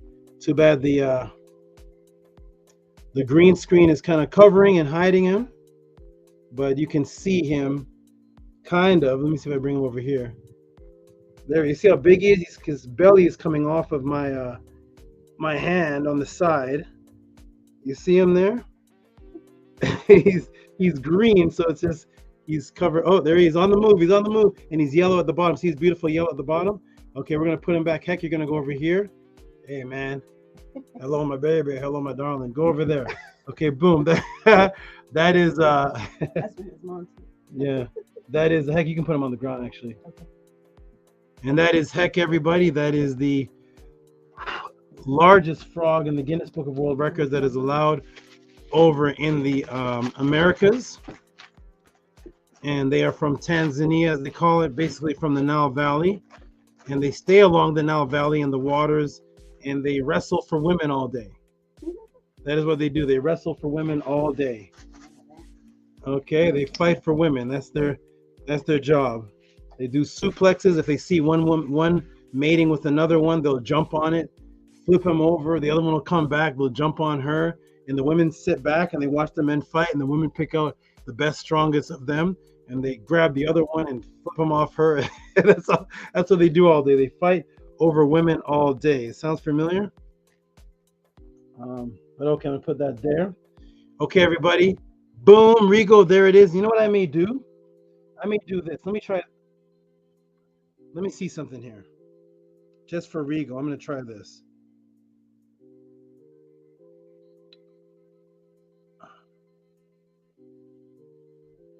I don't do this for anybody, but I'm gonna do this for you, Rigo. Oh, you know, I can't even take it off. Wait.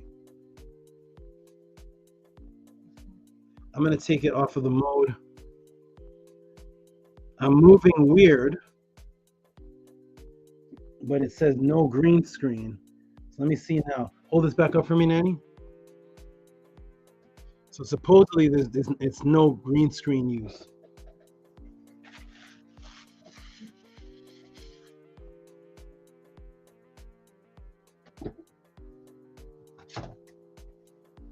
Okay.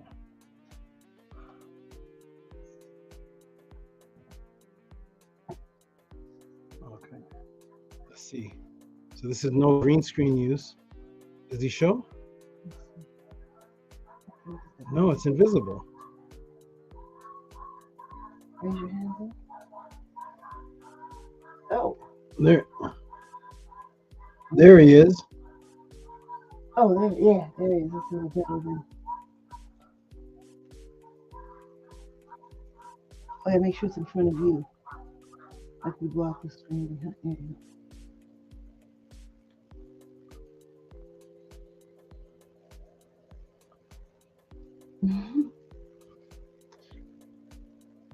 It shows when he's in front. There it is. Okay. All right, go over here. Okay, you're good. You're good. You're good. Okay, set him back down. Okay, everybody. Back to regular green. Okay.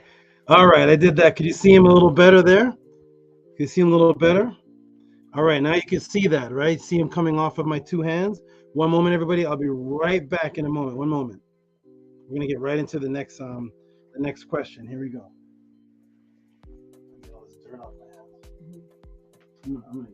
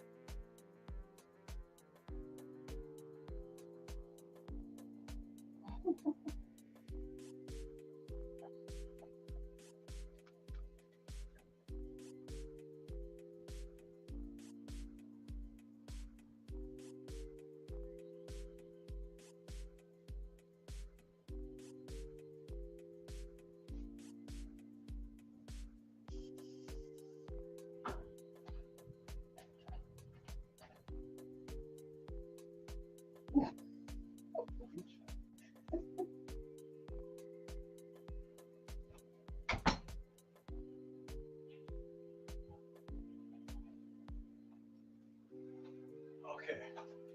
All right. Let's get it on. We got big answers to go through. Big answer. No, I didn't put on mute. Okay. I am back, everybody. Here we go, everybody. Let's go. This next question in. The next question in. I'm back. Let me start the cam. If you can hear me and see me, press a 9. We're going to get into this next question. And Rigo says, what an amazing animal. Thank you, Rigo. Thank you for the big donation. And thank you for requesting to see it. Harassed word, a rat? Yeah, it eats. I used to have iguanas. No, not anymore.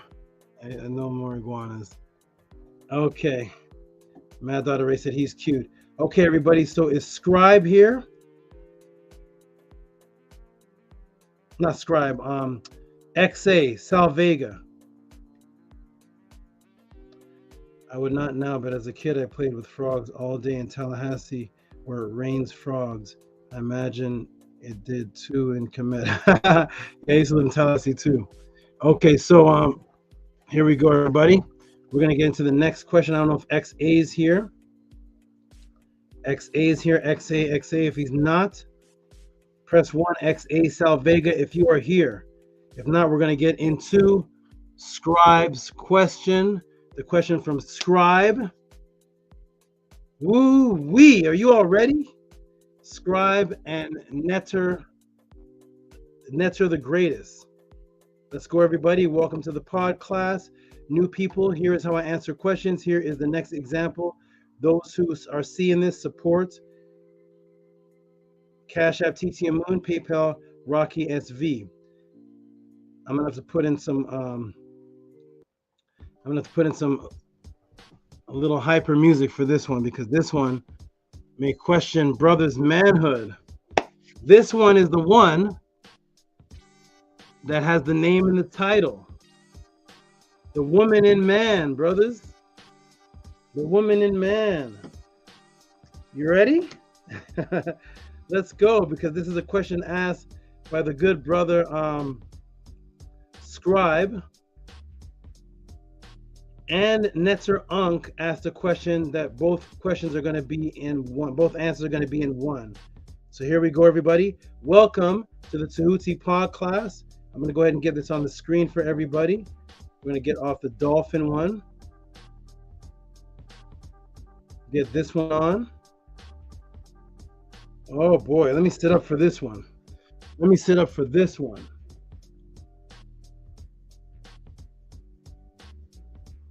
Okay, so we got donation 1, question 2 in the email, and then Scribe question here. Let's see if it moves side to side. Oh, it does. It flickers. Nice. Okay, and then we got the question. Let's see if that flickers. Okay, good. They all flicker. So here we go, everybody. Ready? Here we go. Can you all hear me? It's about to be on now. Here we go.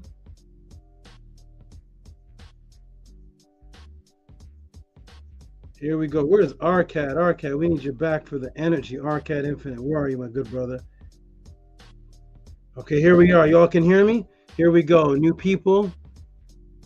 Here we are. Watch this carefully. Watch closely. Okay, so first, as you look in the screen, you're going to see $14 from Netzer Unkotep L. He actually sent two $14, and it was question number 2. He had questions 1 and 2. And let me go ahead and put the question. And here it is right here, if you can see the question. And he said, Hotep or Neb Netzer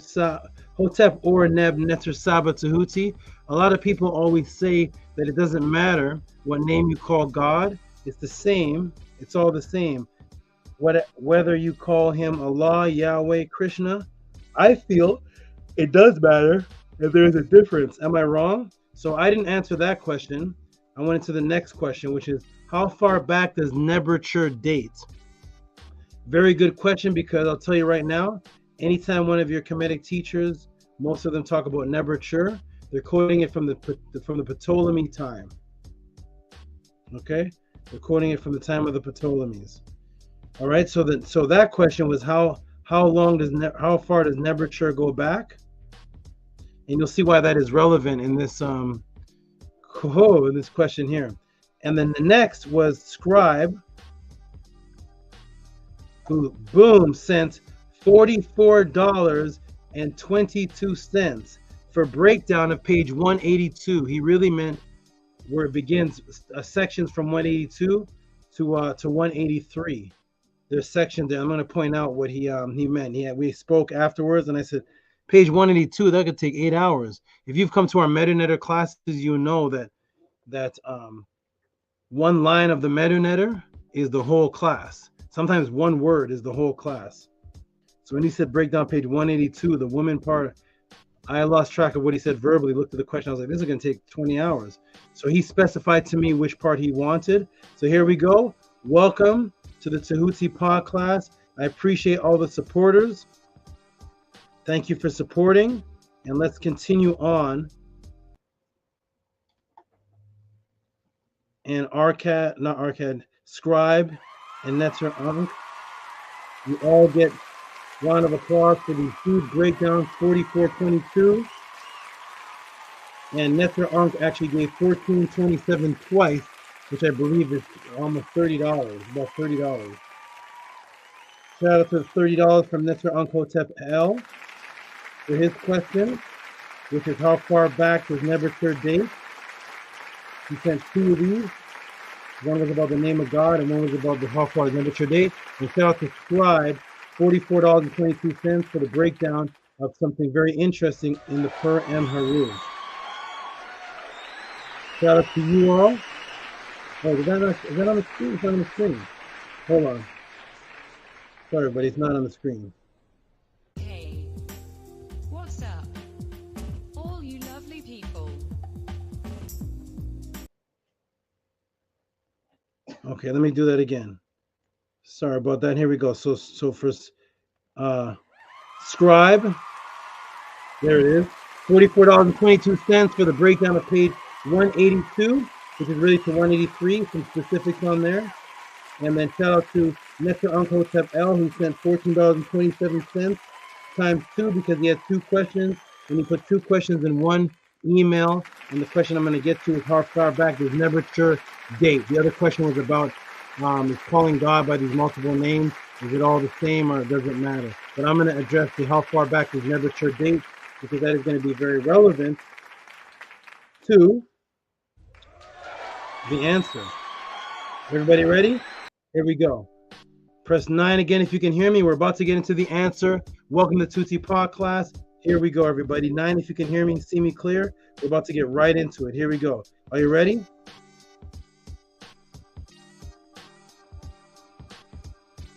Nice transformation. Which transformation, Shannon? Nice transformation. Interesting. Okay. Shout out to Shannon. Okay, here we go, everybody. Ready? Let me grab some agua. We're going to get right into this. Here we go. Welcome to the pod class. Boom. You all see the screen?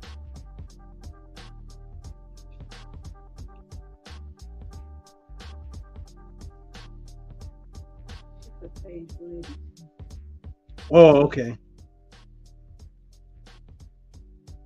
Here we go, everybody. Boom, here we go. A very good question arises, but first, before we start, how many brothers here would chant, I am a woman?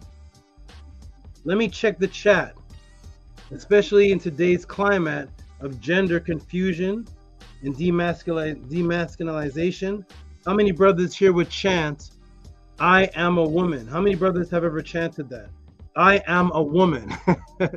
How many brothers run around your home right now and chant, I am a woman? I am a woman. How many brothers would go to work right now and chant, walk downtown, go in your car? How many brothers would chant, I am a woman? In today's climate, has anybody ever chanted that? Any men? Commit 101, have you ever chanted, I am a woman before? You ever let your wife and children hear you say that? I am a woman. I am a woman. Ariel Trill. Ariel Trill. Is your girlfriend like that? You ever chant? You go, call your girlfriend right now and say, hey, I have a new chant for you. I'm gonna say every morning. What is it? I am a woman. She's gonna give you the Jada. What's that guy's name? What's Will Smith's son? She's gonna give you the Louis Vuitton treatment. Okay, I am a woman. I am a woman. I see no brothers. I see no brothers are commenting. No brothers are saying yes. So 9 is that you can hear me. I don't think Rebel Minded. You screaming out I am a woman lately? And that's pseudo. Yeah. Hey Shannon, I got a new brother I'm gonna hook you up with. The first date you go on, he's gonna scream, "I am a woman" in the restaurant. I am a woman. I am a woman. Blouses must be Jamaican. I am a woman. I am a woman. It reminds me of the song "I'm every woman, it's all in me." Is that I'm every woman? Yeah, brothers couldn't sing that. Brothers like the artist. What artist is that again? Yeah, brothers couldn't sing that song. Only the girl. We could sing every Whitney Houston song, but that one. So Kamit said, Rebel Minded says, never. Scribe is laughing. Hey, Scribe, start screaming that in your house. Kamit says, nope, with exclamation marks. Never. Welcome to the podcast, everybody. I just had to ask that. And that is what sparked Scribe to ask this question. So he's reading the Purim Haru, and he comes across certain parts, and he wants to know. So I checked the chat, especially in today's climate. So how many, but first, very good question arises, but first, before we start, how many brothers here would chant, I am a woman? Let me check the chat, especially in today's climate of gender confusion, demasculinization, lack of biological imperative, female Natur energy and its importance, and male Natur energy and its importance. With all this confusion and the matrix toxicity, it would be difficult for today's matrix immature mind to understand these ancient wisdom texts, out of body utterances from a pure mind in Ma'at in 1250 BC. Let me show you. So we're going to go to the pyramid text. Sorry, we're going to go to the Purim Haru. So as I have here, the ancient wisdom text, out of body utterances from a pure mind in Ma'at in 1250 BC. Let me show you with the confusion, the gender toxicity, today's confusion on biological imperative, gender swapping, all type of chaos going on, Louis Vuitton commercials. Here is the Purim Haru. And here I have a arrow pointed to a particular line, this line right here. Let me go ahead and shrink this down a little bit. Okay. Actually, let me go ahead and expand it a little bit. So I have an arrow here pointed to this line right here, as you can see, which goes directly up into this next line right here. Okay, let's go. Let's see what it says.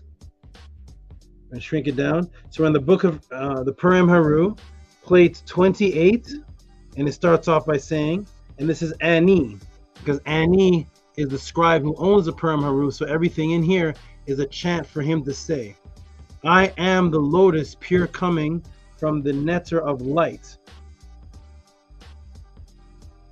the guardian of the nostrils, Ra, the guardian of the nose of Het Heru. I make my journey, I run after him who is Heru. I am the pure one coming from the field. And it continues over here. Saith, let me shrink this down. Chapter of transforming into the Netzer who gives light into the darkness. Saith Osar, the scribe Ani. So Ani is supposed to say this. I am the girdle of the garment, or the ark of the Sa'at, of new, shining, shedding light, the guardian of his four parts, casting light into darkness, uniting two fighters who live in my body, with enchantments mighty of utterance, raising him that has fallen, he who has with him the valley of Abtu I rest. I have remembered him. So remember in the class I just gave on the dolphin, and I broke down that Aset's name was Rehet, and the two combined are Reheti, that is Aset and Nebtet, the two women. Here we have the chant saying Samat Reheti Ami Ka'ati, uniting the two females. These are the Aset and Nebtet, the two women who live in my body. And you're a male supposed to be saying this. You're uniting the two women that live in my body. Oh, let me go back here. So that's from page 182. And this is one of the things Scribe wanted me to elaborate and break down, because the immature mind will see this and say, hey, you ancient Egyptians are teaching that you have women living inside your body? Huh? Are you guys homo? You guys have women in your body? You're part man, part woman. You're gender role reversing. What is the Reheti living inside of you? Let me show you. So here we have again on page 429. We have the two men, Heru and Set, fighter gods. Then we have Reheti, the two women, Aset and Nebtet. So the Reheti are the two women, the combatant sisters, Aset and Nebtet. Okay? So what is the Reheti living inside of you? What did that mean? Because when you're reading it, it just sounds like, oh, there's two women living inside of me. It's Aset and Nebtet, as seen on the outer wooden Karast of Kanzu, a son of Senedegem. So there's the Karast of Kanzu, who they call the sarcophagus, called the Karast. And here is the blue, beautiful image right here. And here are the Reheti. In the wooden Karast of Kanzu, who is the son of Senedegem. Here they are. Beautiful sisters, melanated, activated. And there they are. Aset and Nebtet on the wooden Karast. And here it is from the three-dimensional where it shows Heru and Anpu on the other side, and there's the bottom of it right there. Okay? And this is the beautiful brother right here who knew that he had the two Reheti living in him. And here he is, the Egyptian Museum from the tomb of Senedegem. Right? And there he is right there. Nothing sissy looking about him. Okay, he looks nothing like the guy's son. Forgot his name. Jay something. But so, wait, Tehuti. As a man, I am to do chants about female energy within me? Oh, it doesn't stop there, students. Let me continue. So not only do you have to do a chant with the two females living in you, as he did, and as Annie did, and as anyone with the Perm Haru did, it doesn't stop there. It goes on. Let's get even more detailed. Not only do you have to do a chant with the two women living within you, but here, I went to the Per M Haru, the same section here. And this is the plate, what it actually looks like. And I put a line right here. I put an arrow right here, because this is the part that Scribe was inquiring about. And you can see the arrow right here. Boom. Right here. That says Henunun. Let's go and see what's going on here. Okay? So, this says Nuk Heminen, which translates to as I am the woman. You see that? Let me show you in the metanetter.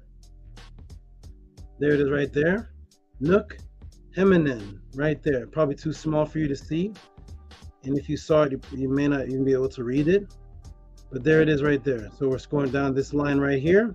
So it is in the actual Perm Haru, because a lot of brothers, Kemetic brothers, when they're in debates with Hebrew Israelites, whenever Hebrew Israelites pull out something that's questionable, they always say, that's the Greek. That's in the Greek times, or that's the English. That's not in the Medunetcher. That's not in the Medunetcher. That's the Greek. So no, it is right here. Here it is right here in the Papyrus of Ani. And there it is, Nuk Heminen. There's the Heminen symbol right there, and there's the Nun. Heminen right there, which says, Nuk, I am the woman. I am woman. Let me show you that in a way that you can read it. So here we are in the Purim Haru. Over here. Is my estate there amongst the lapis lazuli furrows? Nuk Heminen. They just put the hem there, but there's the nun. Heminen. I am woman. Right there. One of the chants. I am woman who lighteth the darkness. Remember I described what Aset's name was? Sapti, which was the star, which where they get Eastern Star from, because she represents the light in the darkness, which is where they got Lucifer from. So here, Ani the male is doing a chant saying, I am woman. Everything in the Purim Haru is something that you say for yourself in viewing this. I am woman who lights the darkness. I have come to lighten the darkness. It is lightened doubly, sepsen. I have lightened the darkness. This whole thing is about lighting the darkness, because that's what Aset does. I have overthrown the destroyers. But here it is, Nook, feminine. I am woman. This would crush most of the Kemetic brothers at this point. They would ignore this. They would say, that's the Greek. The Greeks, the Ptolemies put that in. Nope. It's in the Medunetter. Because I can read it right there. That's right there. Right there. Okay, it's not anything to do with any Greek. Greeks couldn't even speak. When this Purim Haru was being written, Greeks couldn't write. There's no record of Greeks speaking or writing in 1250 BC. There's no record of a Greek. All right, boom. What is this? Brothers ask. Kemet has men chanting about women living inside of them and saying, I am woman. We got you now, Tehuti. I knew the Kemetians were gay. Hebrews. We got you now. We knew the Kemetians were gay. You all say you have to chant. Did you have women living inside of you? And you have to chant, I am woman. We knew y'all were gay. Hebrews. Okay. Let this be explained for the first time in history. First of all, let me go into chat. Let me go in the chat. I got to verify this first because I don't want to speak. No, I don't want to leave the studio. Let me go in the chat and see before I go any further. All the people here that have studied under any of the Kemetic brothers, any of the Kemetic books, all the Asher Crazy, Ron Ephraim, the Jabari, the Shaka Akmos, the Dr. Ben, Dr. Clark, Sarah, Sutton, Seti, and every Red G's, of anybody who's ever studied under the Muta Ashby, have you ever heard anybody address this before? Has these two sentences, the two women that live inside of me, and I am woman, has that ever been broken down before? Before I break it down, I want a witness to know that has this ever been broken down? Because when this is brought by the Hebrews and the Christians to Kemetic brothers, they look like a deer in headlights. They freeze up. I never heard it. I don't know it. Oh, listen, let me talk to you about your Bible. Your Bible? No. The Hebrews say, no, we're not talking about the Bible. We're talking about this right here. Your Bible has homosexuality in it. See, that's their diffuse. That's their escape. So has anybody here had a Kemetic teacher book or anything that you could refer? Put the link in the room where any of your teachers, I'm sure people have studied Kemet before me, right? Before you all met Tehuti, some of you were into Kemet, right? Studying ancient culture. Has anybody ever seen this broken down before? I am woman, the two women inside of me. Anybody? Robert Rays, you have? No? Hotep Heka Kepara? Nope. Okay, good. Nope. Let me continue. Here we go. Welcome to the Tuti podcast. Here we go. Boom, boom. Entire screen. Boom, boom. And here we are. Let's go. All right. So let this be explained for the first time in history. Not on YouTube. The first time in history. Unless you all can give me the book, the link, the website where this is broken down, the video, then this will be the first time in history that you are a part of. So when somebody asks you this question like scribe, and this is brought to you, you will not be trapped, but you will understand what it's all about. So for the first time in history here at the Tehuti podcast, let this be explained for the first time in history here at the Tehuti podcast by Tehuti. What is the word for female or mother and medu? So everybody know what's the word for mother and medu? What's the word for mother? Everybody knows that one. What's the word for mother and medu? What's the word? Everybody knows, right? That one is easy. Everybody pretty much knows that. Type in, what is the word for mother in Kemet? Word for mother. Snake style. What is the word for mother? There we go. Scribe puts mut. Nania Sepmer puts mut. Very good, everybody. Very good. Very good. So the word for mother in Medunetter is boom, right over here. Here it is. Mut, which is MT, which is pronounced met or mut. Met, it's just MT. Mother, wife. So it's a wife, it's a woman. It's what they call a concubine. They translate as concubine. It's a female. represented by the vulture with the wings out. Why the wings? Because of the protection. Look at the size of a dog compared to a vulture. This is a wild, what they call wild African dog. Look at it compared to the vulture. This thing will eat this dog, rip it apart. And its wings are there to protect its babies. So the wings are the protective aspects of motherhood. Okay? That's why Aset is the goddess of protection, who protects Asar on one side and Nebtet protects him on the other side, with their wings out, just like this image right here. Okay, great. In Ma'at, we teach creative energy has a duality that works together. What are we all made up of? Of course, atoms. Atoms are composed of electrons and protons, which have what type of charges? What type of charges do electrons and protons have? Well, let's see. Because we're all composed of atoms, and atoms are composed of electrons and protons, which have what type of charges? Let's take a look.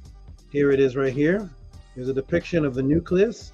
Electrons have a negative charge, neutrons, no charge. Protons have the positive charge. And there it is right there. Negative, positive, gray. Gray is neutral. So the atom is composed of a duality that creates all reality. And it's actually the electron that creates your reality, because that's what causes the sound. The repelling sound is the electron pushing you away, which makes things physical. And in this particular world we're in, we see things that are physical. So the electron actually creates your reality, which is the negative charge, and then you have the proton. And both of these with the neutron creates atoms, and atoms in different variations create all things, but they need a duality, a positive and a negative, called on your battery in the car, male and female, or positive and negative. Some explain the female energy as electron, some explain it as negative electromagnetic energy with the magnetic pole absorption, and some describe the proton as the positive as the charge of light, which is the explosive, which is the ejaculation. But before there was any of that, ejaculations or females with a vagina, there was a duality within reality that created all things. Physical, positive, and electrons, negative. This births your physical reality. Thus you are birthed through duality. The netter energy before their physical experience are in the creational form described as male and female energy, because both energies are indeed in creation. This female/male energy is before human quote-unquote female and male manifestations, but renders as such for comprehension.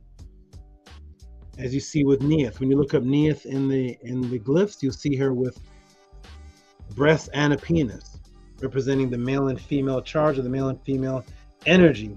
This male and female, or this positive negative, are these two things coming together to rub together to create what's called static friction, or static things that rub together, existed prior to humans existing, for things to rub together to create a charge.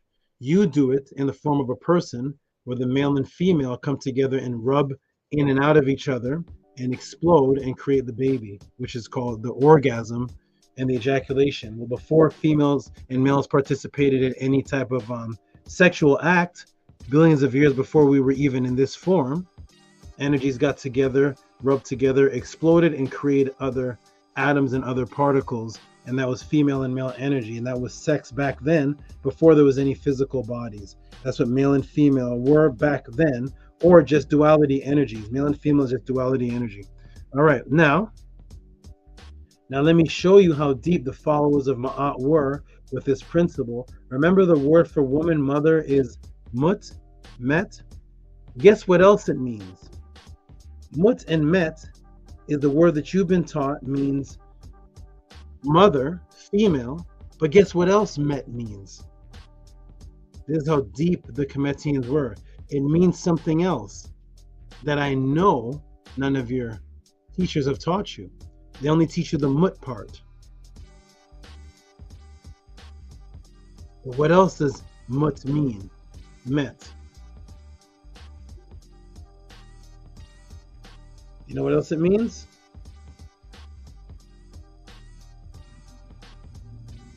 Uh-oh.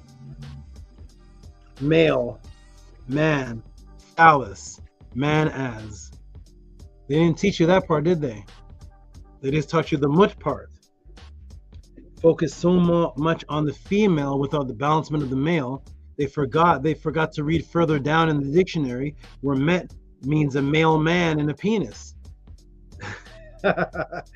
So the word mut or met is mother, and the word met is a phallus or a penis. Did they teach you that? Did your Kemetic teachers teach you that? Maybe not.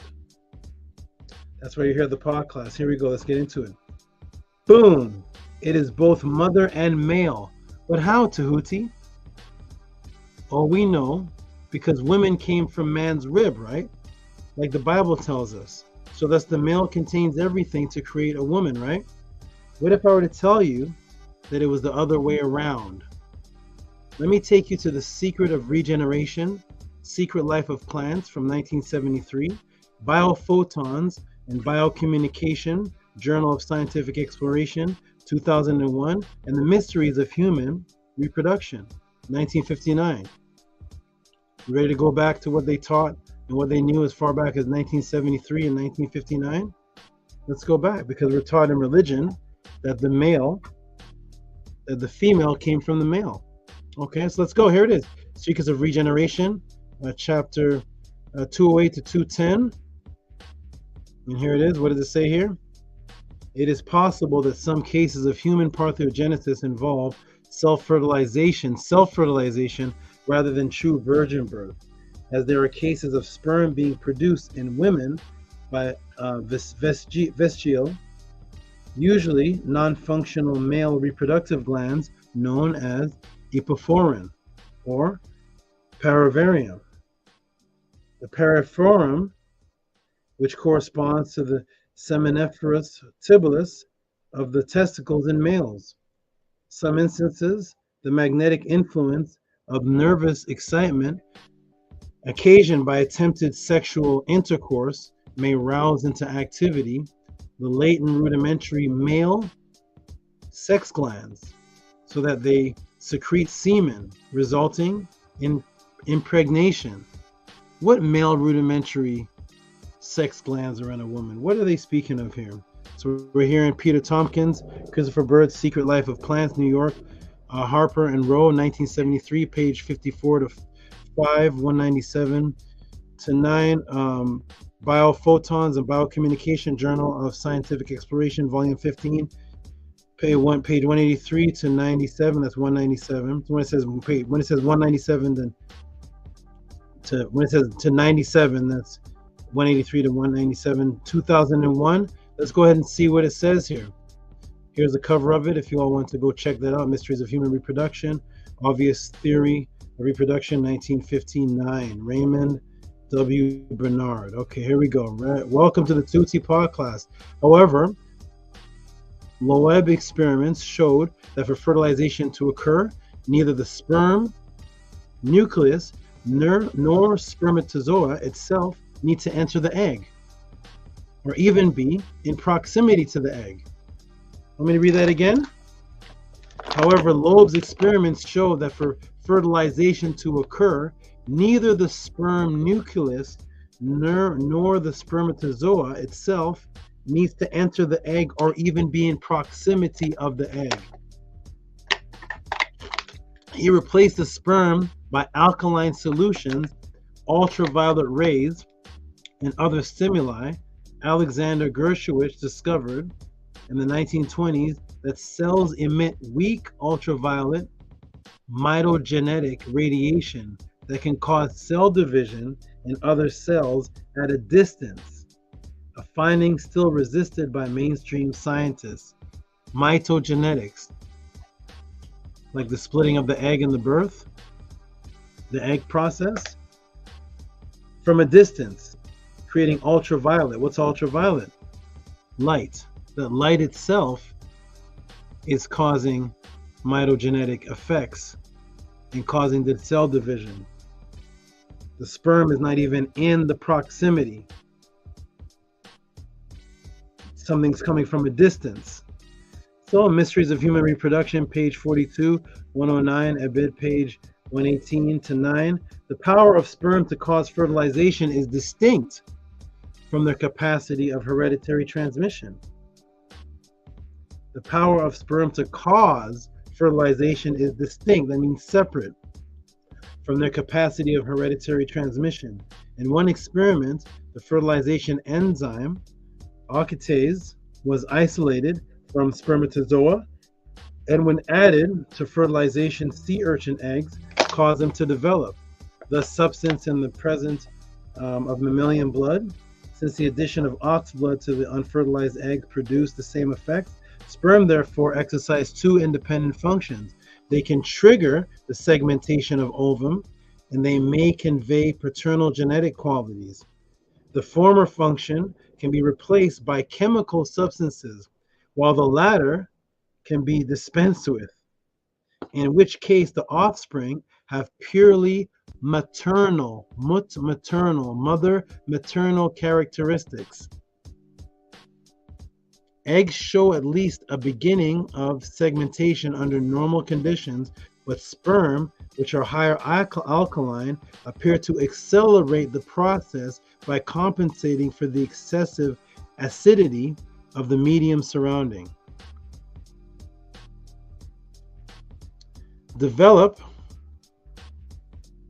it means trying to develop. This substance is present in mammalian blood, since the addition of ox's blood to the unfertilized egg produced the same effect. So, yeah, we already read this. The eggs show at least a beginning of segmentation under the normal condition, but sperm are highly alkaline and appear to accelerate the process by compensating for excessive acidity in the medium surrounding the egg rather than the chemical deficiency in the egg itself. An acid condition of the blood prevents the parthenogenic development of ova in the ovaries, while increased alkalinity appears to favor parthenogenic development. Commenting on Pinker's experiment, the artificial parthenogenesis in rabbits, G.D. Perrucker stated that the means employed had probably thrown the ova back into the condition identical with the hermaphroditism of the early third root race.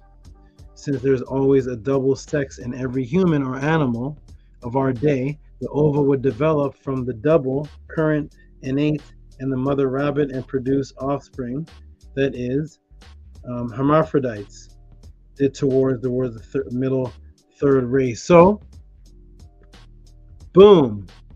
In some studies, sperm accelerates an already existing process.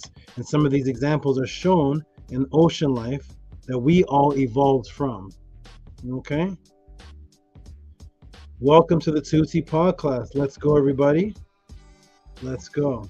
So no, the female coming from Adam's rib was wrong, and the people of Ma'at, as taught by the Netiru, had it right. Now, why would this be? What if I told you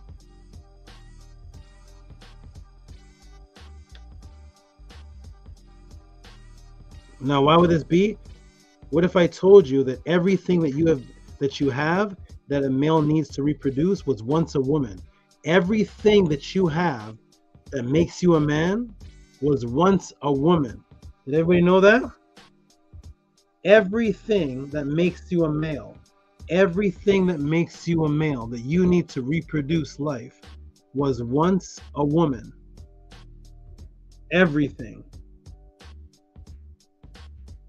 Let's go. Here we are. No way, Tehuti. What do you mean? What do you mean? What if I told you that everything that you have that a male needs to reproduce life was once a woman? What do you mean, Tehuti? Oh, well, 7 weeks, circulatory luteinous corpus stimulates endocrine glands, right, to produce hormones that produce gonads. And what happens? What happens after that 7 week, after that process, the 7 weeks? You have, first of all, you insert no gender, right? Like that part in the atom that is neutral. And then you form a clitoris, then ovaries, then fallopian tubes, and then a womb, and then vestibular urethral.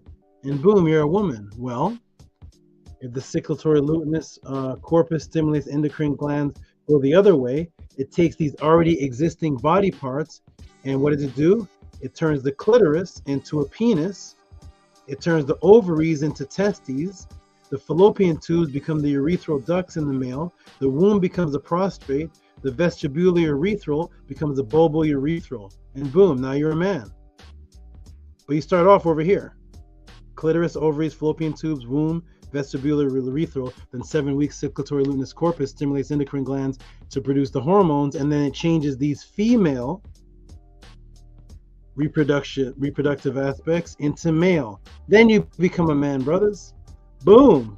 So every part of your manhood was once a woman. So in every aspect, the woman births you, and that's why even in Ma'at duality system of Mut and Met, even though, look at this, even though it's both male and female, note something very interesting. Note Met on the female side is mother, right? The birther, but on the male side, even though it's a penis, it's not father. Huh? Met.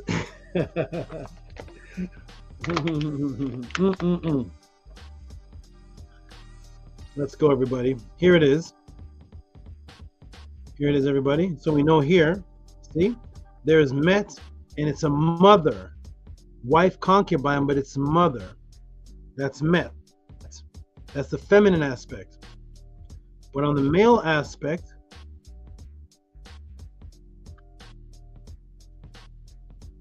Met is male man, and it's phallus, man.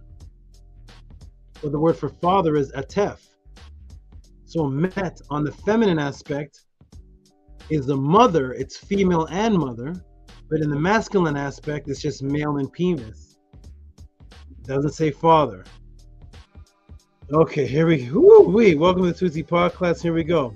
So note Met on the female side is mother, and the birther on the male side, even though it's a penis, it's not father. Let that sink in for a moment. The mother females birthed your penis from just one of her body parts. Boom. So even your penis, the Met aspect, the male aspect of the word Met, is not the father of what made the woman the Mut. Even though it's both, Met is both male and female, but they made sure that Mut was used for the deities for the mother. That's the birther. The male, yes, you have a penis, but that penis came from a clitoris. So even that penis has a mother. But the penis didn't produce the clitoris. So thus Mut is mother, and Met is just penis and male. Huh? Let me just let that breathe a second. Let me just let that breathe just a moment, because I know you all are getting these tea. Let me check my cash apps. Let me check and see, because I know. Let me see something here. I don't know if you all really appreciate. I hope you all appreciate this. I don't know if this is just regular. I'm changing the thought process. So since I've been teaching right now, I've only gotten one. I've gotten one donation. Okay. All right. Let me go back. Okay, because listen, this is what I do for a living. This is all that I do. If you appreciate it, then support. Cash App TTM Moon, PayPal at RockSV. You have nobody breaking the matrix. People may teach you Medu Netter and say, see, chair is Aset, sky is pet, but nobody's taking the words and using it to break your consciousness. That, hey, wait a minute. Mut is mother. We never even taught it was a male. And boom, Tehuti'S teaching us that Mut is also the male. But wait a minute. It's not father, it's only penis and male. But the other one, Mut, is mother and female. Because the mother is the birther and is over the penis, because the penis comes from the mother anyways. The penis comes from the clitoris. Boom, I'm here to break the matrix, everybody. Support if you appreciate what I am doing. Only if you appreciate, though. I don't want you to be forced into it, but only if you appreciate what it is that I'm doing. Then it is Cash App TTM Moon, PayPal at RockySV. Okay, I'm only here for a little while, and then after I'm gone, you can go back to all the other teachers that were here before me and continue with the yelling and screaming. Here we go. Welcome to the Tehuti's podcast. Here we go. I just hope you all appreciate this. Boom. I've gotten one donation since this started. But here we go. I'm going to continue. Here we go. Boom. So,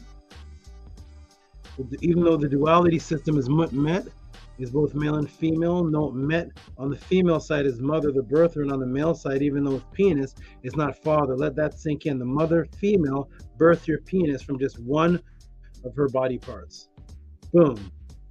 Okay? Remember, the Per-Em Haru is a book of being rebirthed as light. Thus, the female and the third energy of light, which is rebirthed into the afterlife, comes into interaction with your consciousness when? After you die. Because the Per-Em Haru is all about your rebirth after you die. It's not about the rebirth while you're on earth. It's the rebirth after you die. She birthed you on earth too. But this is about the rebirth after you die. So even in the afterlife, the Kemetians have the birther as female energy, echoing, because that's actually where it started before things were physical. So it's after you die. She is there to rebirth you as the mother Mut. So let me show you how deep the language of the gods is. How deep is the language of the Neter? Guess what else Mut means? Because she's there to birth you.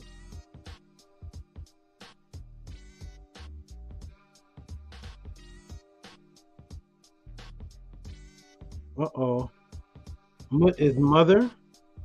And look over here, Mut, to die. The word for mother, Mut, is the same word to die. How is that, ladies and gentlemen? Why is that? And how is that? This is the complete difference between the English language and the Medu Neter. Is that everything is connected. So the Mut is there after you die. So that's the word for mother in Kemet is the same word for death. And that does not exist in the English. Boom, Mut, mother also means death because it's a full circle, because just as the Met, penis, and Mut come together for your birth here through the Mut, the followers of Ma'at who built Kemet knew that there was no death, it was just a rebirth. Thus the word for death is also the word for mother, because there is no death, it's just a rebirth. So you're not dying, you're being reborn, bringing you back to the feminine energy again. Birth from the mother again. Now, I have taught on many occasions that the energy that births your existence is called your Ka, right? Which is your bioenergetic double, which has been seen through so-called science today. So the energy that births you and keeps you alive in Kemet was called the Ka, right? You all familiar with that? If you're not, you all have seen me put this before, but I'll put it again.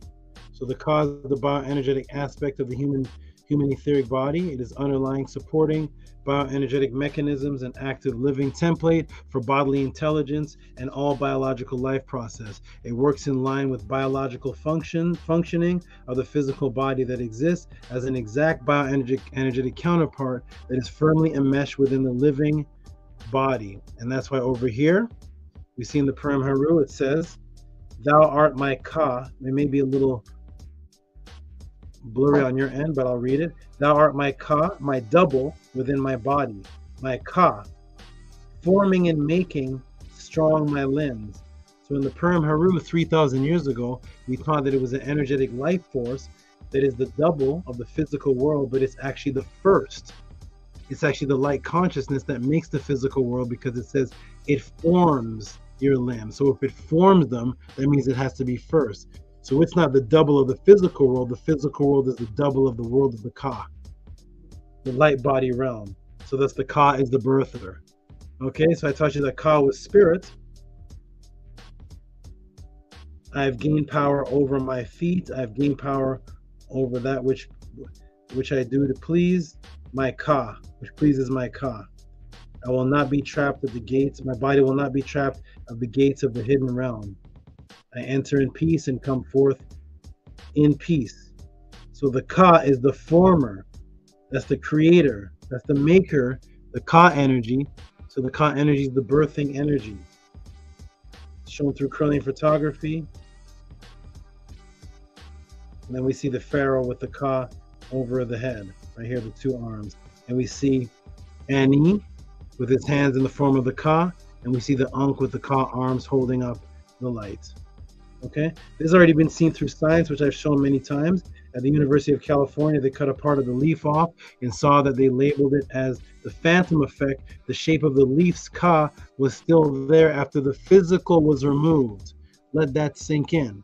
So if the physical is removed and the light energy is still being seen through the camera, it's still being seen there, the light energy was not removed.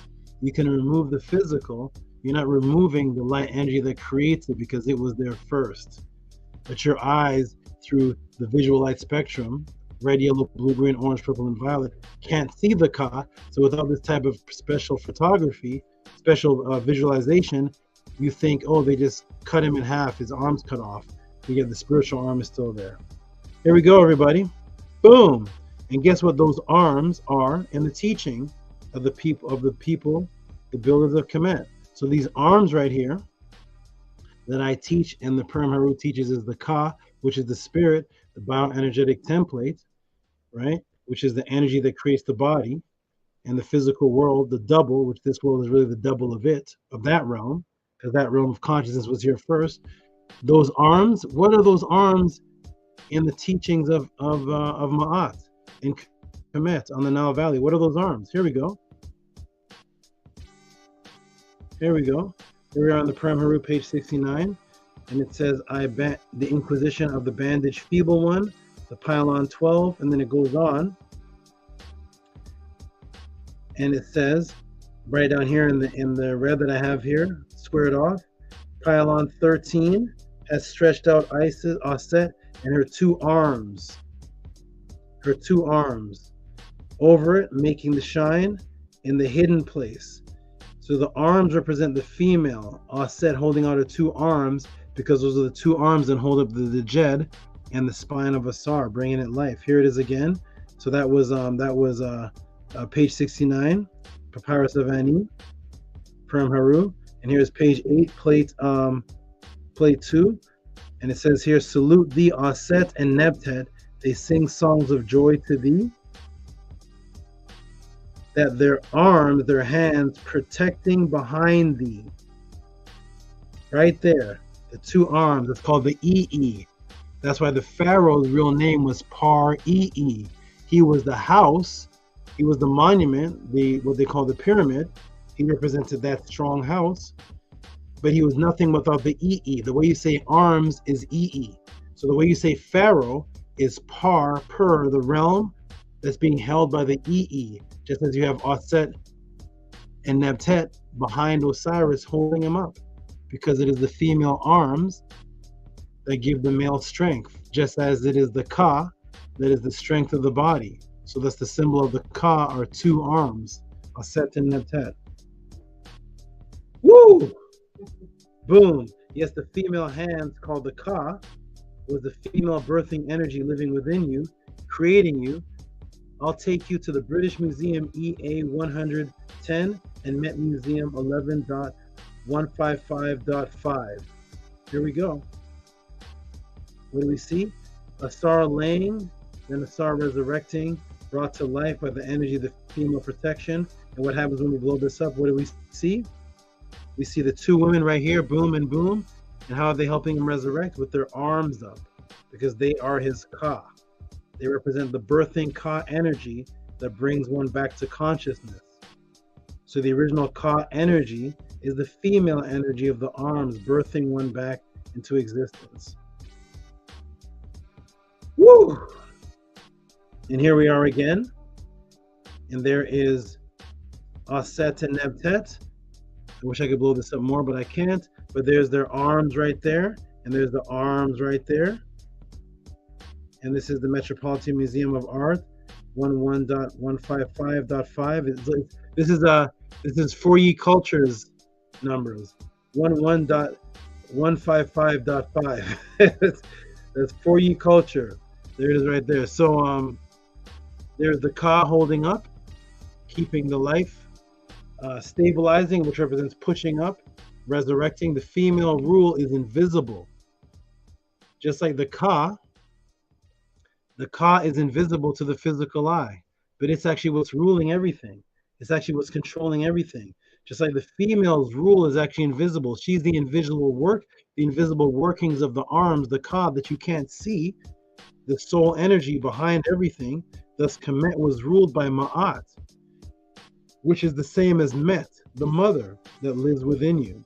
Thus, making a full circle brings us right back to the wise words of the Purim Haru, which states, what does it state? Right there. The Rehuti, right there. Living in me, am, right there. So once you understand the female is the Ka energy within you, then it takes you right back to Samat Rehuti Ima Kuti, which is uniting the two women, the two fighters who live in my body.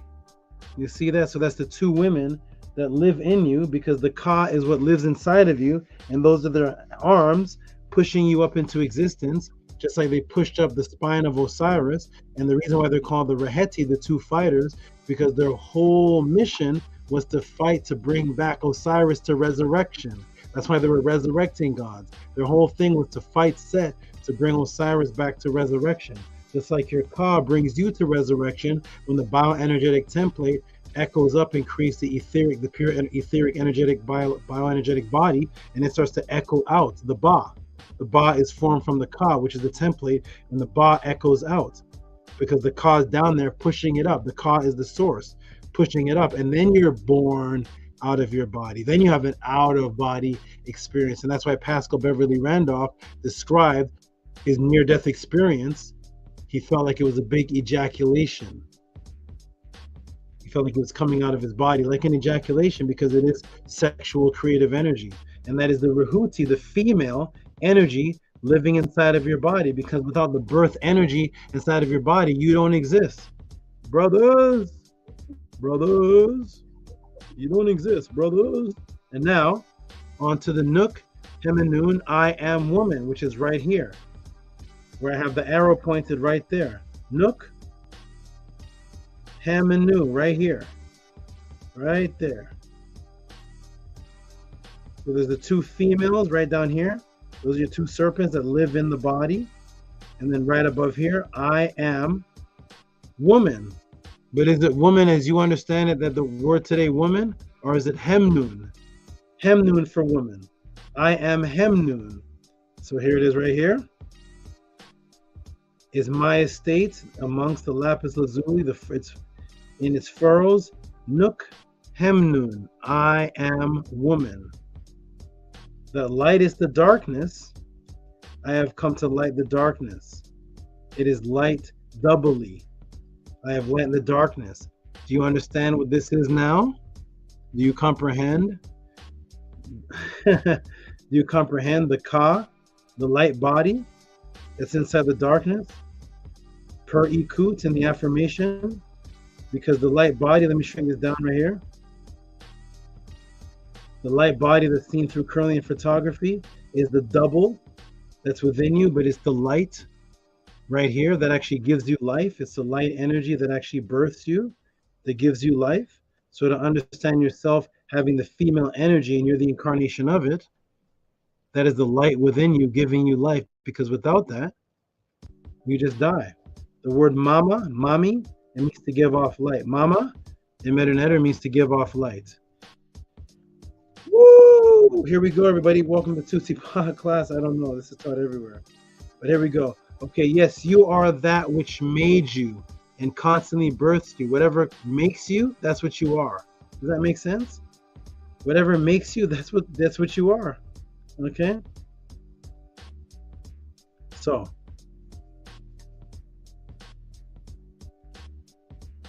I'm not done. I'm not done, no. Hold on. I could have been done right there. I'm not done, because in Kemet, the female energy is also that which births your consciousness. Let me show you. I'm not done. Nope. Nope. Bring a Hebrew Israelite to debate me. Bring Hebrew Israelite to debate. You guys are gay. Yeah. No. So we get into the Purim Haru, and now we're in the introduction The introduction of the Purim Haru says souls of the dead made their way to the abode of the other world by the latter, according to the very ancient view, or though a gap in the mountains of Abti called Pekah, we get Pekah Mku, according to another, but by whichever way they passed from earth, their destination was the region of the Tuat. Right, the Tuat is the realm of the afterlife that you go to, which is called in the pyramid in later texts Seket. Everybody take a look. The realm of the deceased is called Seket Aru. What is Seket Aru? I'll just tell you this. Aru means your consciousness, to consciously make something. It's in the brother's name, Menku Ara. It's to consciously make something. That's why it's the word make, but it's the symbol of the eye. And the symbol of the mind's eye, not your hands, but it's the conscious eye making something. We're going to get into the Seket in a moment. Here we go. So the realm that you go to when you pass in the realm and to the Kemetes is called Seket Aru. We see the realm of eternal consciousness called Seket. Let me show you that Sek is a word that means conscious memory. So Seket is from Sek. And here we are on page 87 of the Purim Haru. It starts off chapter 2, remember. And there's the word Sekau right there. There's Sek with the birthing lotus right there.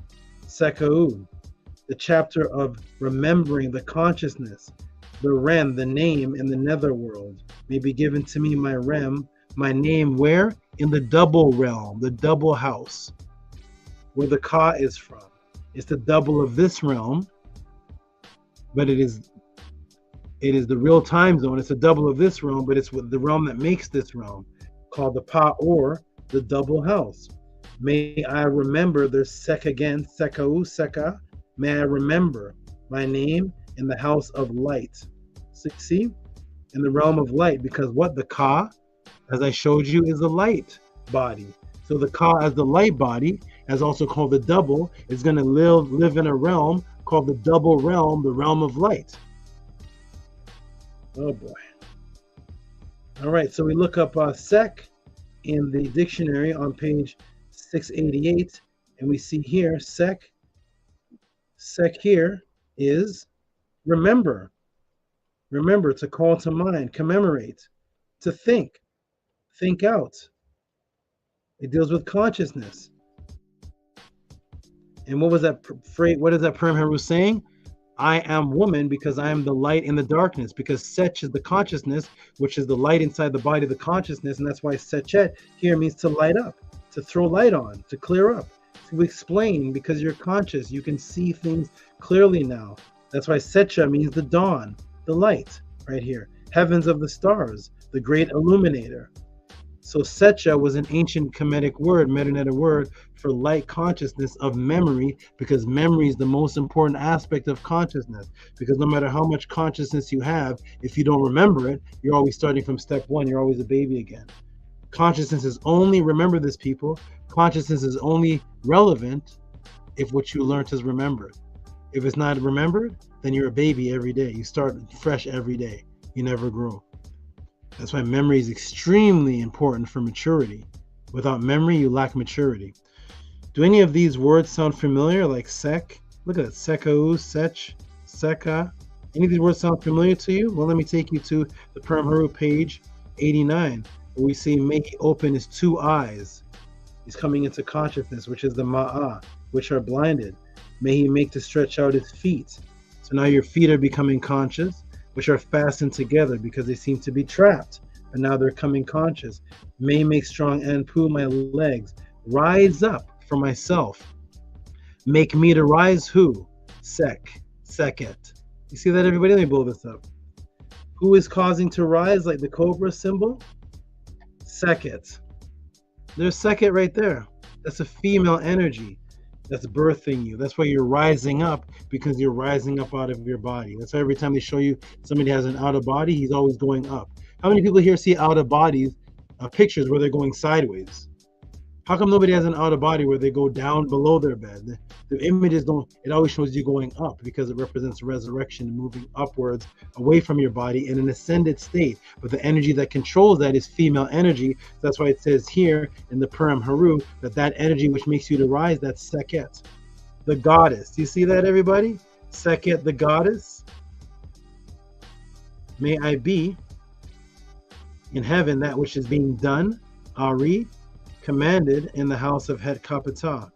I know my heart, I've gained power over my heart, and I've gained power over my 2 hands. I've gained power over my feet. I've gained power. It's all about gaining power over your body parts to do what pleases my Ka. I shall not be in prison. My soul shall not be in prison, stuck here on earth in the body. You're getting free out of the body. Okay, so the energy that brings you, arises you, is female energies. There it is, Seket, the goddess. Boom! Yes, the goddess Seket, known to you as Sekhmet. Everybody says Sekhmet, Sekhmet. In the Purim Haru, it's Seket. It's Sekhmet in other places too, but in the Purim Haru, it doesn't say Sekhmet, it says Seket. Is the goddess of rebirth, memory, causing you to rise in rebirth. So you can be in the realm of consciousness, which was called heaven, which was the realm of memory consciousness, Seket. That's why they called heaven the field, the great conscious field, the Seket Aru. Remember, everybody? Remember, everybody? The heaven over here in the introduction is called Seket Aru. That was the name for heaven. Aru, which means to create consciously, and Seket, which is memory conscious, to bring forth thought, the name of the goddess that gives birth to you. Woo-wee. I gotta check my cash app in a minute. Let me see. Hold on. I'll check it when I'm done this. Okay, the goddess Seket, known to you as Sekhmet, is the goddess of rebirth of your memory, causing you to rise. See? And there's Seket with the cobra on her head. The Araret, which is literally the word means to rise. And what is she rising? The light, the consciousness. That's why the Ankh has the 2 hands rising up the same circle there. Woo! The female consciousness that guides you in the afterlife to rebirth, called the rudder, which the followers of Ma'at hailed because it was ever surrounding. The female energy was ever surrounding you. So we go down here and boom. Yes, the female energy that surrounds us in every direction, as when you are in the womb, every direction that surrounds you is Mat. That is in the first place. You live in Mat. So heaven is space, and it's in all directions around the earth. It's above, it's below, as seen in the Purim Haru. The female energy is in every direction birthing you. So hail, power, beautiful rudder, beautiful heavens, north. Hail, revolver of the heaven, pilot of the 2 earth, rudder of the beautiful west. Hail, shining above the temple of the Netiru, invisible forms, rudder, that's the guide, rudder of the beautiful heavens, of the east. So there's your north, west, east. Hail, dweller above the temple of Sa, rudder beautiful of the heaven of the south. There's all your directions. Hail ye gods above the earth, pilots of the underworld. Hail ye gods, the mothers. What kind of gods? Let's see. What kind of gods are in all directions? The Mutet, the mothers who are above. The female energy, the rudder that is in every direction.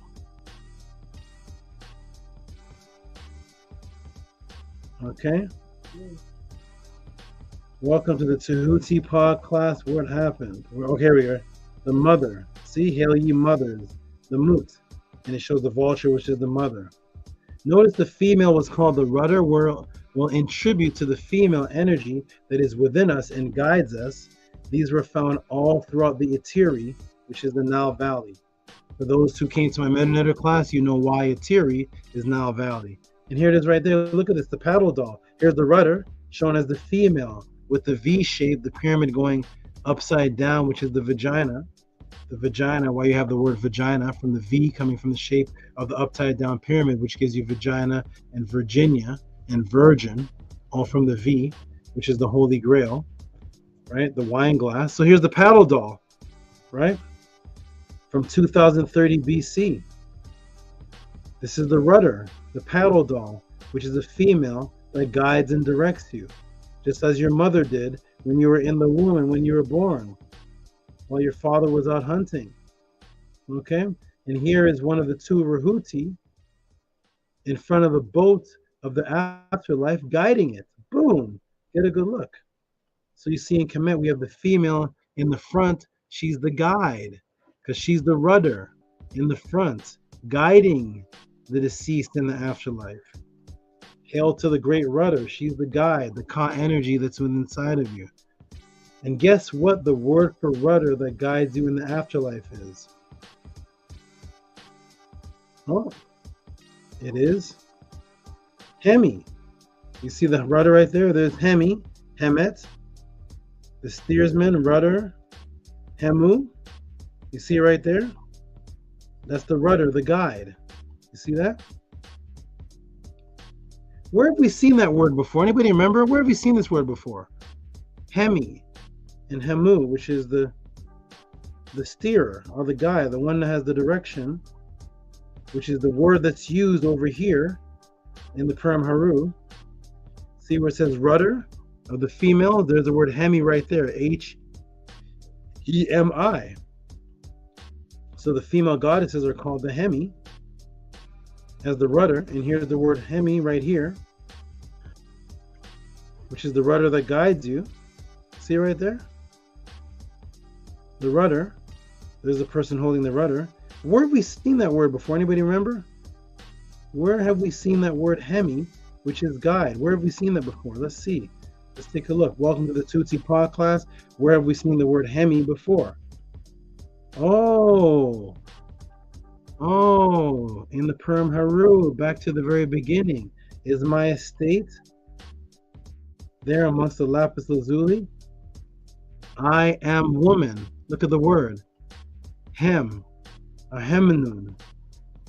That's the same word that they have there for woman, is the rudder, the guide, the female energy that is in you, because it actually is what made you. The female energy that births you in the afterlife, because what births you is you. Boom, full circle, everybody. Full circle. The term there for I am woman is the same word for the rudder, the guide in the afterlife. Full circle, the female energy within you that guides you, that is you, that you do not see yourself separate from. Thus, I am him. You are that, because you're not separate from the energy that guides you and births you, are you? Here's the great warrior, Senuseret, who could have likened himself to any powerful netter. Guess who he is called? Senuseret is a great powerful warrior. Here he is right here. See him right here? Great pharaoh and warrior. And who does Senuseret call himself? Let's see. We go to the literature of ancient Egypt, and here we are right here on page 303, 302, and 303. And how great is the Lord of this city? Yea, he is resting place and protects the fearful man from his enemy. How great is the Lord for his city? He is the shade in the inundation season, a cool place for summer. How great is the Lord for his city? Yea, he is warm, dry corner of the time of the winter. How great is the Lord of the city? Look how the brothers used to talk about each other. Yea, he is the mountains which wards off the storm wind at the time of the tempest. How great is the Lord of the city? Yea, he is Sekhmet. Oh, what? What happened? What does it say, everybody? Yea, he is Sekhmet. The same goddess we've been talking about in the Purim Haru that birthed you. The same goddess that represents the great fighter who fought for Ra.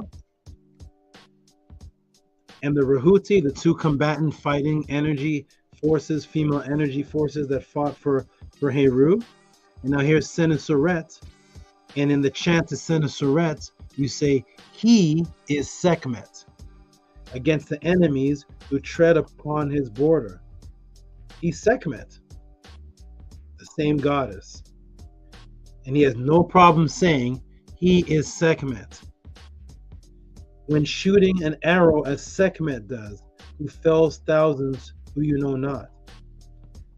So they could have chose any warrior deity. They could have chose Set. They could have chose Heru. They could have chose any fighting deity to say he is that. And he has no problem saying, I am Sekhmet, because when they say Sekhmet, they understand how deep that Sekhet conscious energy goes back to. The resurrection energy, that if you don't have that, you don't resurrect and come back to consciousness, and you're not in the great fields of memory or consciousness called the Sekhet Heru, which is Sekhmet. It's Sekhet and Sekhem, and the T at the end makes it feminine. That's why you get Sekhet and Sekhemet, which you pronounce as Sekhmet. So that's the great warrior, the great fighter pharaoh. Senuseret has no problem with the people chanting, saying he is Sekhmet. He is Sekhmet. Not a problem at all, because we didn't have the sick mind that we have today. So yes, Sekhmet, the awakener, also called the great warrior for Ra, whose name was also Ma'at. Did you know Sekhmet's name was also Ma'at? Sekhmet, his name is Ma'at, the guide, the examiner. Sekhmet's name is Ma'at. Did you know that? Which is the examiner. The female energy is also called the Hent, a term which the lawgivers, who represent a female Ma'at, the direction, and who lives in them. So look at this. The female is Hent. Let me blow this up. That's the other word. There's Hemt and there's Hent.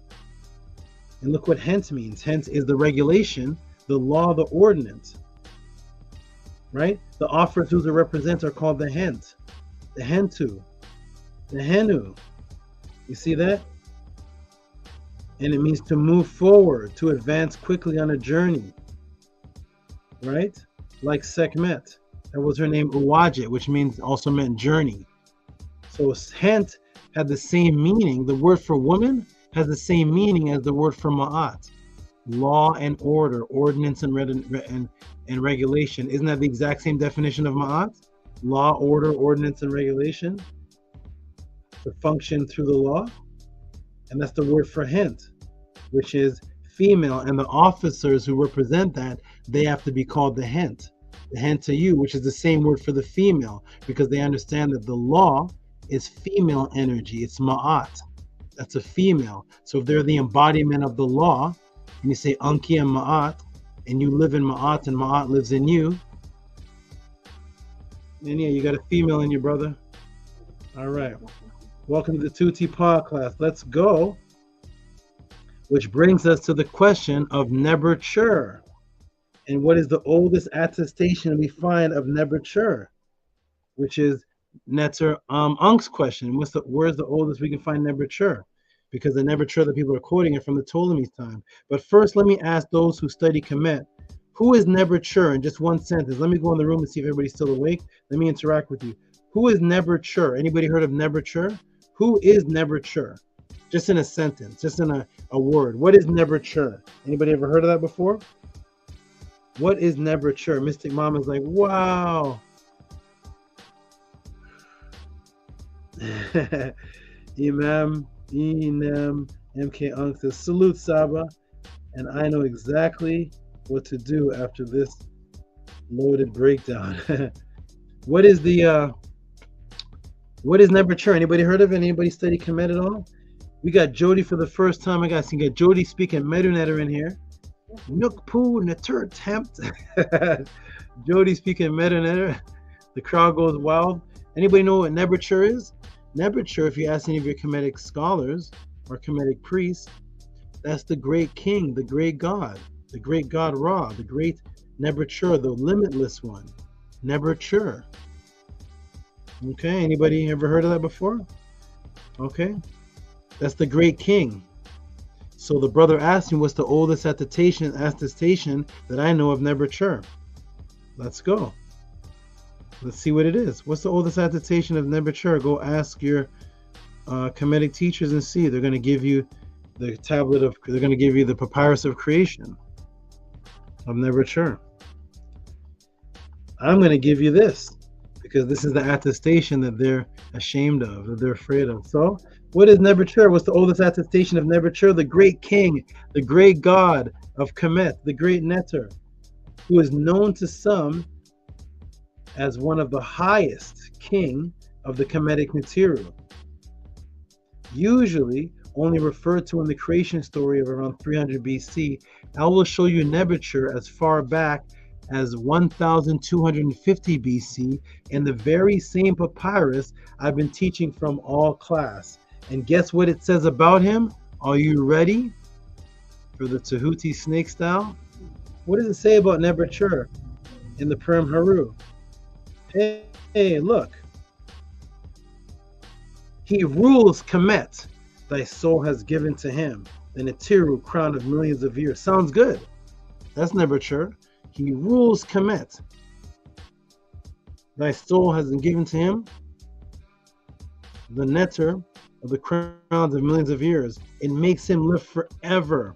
It makes him live for millions of years. And the I, the only one of this Lord, Nebuchadnezzar, queen of the gods. Huh?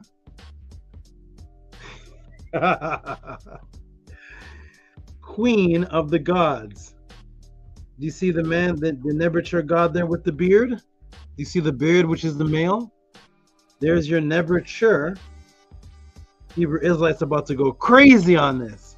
The queen of the gods. Because they have it translated here as queen, which really means whore. But what it really says is Nebuchadnezzar, hent, Netiru, which is the female energy of law and ordinance in Nebuchadnezzar, because all the male gods have Ma'at within them. So they have no problem considering themselves as a part of Ma'at, just like your finger is a part of you. But your finger has no gender. Is this a man's finger? What's a man's finger? Does a man's finger do something different from a female finger? Is this a man's cheek? Is there a male cheek and a female cheek? A male forehead and a female forehead? No, they have no gender. But you have a gender, but all of them are a part of you, and you are in them and they are in you. You're in your toes, the blood that flows through that is inside of you. You are your toes and your toes are you, although your toes itself has no gender. A baby toe has no gender. But you are a man, but your toe is not, but your toe is also you, isn't it? That's when somebody hits your toe, leave me alone. If somebody keeps kicking your toe, you say, leave me alone. So are you your toe? Yes, and your toe is you. But your toe has no gender, but you do. Because the energy is flowing within you is also within your toe. The Hemet energy, which is the word that they translate as female, as a word for woman. Yes, it's a word for woman. But what does Hemet mean? What does Hemet mean? Because the female energy, what does Henti mean? The female energy is the law and order. The law and order of the Netiru is female. So you have female flowing through you no matter what. So that's why Nebuchadnezzar, who's considered the king of the gods, the male, the highest, is over here saying Nebuchadnezzar the Hent Netiru. And they have queen of the gods. We had no problem with that. Boom, queen of the heavens, queen of the gods, queen of the heavens. But now, thanks to this class, that should not throw brothers off. Look at the word for queen, and there it is right there. Hent. The officers, you see that? The officers were called the Hent, because in order for you to be an officer, a real officer, not a cop, but the real officer of Ma'at, you have to have Ma'at flowing through every part of your body. You did not just see yourself as separate. Ma'at was in your fingers, Ma'at was in your elbow, Ma'at's in your brain, Ma'at's coming out of your mouth, Ma'at's your tongue, Ma'at's your feet. You walk in Ma'at, you live in Ma'at, Ma'at is in you. So you're calling yourself an officer, which is representative of Ma'at. You actually call yourself the female energy, which is the Hent, because the Hent is the law and the ordinance, which comes from female energy, which is Ma'at. Ma'at is the female. Woo! Oh boy. Maybe too much for people, but yes, female life giver principle that runs through and creates all. How many people here have ever said this? I am my ancestors. Anybody ever said that in the room? How many conscious people? You can just put yes if you've heard it. Have you yourself have said, or have you ever heard any group of conscious people saying, I am the ancestors. We are the ancestors. Have you ever heard anybody say that before? Just put a yes if you have. Put a no if you've never heard that before. Put a yes if you've said it or heard it before, and put no. I've never heard anybody in my life say, I am the ancestor. Go ahead and put a yes or a no in the room.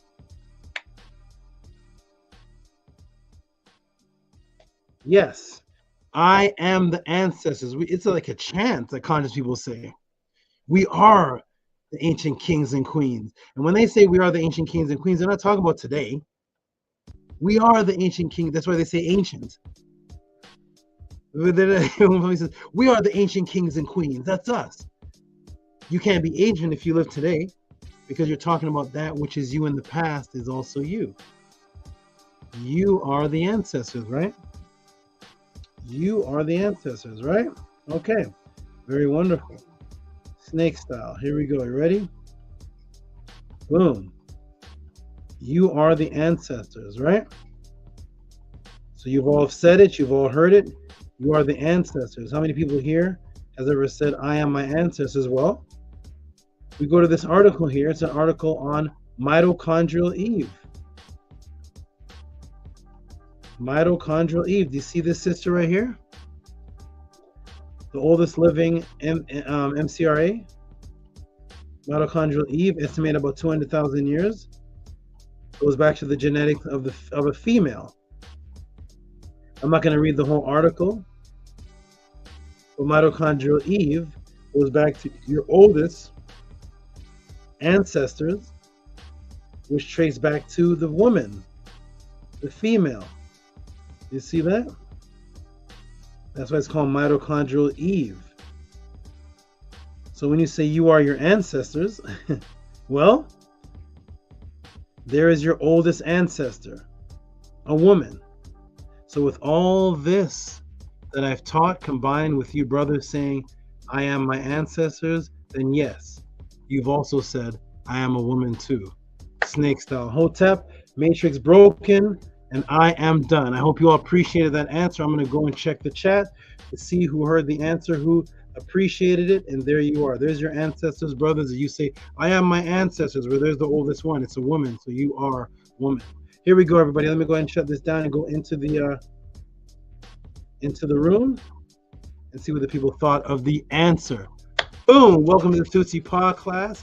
Again, if you're asking these questions and getting these answers anywhere else, put the link in the chat. If not, let me go ahead and put our link in the chat so the brothers can come in so I can take a break, but I'm going to go and see how the people thought of the answer. That is how you break it down. Let me go ahead and see what the people thought of the answer. Eric G says, wow. Wow. Wow, wow, wow. I am Kunduni says, incredible connections. Yes, incredible connections. Live Free says, yes, I've said that. That's right. Live Free, are you male or female? I'm not sure. But whether you're male or female, when you say I am the ancestors, you're including the males and the females, right? So cut out the males and you're saying I am the female. Cut out the females, you're saying I am the male. So we've said we are both the male and female ancestors because they live in us. In more ways than one, as I just broken down. Ooh. All right, everybody, brothers, jump in the room. I'm going to take a break. Is XA here? XA, is XA in the room? I wanted to break down this with him in the room because this was a question he asked about about stroke, and I wanted to break it down with him actually listening. If not, I can do it next week. But let me go ahead and get the brothers in the room. Let me go ahead and check the people in the room and see what people thought of the answer. Taking notes on notes. Great breakdown. Thank you, Shannon. Where is Scribe, who is the one that actually asked the question? Where is Scribe? Let me go ahead and check and see. Let me go ahead and check my donations and support, because if you all really appreciate this, then it will manifest as support. This is what I do for a living. If you appreciate what it is that I do. If it's just entertainment to you, then just type in the room, Tehuti, this is just entertainment to me, and I'm not benefiting at all. If you are benefiting, then benefiting is reciprocity, which goes both ways. So support your Saba and your teacher for that which I do. My Cash App is TT Amun, and the PayPal is Rocky SV. Where are the brothers? I put the link in the room. The brothers should be jumping in right now. Okay, I'm going to go ahead and give some. Let me go and see. Okay, I see there's 2 donations since I've been teaching. And that is from Arcade Infinite, which I expect. Thank you, Arcade Infinite. And my good brother Rigo, of course, the awesome Rigo. Let me go ahead and do some shout outs to the donations of the people that have supported. Oh, there's the scribe. There he is. How you doing there, scribe? Oh, sorry, I was a little behind because I was pausing and taking notes. Got about 4 books in front of me, so I was a little behind. I'm okay, doing no excellent. problem. No problem, no problem. So you see what would happen if a Hebrew Israelite ever brought that to me? Absolutely. I'm just waiting for it.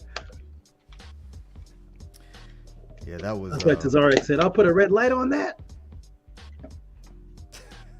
I'm not debating anyone on Kemet, but if I do, the next person I debate will be Tehuti. Everyone, get your tickets for Chris Harris and Tazariak on Was Jesus Stolen from Kemet. Everyone, get your tickets on Shaka Akmos and Tazariak on What's the Better Way, Kemet, or the Hebrew Scriptures. Because I will not debate anyone unless it is Tehuti on Kemet, because we're not allowed to debate about Kemet as told to us by our general. Unless it's Tehuti. It was just for him. Sorry, let me have the disclaimer. It was just for Tehuti. The whole meeting was just for Tehuti. It had nothing to do with any other Kemetic person. It was just for Tehuti. Oh my goodness. Oh boy. Okay, here we go. Oh boy. All right, everybody. Boom. I'm looking for XA. XA Salvega, are you in the room? I have your answer. I really want to answer this with you in the room. And where's Misha? Misha was supposed to come to the front and give a testimony. Okay, in the meantime, I'm going to do a couple of shout outs and then we'll wait for the other brothers. I'll put the link in the room again. Where is the other brothers? Where is Ahati and where is Menku Ara? Where is Rebel Minded? Where are the brothers? Where are the sisters? Even Shannon can jump on. Let me go ahead and do some shout outs to the donators.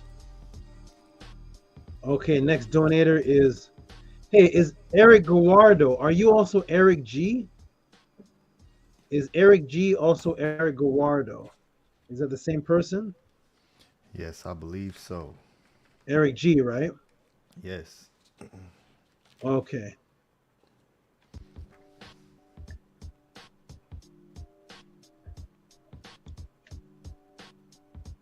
Okay, let's go ahead and give so much respect to Eric G. Oh, Eric G is Eric Guardo. Okay, good to know. There's so many names that I have to there's Cash App names, email names, podcast names, and I come to realize afterwards that hey, you're all the same person. So Eric Guardo is a brother that also I've been helping with some health knowledge, and hopefully he's benefited from that. Okay, so here we go. Let me give a shout out to the donators while I wait for the other brothers to come in. And I'm waiting for Sal Vega. If not, we'll see. So here it is. $10. Eric G, Eric Guado, who's become a consistent donator. Shout out to you, my good brother. Eric Guado. Shout out to you, my good brother. Are you able to let? Yeah, he let a hottie in. Good. Shout out to you, Eric Guado. Appreciate you. Thank you. Let's go through some of these. I'll go through one more, then I'll let you brothers talk about what you thought of the answer and some other topics you want to discuss. And I'm going to take a break. So we'll do this one last one, which is this isn't the last of the night. This is just the one last one I'm doing before I take a break. So there is Lawrence G. Gay. Lawrence J. Gay. That's an interesting name. Lawrence J. Gay. It's like it rhymes. Okay, can you see that on the screen, Scribe? Yes. Okay. Lawrence J. Gay, which seems to be a brand new person. He seems to be new. Give him a clap. He seems to be new. Give him a clap. Lawrence J. Gay. And 15. Great teaching, Saba. We need this knowledge for self-love, all respect. Thank you, my good brother. Appreciate you, Lawrence J. Gay. Okay, good. All right, what I'm going to do, I'm going to step out the room for a quick moment. You can let the other brothers come on if they jump on, and you guys can discuss what you thought of the, what you just witnessed, and discuss other things until I come back. I shall be back. Ahati Ma'at. Oh, you're going to run down Santa Monica yelling, I am what'd you say? You're going to run down Santa Monica Pier yelling, I am woman. You know what? When he asked that question, I went and referenced my Purim Haru because I didn't know what you were getting at, and then I remember that I am woman and it's it's like I can't even comprehend like the immaturity anymore. You know, it makes total sense to me pertaining to Ma'at. You know. Yeah. And, I don't know. You know, the Hebrews have a problem. And listen to this, Scribe and Ahati. They have a problem with man understanding the female energy within him, when that's the birther, saying things like I am woman, I am hence. When we understand what him and hence have so many meanings that the female is before there was even a physical female, dealt with law and order. But they have no problem saying Kobe is a black mamba. So I can be a black mamba, though. I can be a snake. The same brothers, yo, I don't trust you, man. You're a snake. You're a snake in the grass, man. I don't trust you. Yo, Kobe's my favorite. Black mamba. Black mamba. Black mamba. So I can call myself a black mamba, but I can't call myself the female energy that created you. Yeah, somebody has on mute. Yeah, the female energy that created all of us. We can't call ourselves that. We can call ourselves the black mamba. Embrace the female energy that exists within you. That's the Ka. Embrace that. Or you can go to energy. You can go to Africa and try to hug a black mamba and see what happens. Mm-hmm. All right, I'm out of here. I'll be back, everybody. I'll be back. Peace. Support the podcast, everybody, if you appreciate it. If not, just type in the room, I don't appreciate it. Peace. All right. Yeah, that was absolutely excellent. Tua Saba Tehuti for that thorough breakdown. And of course, connecting more neurons. It's absolutely beautiful the way the Medu is set up and how it's created. And there was a lot of synchronicities within that breakdown that were absolutely beautiful. So yeah, I mean, the understanding that the male, of course, comes from the female. You know, just to even begin there is very powerful, because that goes against everything in which what the Bible brings forth, in which how a lot of men walk around today, in that negative hypnosis and saying that the woman comes from the male's rib. So once we're able to really reconstruct that and flip that right side up and understand the actual science behind our physical being here, is it makes this stuff very easy to digest, because it makes more sense. It's more logical, you know. It's definitely more logical. And then taking it even deeper and more to the root, because that's really what you do, is you continue to bring it further and closer to the root, So even prior to the physical even being here, understanding masculine and feminine energy, and that being an energy of creation through electrons and protons and neutrons to create the physical, which is our sexual energy, and friction to bring forth the physical aspect, to even understand that and to be able to walk with that consciousnness and know that that is all around you, which is what is within you as well.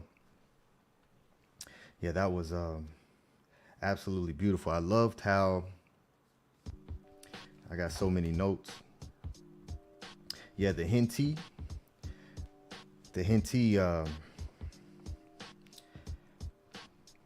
Yeah, what's command, order, law, purification.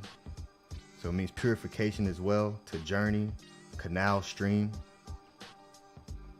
So of course, connecting back to the lady, what they say, the lady, the mistress, the queen. And then Nebuchadnezzar, I actually missed that reading over this. And that's the beautiful thing about the Purim Haru. Reading through this so many times, each time you'll learn and you'll gain something new by reading this Purim Haru. Because you usually see it, as he said in the creation story, and it being Nebuchadnezzar, which is N-E-B, but here in the Purim Haru is Nebt, N-E-B-T, just like Nebtet, Nebuchadnezzar, making it a feminine aspect. So I definitely missed that prior to this. So, and it being, excuse me, being the word Hinti, I mean, that was just fire. That was beautiful, bringing that forth. Yeah, I got, I'm sitting there pulling out these sources as he's teaching, and pulling out those books and finding the references and writing the notes. You know, and then with the Reti, the two fighters, and the double, you know, y'all know I love them doubles. Y'all know I love them doubles. If you're in the Study Guide Sunday class and you are there and you listen to my tones that I bring forth, my music, and what I broke down last week with the lead with the left, spoken tone that I have, you know, I always am speaking about the doubles, because I truly understand that that we really imbued that in our consciousness, in our way of life. And so today we understand the as above, so below principle. That's one of the most common statements that you hear. But when you really dive into these teachings, you truly get to see that, the as above, so below principle. And he went into that with the feminine and masculine energy, bringing forth the actual female to bring forth the male. And this is absolutely beautiful. And that's why I love the Medu. I'll take the dictionary and I'll just read it like a storybook, because the words are so beautiful, and the terms and the meaning, and you always find the dualism within the words. And it really reprograms you on a real level. You know, this is why I advocate for the Medu class so strongly every single week. And every time you guys see me up here, I always advocate for the Medu class, because this is very important for our consciousness. So when we're able to go into these terms and reprogram the subconscious on what we think these terms mean, and then when we look at something through the English translation and we see, you know, I am a woman, the him, the nook him, or the him and nu, we can go into these definitions in the dictionaries and really truly start to look at these tones and start to make these connections. Yeah, so it's absolutely beautiful. Tua, SABA for that. And of course, you know, it makes so much sense, and it's so beautiful in the teachings. And when we can, as a collective, get to the consciousness of more maturity and stop looking at things from a very baseline Greek mindset, we can really start to incorporate this magic that is imbued in these writings and using that for creation, and bringing out the met and the mut, with the met being the phallus and the ejaculating penis, which creates the word, and the word metu netur, the met, the speak, to speech, to echo being the phallus, and then mut being the mother, and then bringing that back to with the mut actually meaning the mother, met meaning phallus but not meaning father. That was very beautiful too. That was very deep. So Tua, for bringing that forth. That was fire. That was absolutely fire. Peace to you, Maharu. I think SABA Tehuti is calling for you to come to the panel. The link is posted, Maharu, so you can hit that link and you can join us on the panel, because we hear that you have a wonderful testimony to give. So peace to you, good brother. The Hemi, the steersman, the rudder, of course, which creates the wife. This is just so beautiful. So Tua, good brother Hati Ma'ad, if you would like to say some words, I'll give the mic to you and the floor is yours. Is Maharu coming on? Yeah, he said okay, so I think he's gonna hit the link here soon. Oh, okay. Yeah, that was a good lesson.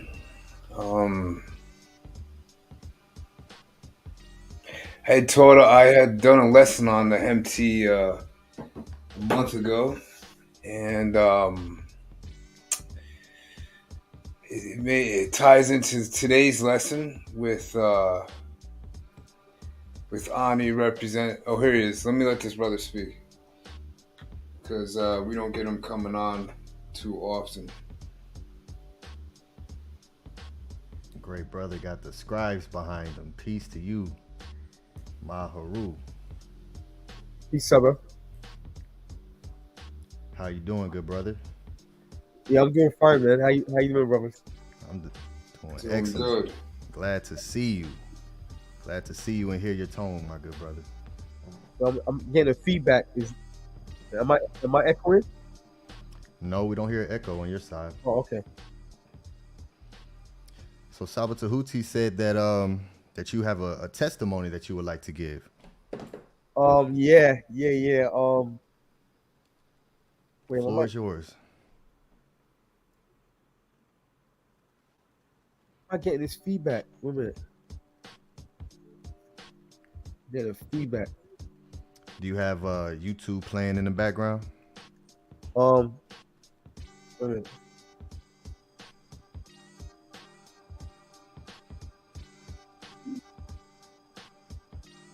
Wait, I might have multiple windows open. Wait 1 second. Okay, no problem. No problem, my brother. Just close all these windows.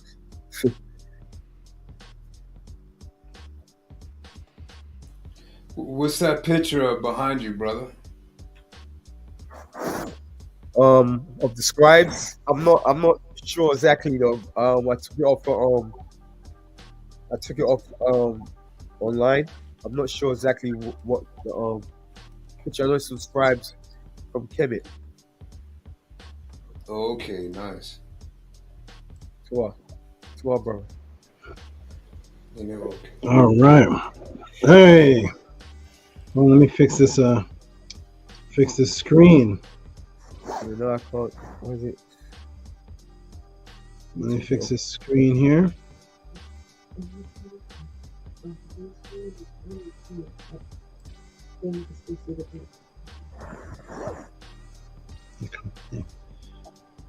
Present.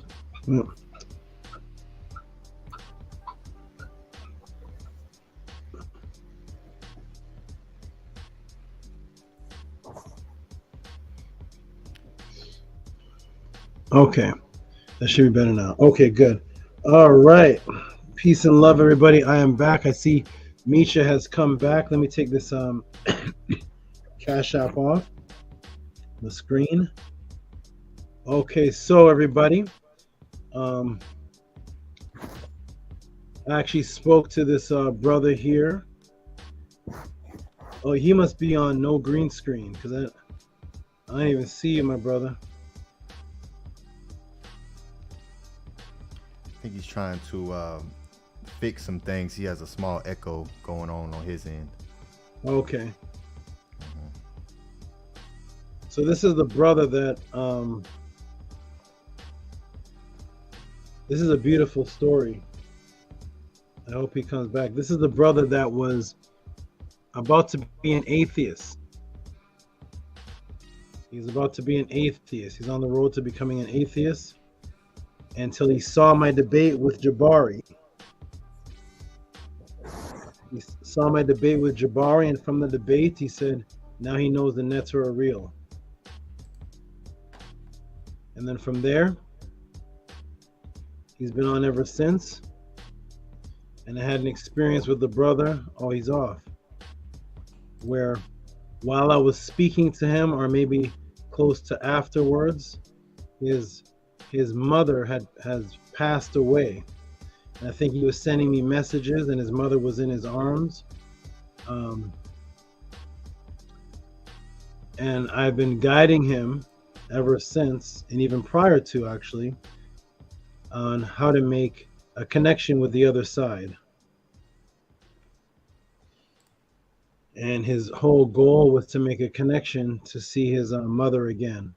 And took him on one-on-ones. I've given him sessions, and he took those sessions, put them into play. And here he is back. I thought he was back. Is that you, Scrap, letting him in? Yeah, I'll bring him in. There he is. Okay, good. So I taught the brother. Oh no, okay. So yeah, so he had a testimony that he wanted to say because we've been on this journey for a little while, and people always ask, how is the information I teach applicable? And I say, it depends on what question you ask. I'm just a SABA. People say, how can this information help us? And I say, which information is this? Which one is this? Whatever you ask is what you ask. Whatever you want to know about. So this brother wanted to know more about connecting with his ancestors, and particularly his mother. So he's going to come on to give a testimony. Is he on now? Maharu, you here? Yeah, I'm here, but I apologize.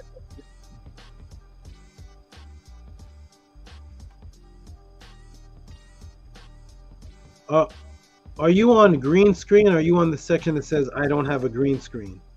Let me check. You may need a light.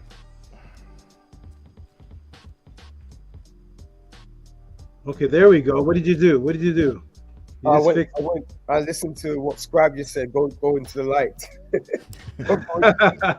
Come to the light. Come walk to the light.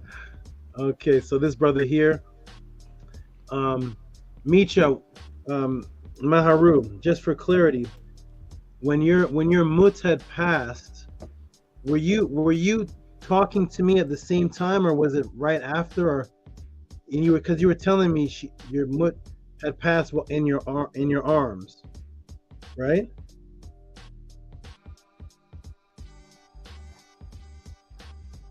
Is that while you were talking to me? Yes, yeah. What you mean? Yeah, I was. Whatever. Yeah. Okay, and I was telling everybody that we have a journey to have you make that connection. I've been doing the out of body practices, giving you the information, and you've made a breakthrough that I want you to tell everybody. What's the breakthrough you've made?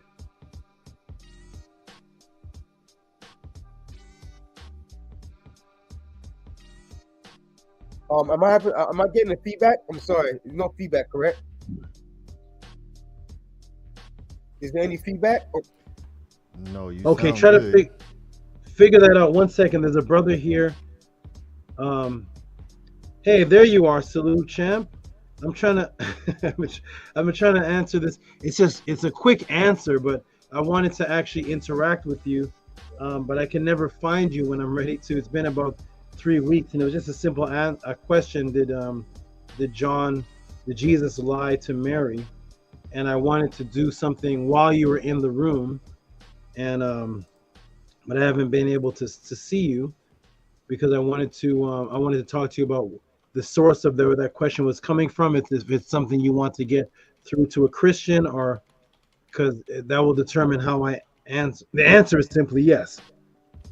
Yes, he did, but I wanted to do something fun in the early parts of the class while you were here and interact with you. But I've not been able to see you until the end of the class, which is right now. We're about to end the class again. So I do have your question. I want you to do you work a job where you're not able to come in when the class begins, because we're about 6 hours in.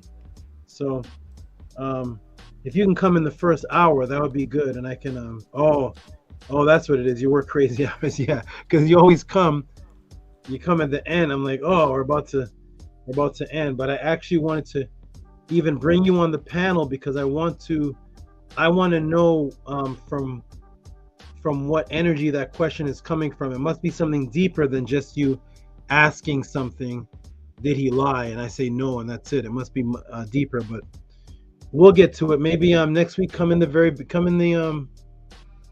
see if you can come in the beginning, if you're able to. Okay.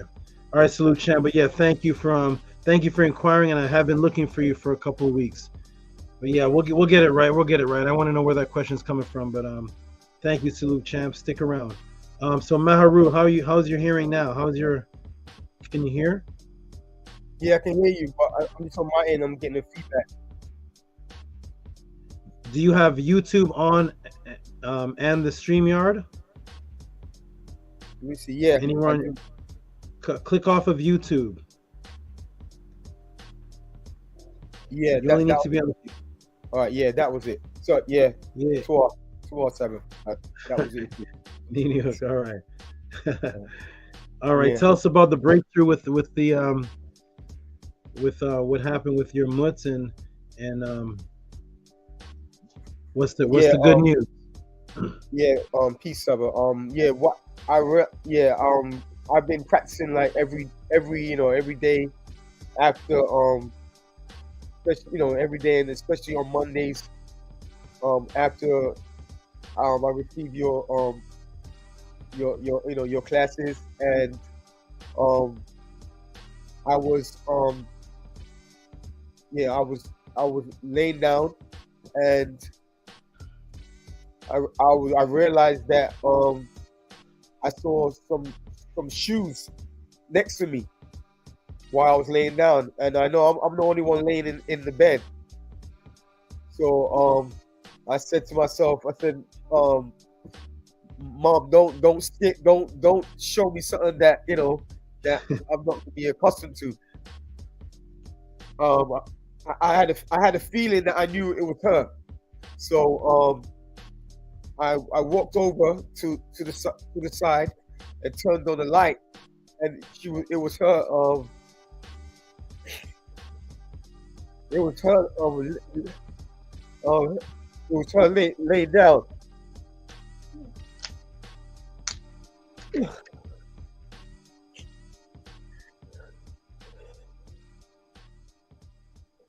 Sorry, SABA.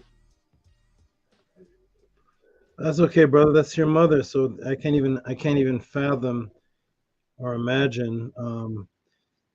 I can't even imagine losing a mother and then reconnecting and the impact of that. So take your time, not a problem at all.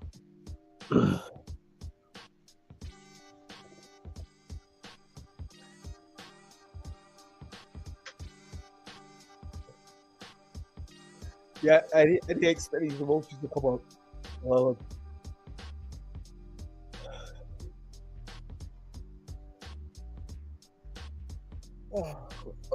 Saba, wait a minute. Wait a minute. I can hear you. Oh, did he say wait? Yeah, wait 1 second, Saba. Okay. Yeah, so this is this happens a lot on the pod class and in the Metanetter class for the new people that are watching, or anybody that may be watching this in the future. These classes touch people's inner parts. It's the difference between just academic knowledge and actually affecting somebody's life.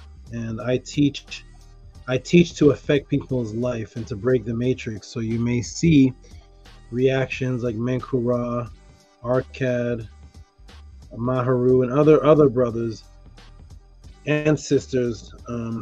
It's mainly the brothers, though, interesting, but having certain breakdowns, because when your life has been pulled from you, that which you thought was real, and it's been pulled from you. This is a brother who was on the verge of being an atheist. He was about to be an atheist just a little while ago, and by seeing me debate somebody, I made him do a 360. If he stayed at 180, if he stayed an atheist, he would never have come into even thinking it was possible to contact his mother. So this is very emotional. This is what the pod class does. It actually changes your inner life, your Khan, your boss. So the brother's back.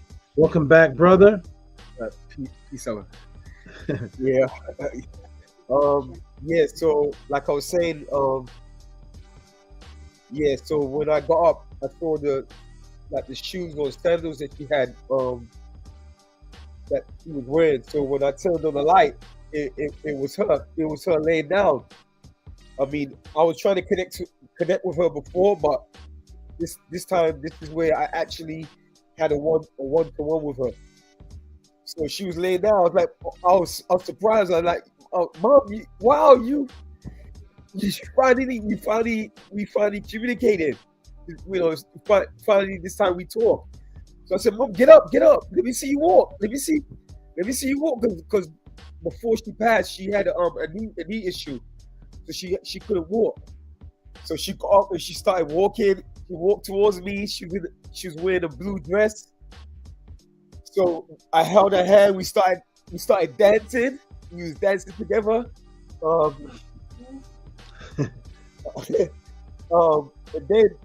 then something strange happened over. I kind of threw me off. She pulled out her right breast to give me her breast to suck. So I sucked her breast. I started sucking her breast, and then she laid down, and then I came back into my body. That's what happened, man. And I was confused with the breast part. I was like, Mom, I'm not a baby. Why you?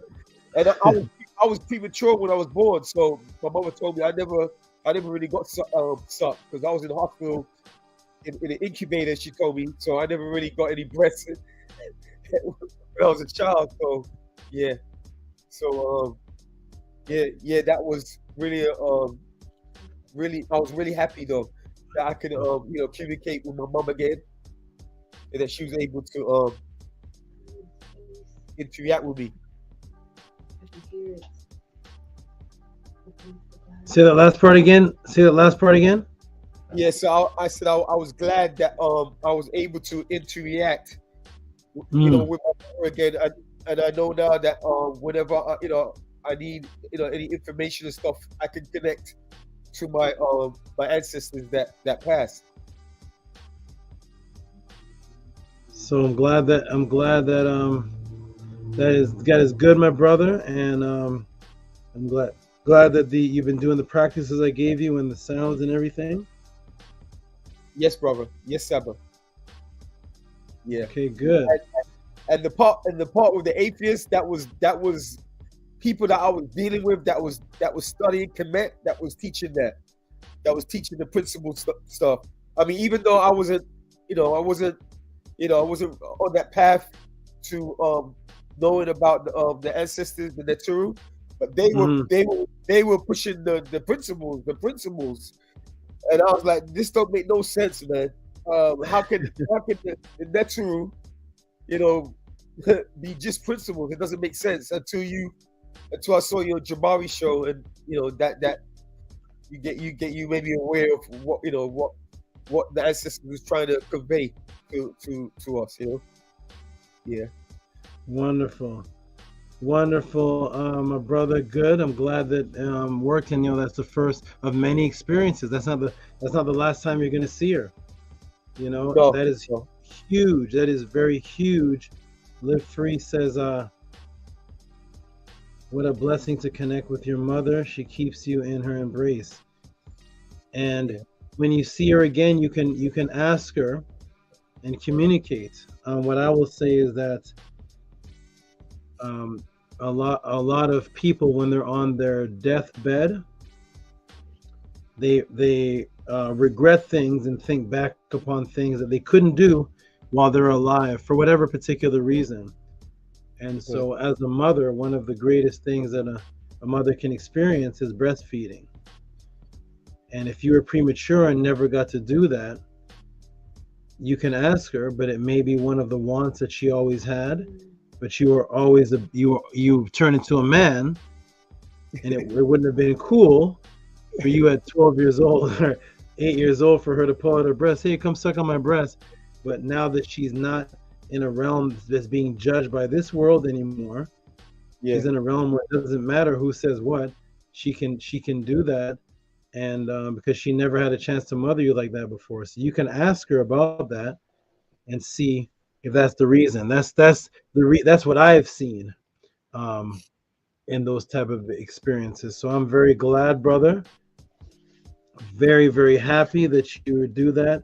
And now you're not alone, because that was your best friend. That was the one person you were really close to.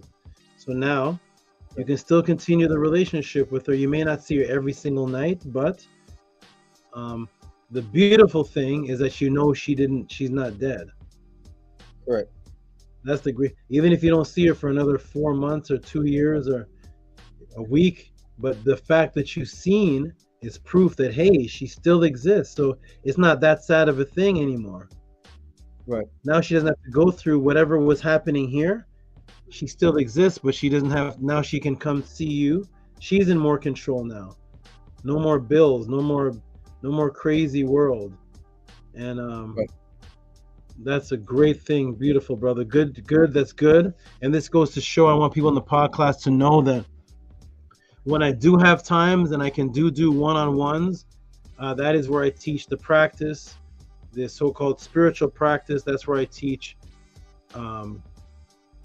those type of things, and they do work. I have many stories, and they do work. He's not the only person that I've caused to recontact their deceased. Several people of my students I've caused to recontact their deceased children, recontact their deceased brother. It is a reality, and it's something that the people of the Nile Valley, the people of Ma'at, lived as a normal life. That's why their word for death was birth. They didn't acknowledge death, they acknowledged rebirth, that it still continues. So that's beautiful. Wonderful. And is Live Free a woman? I don't, because I want to know if some of these thoughts are coming from a female perspective, like I see where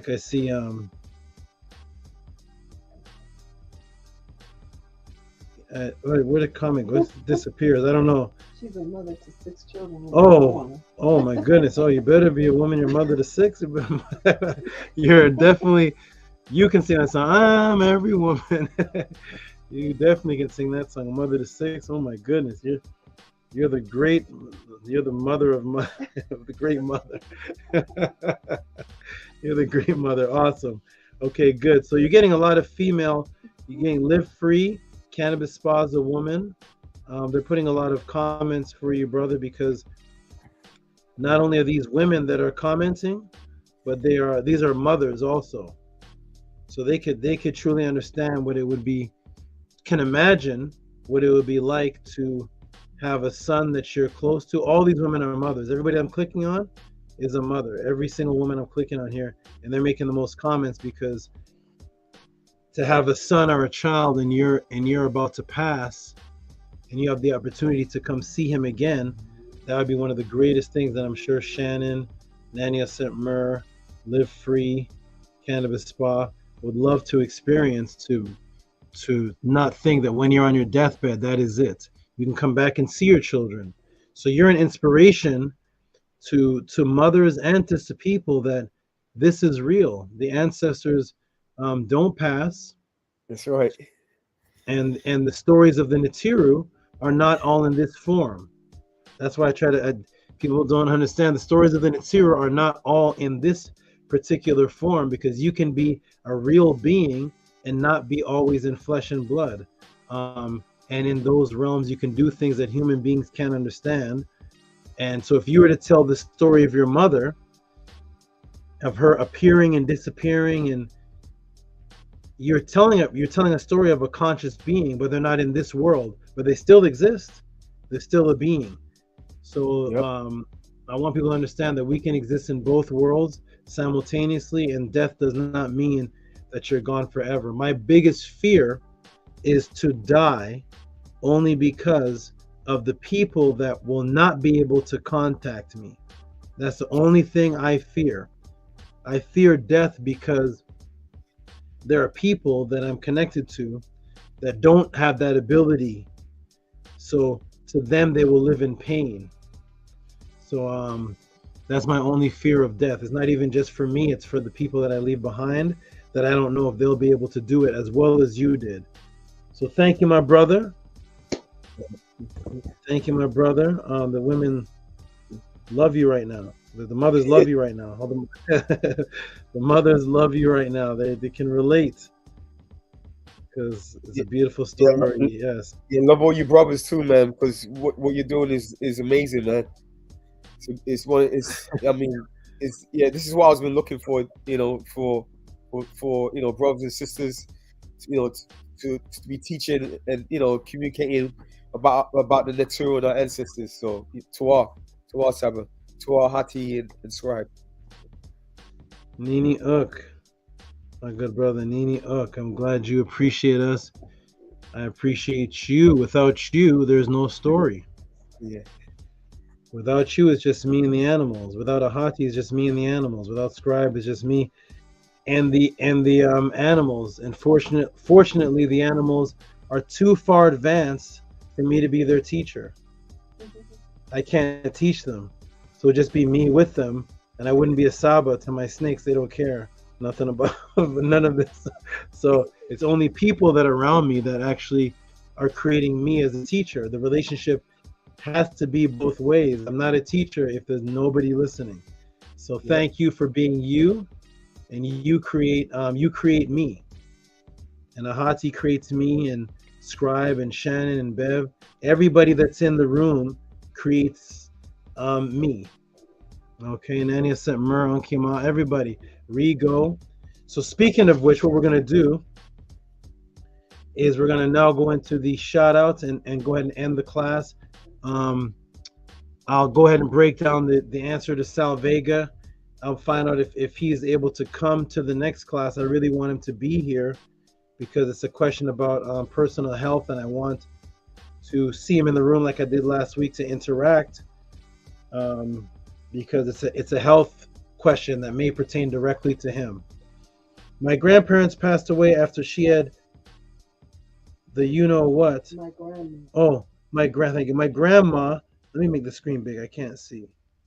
My grandma passed away after she had the you-know-what. When her health declined, I dreamt of my great-grand folks who I never met or seen before, felt they were letting me know it was time for her to go.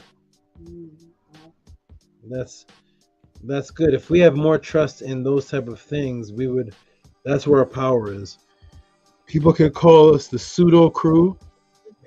I'll be the pseudo man all day, beating everybody in debates. I'm the pseudo that can't lose a debate. What a crazy pseudo I am. I'm a pseudo that can't lose against the against the guys who aren't pseudo. Isn't that must be painful? Tehuti'S the biggest pseudo, but I can't beat him. So I'll stay here with the pseudo undefeated crew and let everybody tap into immortality. And we'll just die pseudo. We'll be in the afterlife watching them screaming on those channels in the afterlife, and they'll still be I saying ain't watching none of that. I want to see what's happening in the afterlife. I want to be with Osiris, Heru. You're not clicking back to. I'll be telling Heru Bahutset, what should we do with him over there? Imagine Heru Bahutset watching the debates. Oh my God! You know, I remember, Saba, when you told me if the Natiru rose up today in our time and saw all this, you said they would immediately die, or you said something like that. They would immediately die, or they would die. If the Natiru came back, they would. If the Natiru came back into this world, they would die. I'm completely 100% confident that the Natiru are never coming back in any physical form to this realm. They would literally, they would die. They would die. It'd be similar to you licking under the toilet bowl every day. There's no way you'd be able to survive that filth. You would just eventually die. They're way too. There's no way they could survive this. They couldn't even talk to anybody. They wouldn't even know what's going on. You said just the smell of cigarette smoke would kill them. Yeah, I can't even imagine. The air would kill. I can't even imagine Osiris smelling a cigarette. Osiris isn't smoking blunts. No, I can't. Osiris rolling up a fat one. I can't even imagine. He'd be so confused. Oh man. Okay, all right. Well, let's go into these. Let's go into these closings. We're gonna go. Let's go into these donations. Thank you everybody for supporting. Everybody continue to send support. I'm gonna go ahead and do the support that's been sent, and hopefully people will support while I'm doing this, and then we're gonna close out this beautiful class. We have a.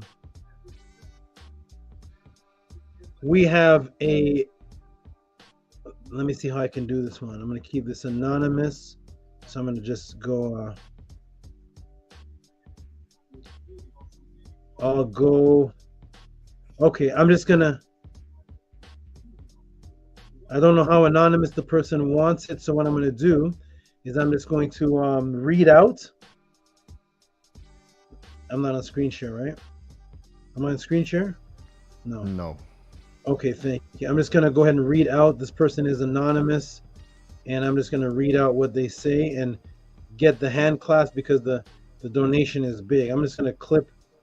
I'm going to clip the donation part. Yeah, I'm going to clip the donation part and leave the rest.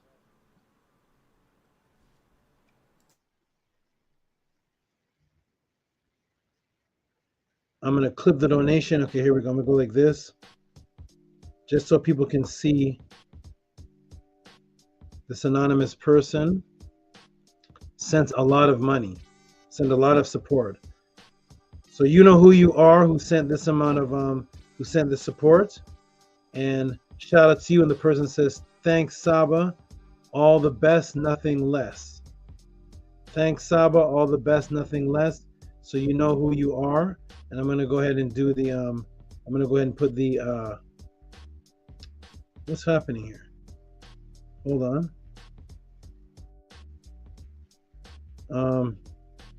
Oh, there you are, streamer. Okay, present.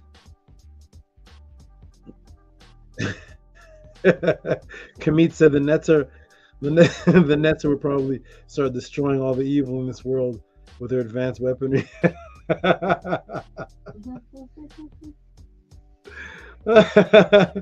Oh my goodness, man.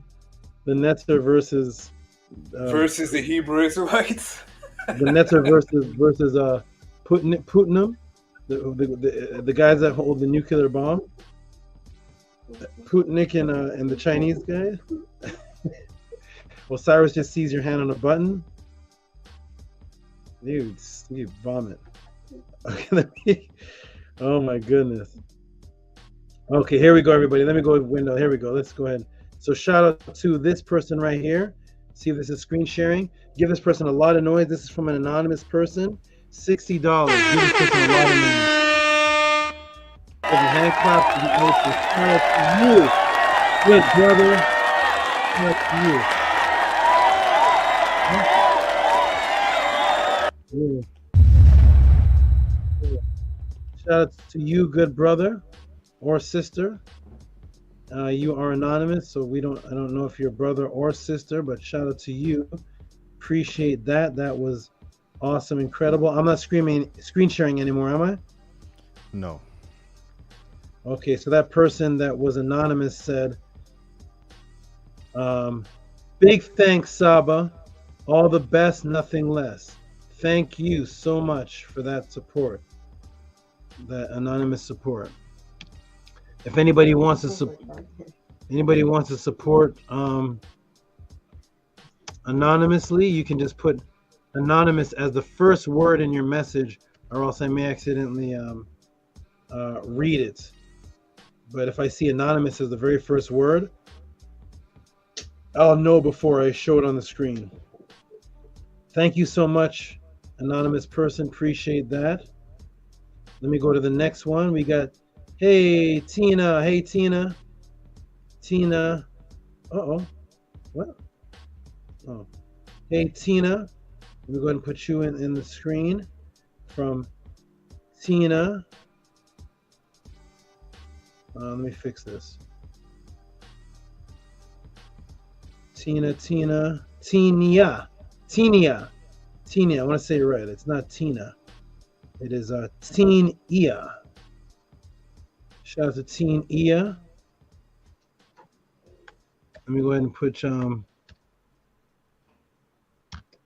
you in here. This is the first time person who I believe was here and said that this is their first time, so they came as the first time to and donated for the first time. Hey, here is a person I haven't seen in a long time. I was just thinking about you 2 days ago. What's Rorette? Wadjet, Atun Ray, much gratitude for the podcast, Tehuti. Are you saying that the Natiru no vices or disagreeable behavior? And much gratitude to you, Tehuti, for the podcast. Thank you. What's right? I haven't seen you in a long time. It has been a while since I've seen you. Nice to see you. Peace and love. And let me go ahead and show this. I'm going to go ahead and show this here. Boom.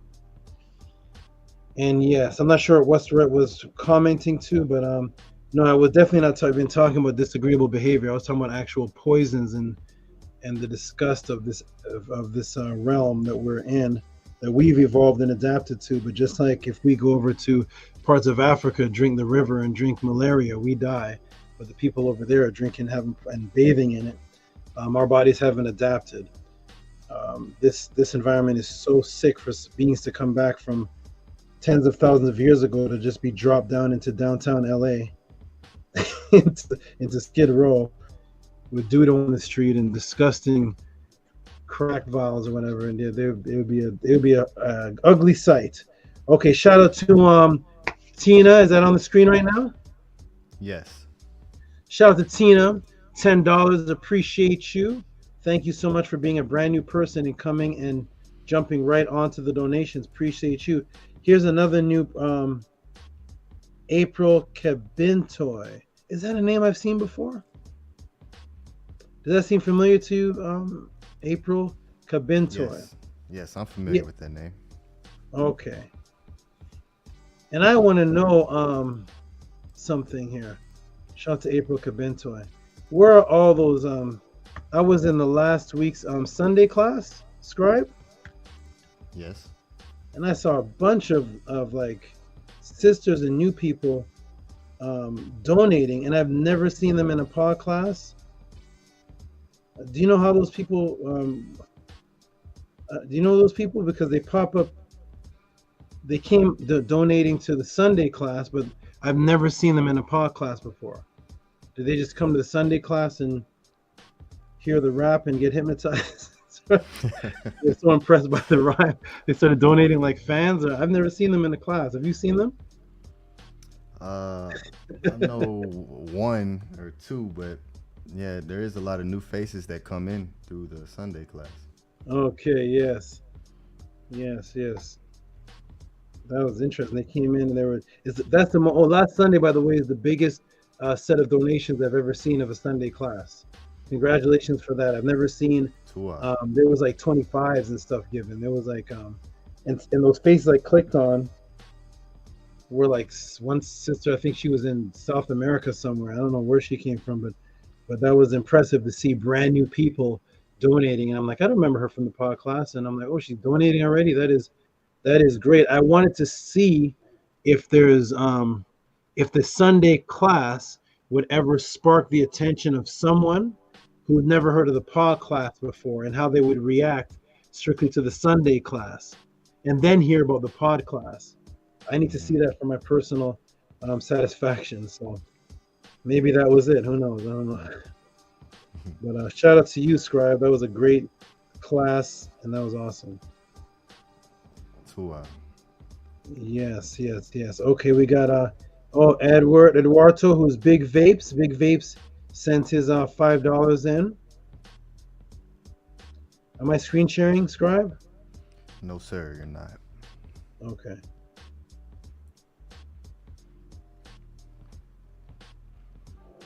Big Vapes. Everybody who's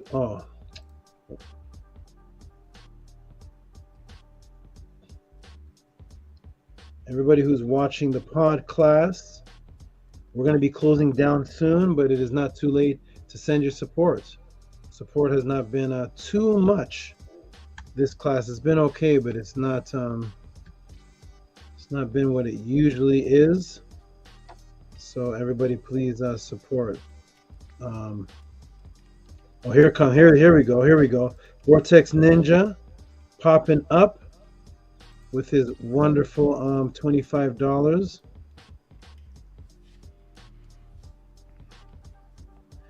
What was the last support you seen on the screen, Scribe? Last support was Tania. Tania, right? Yes, Tania. Okay, let me see if that's what. How about April Kabintoy? Yes, April Kabintoy. Yes. Okay, April okay, good. 777. Yes. Yeah, perfect. Thank you.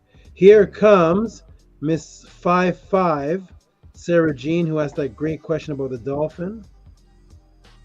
And on top of what she donated, she doubled it and donated the same again. Let me go ahead and put that in the screen.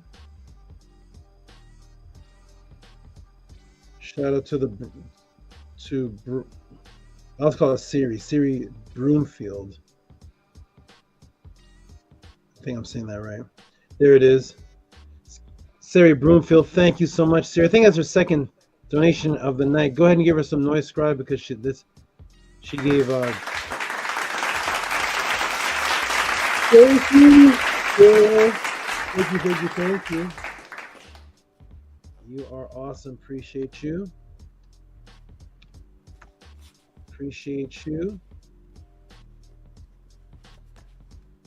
And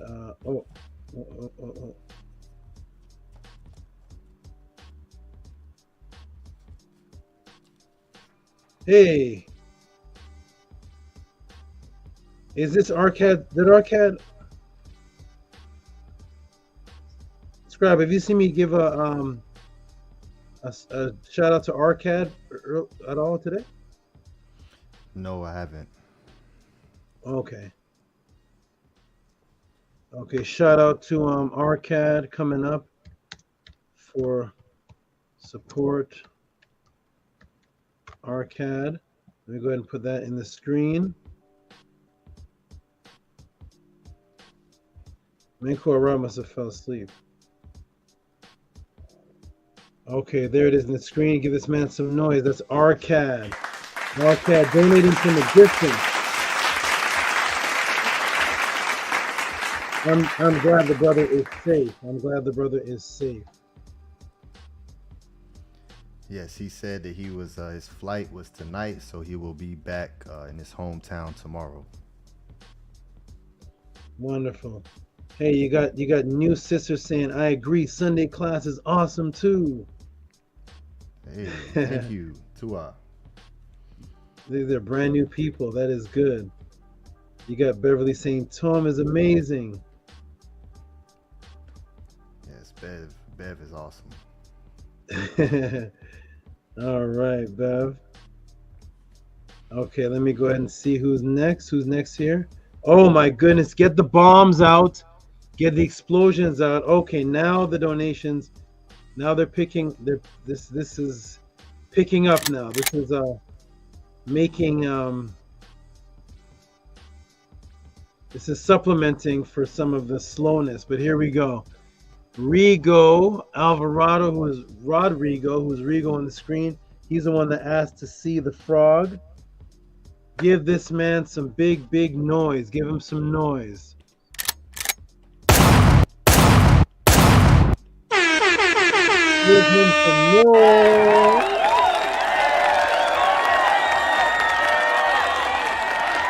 Let me see that. Let me see it first. Hold on. 26.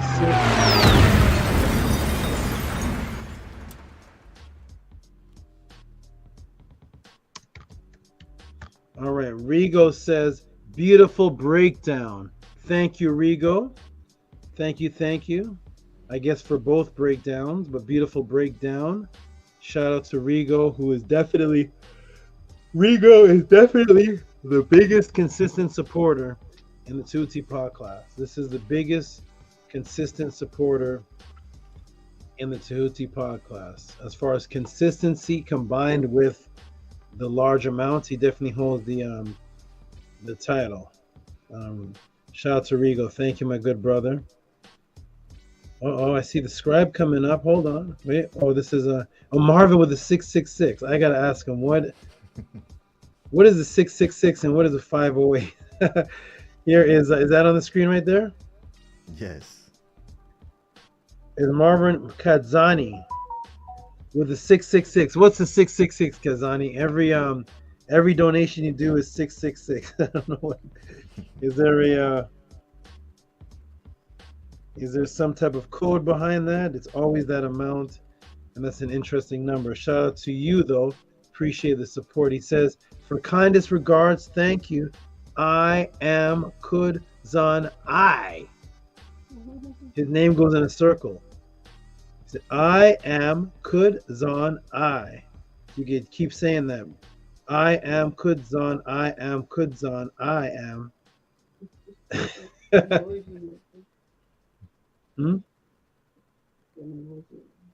Yeah, we're gonna find out. You're gonna tell me one day, because what's going on with this. Shout out to you, good brother. Shout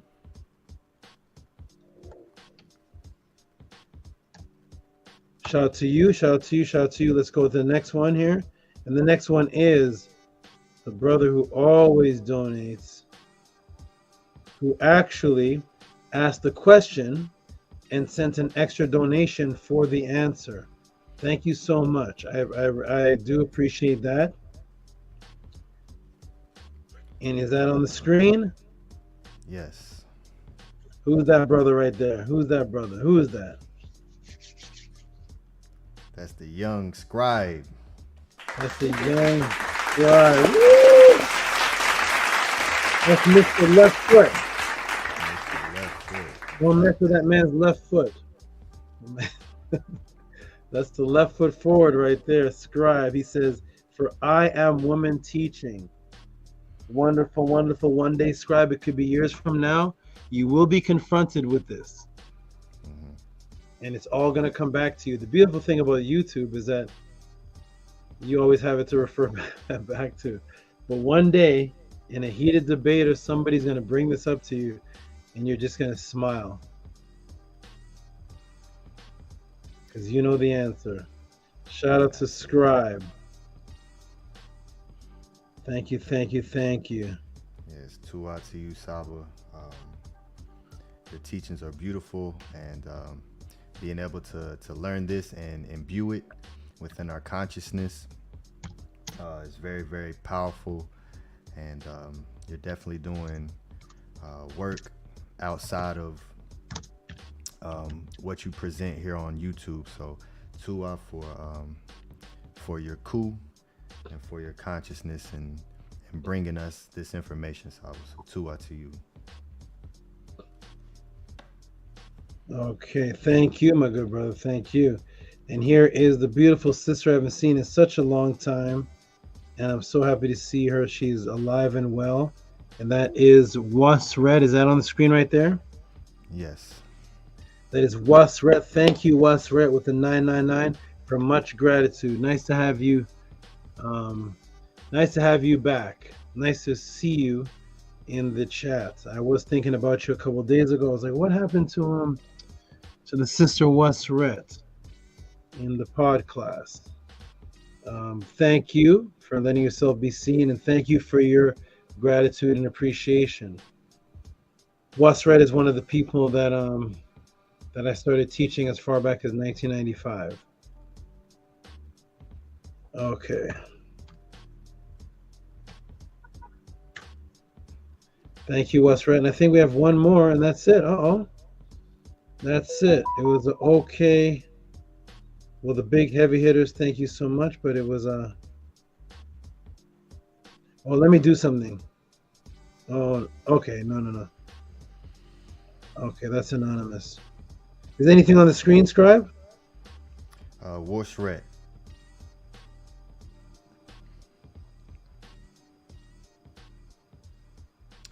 Now it's still Washret? It's Bev now. Shout out to Bev. Shout out to Bev. Hey, Bev, I want to know something. I know you were introduced to this podcast, I think, from another brother in the UK, from what I remember.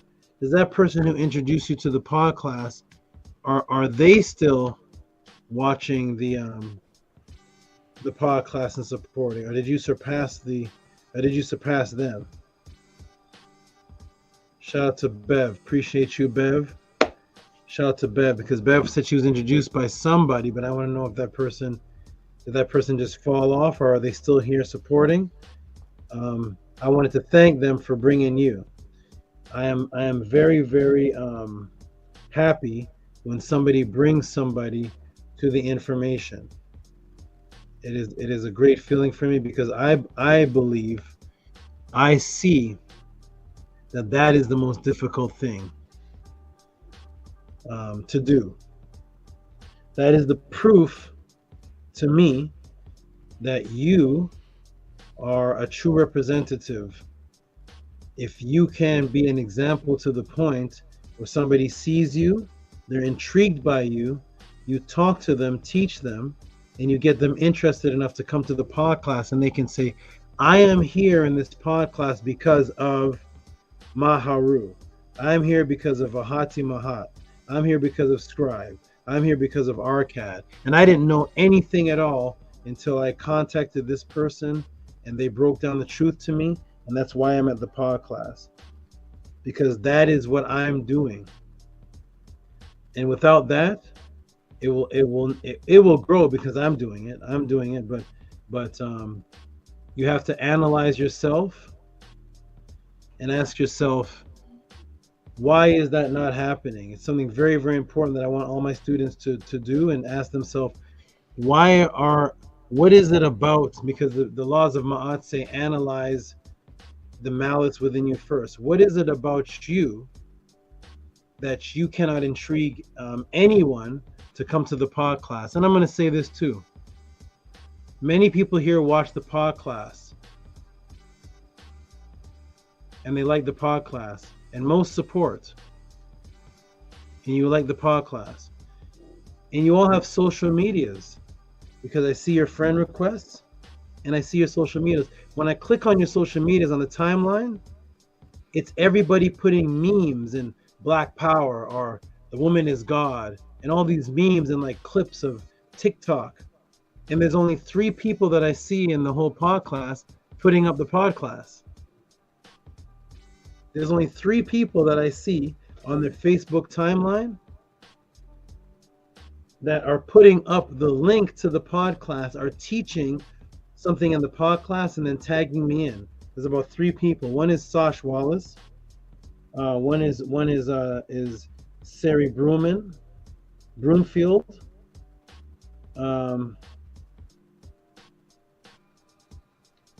I don't know if I can. I don't know who the others are, but as far as going through the timeline and seeing the pod class link, why would you be putting up memes and Black Power and did you know that the such and such, but you're not putting up the pod class link from where you're getting the information from or wanting to spread the information. So you have to analyze all these things about yourself and say, what am I doing to push this information? And am I gathering somebody? Always ask yourself that question. If this nation was based on you, would we have anybody? That is the spark that made me, from the time I was 19 or 18 years old, say nobody else exists. Nobody exists. There's Malachi and there's me, and that's it. And it's my responsibility to fill these seats up. There's nobody else in the nation. It's just me. And everything is on me. And that's what sparked me to be able to gather all the students and to teach people. Because I say to myself, if the nation was just based on me, or if this group, or if this meeting, or if the knowledge was just based on me, would there be anybody? And if everybody asked themselves that question, it would make you self-reflect and look at yourself and say, wait a minute. If it wasn't for Tehuti and it was just me out here trying to push this information, would there be anybody coming to the pod class? And once you answer that question within, you'll understand where your failure is. You'll understand what's happening within you, because I pretend nobody exists and it's only me pushing this. It's only me. And therefore, if I go on Killer Priest, I'm going to be the best on Killer Priest. I'm going to overshadow everything there. No one else exists. It's only up to me to push the Natira information. So all the focus is going to be on Tehuti Mondays. It's only me doing this. When I go on Sonetter, it's only me. I'm going to win every debate. I'm going to get Tehuti Mos. I'm going to get Hika Kepara. It's only me. That's how I think. And because of that, that's why everybody's here. And if everybody set themselves in that same mind state, we'd be able to look in the podcast and say, you're here because of this person. Oh, you got this person. Oh, while you were on your spare time, you called this person. Oh, we have 10 people from everybody. And that will make you understand what it is that I'm doing. So when you look in the room and you see all these people, that's why I was so impressed when I saw people in Scribe's class and it looked like the sisters were new. I didn't see them before. So do your job and get people. If you're not getting people, say to yourself, it's not their fault. I say to myself all the time, it's not my fault if I don't have groups of people listening to me. It's not their fault. It's my fault. They're in the matrix. They're living fine. If I can't get them, I have to see what is it I didn't do to spark that mind to make them be agreeable to me. And that is the difference between this pod class and all the other channels. Is all the other channels are not converting anybody. They're just debating and arguing. Who are they converting that can say, I am now following this way of life because of Brother Garfield? Yes, that's right. If it wasn't for Brother Garfield, I would not be reading the Purim Haru. No. They just breed. My God has made it clear to me a couple of days ago. She said they create people, they just create other debaters. The channels just make other people to fight. And then they end up fighting themselves. All the guys that you see out there debating, they all fight inside themselves. Because all about fight. I'm fighting. How about raising up a soul? Huh? How about raising up a soul? Because if you're not raising up a soul, then what's the purpose? Then it's just solipsism. So everybody think of that. Put the channel on your Facebook, your Twitter, your social media.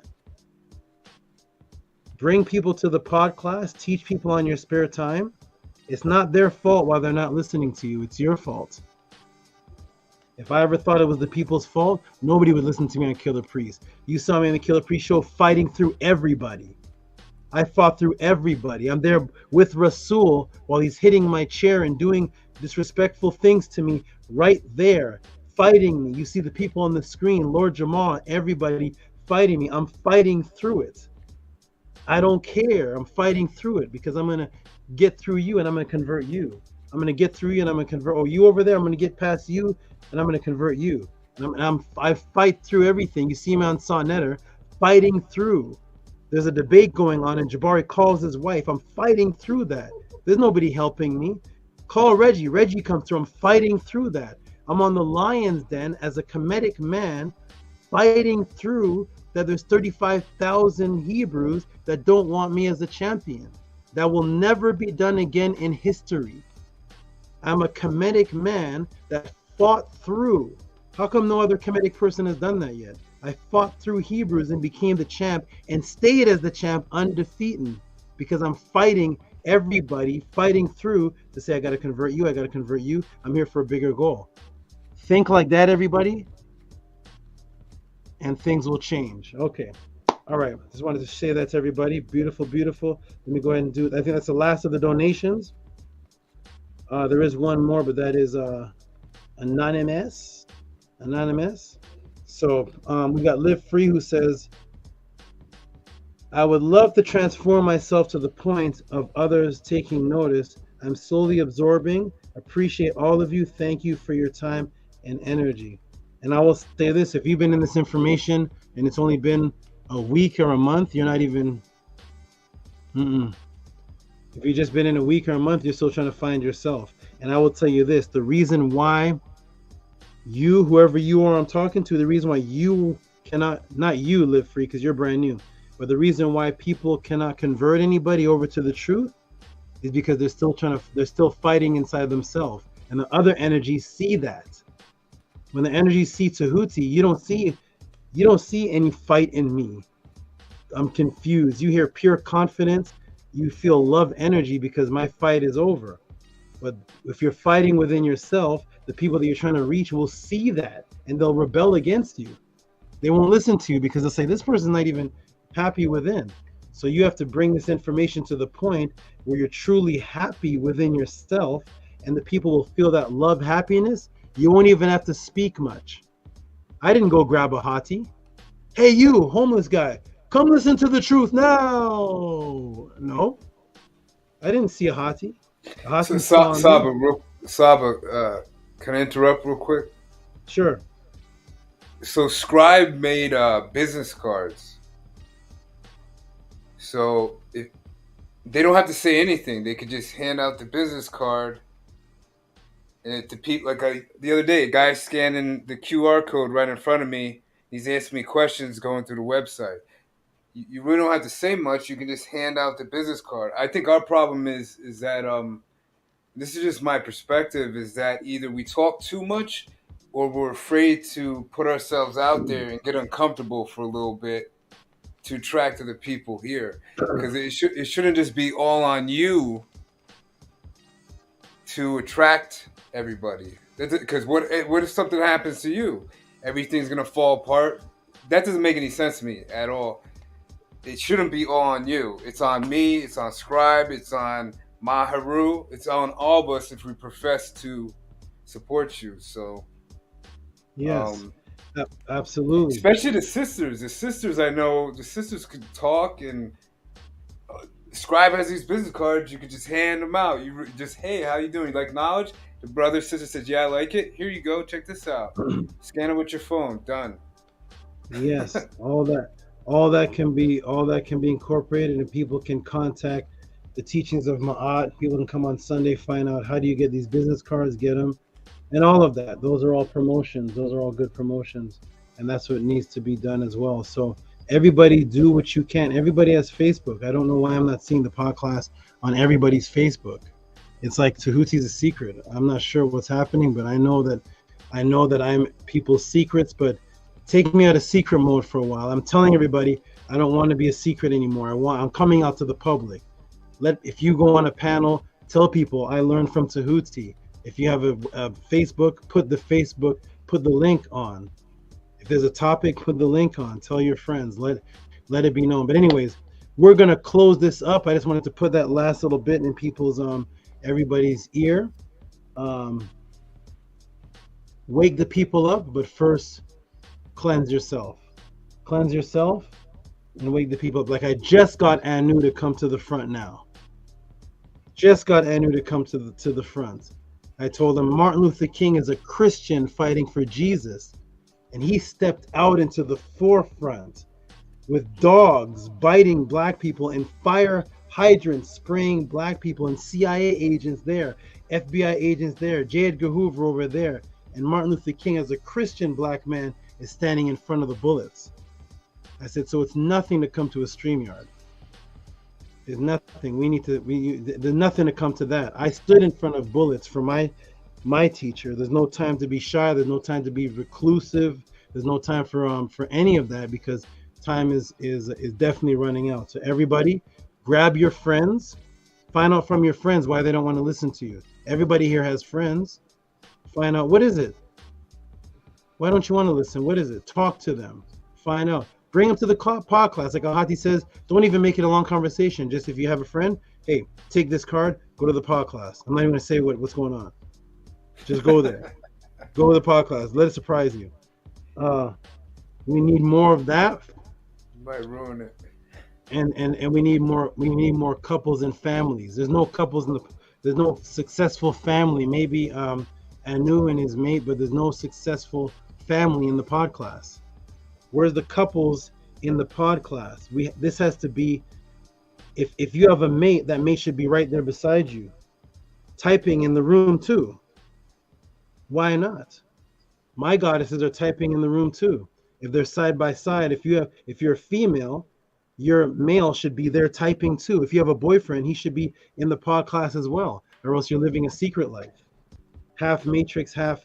I'm in this while I'm watching the screen, but as soon as this goes off, I'm back in the matrix. No, let me see your wife. Arcad brings his children up to the screen. Now he has to bring his wife up to the screen. I want to see Arcad's wife say, nobody's better than our SABA. I want to see, is there a unified family here in the pod class that watches the pod class together as a family, and both male and female feel the same about this teaching? Somebody press a 1 if that exists.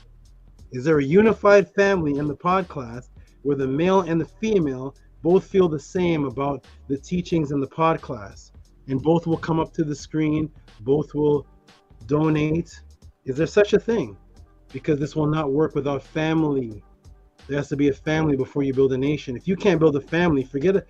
How you build a nation? You can't even get along with one person. If you can't even get along with a female, or can't get along with the male in a family, male and female, are you going to build like a Batiman nation? I don't know what kind of nation can be built.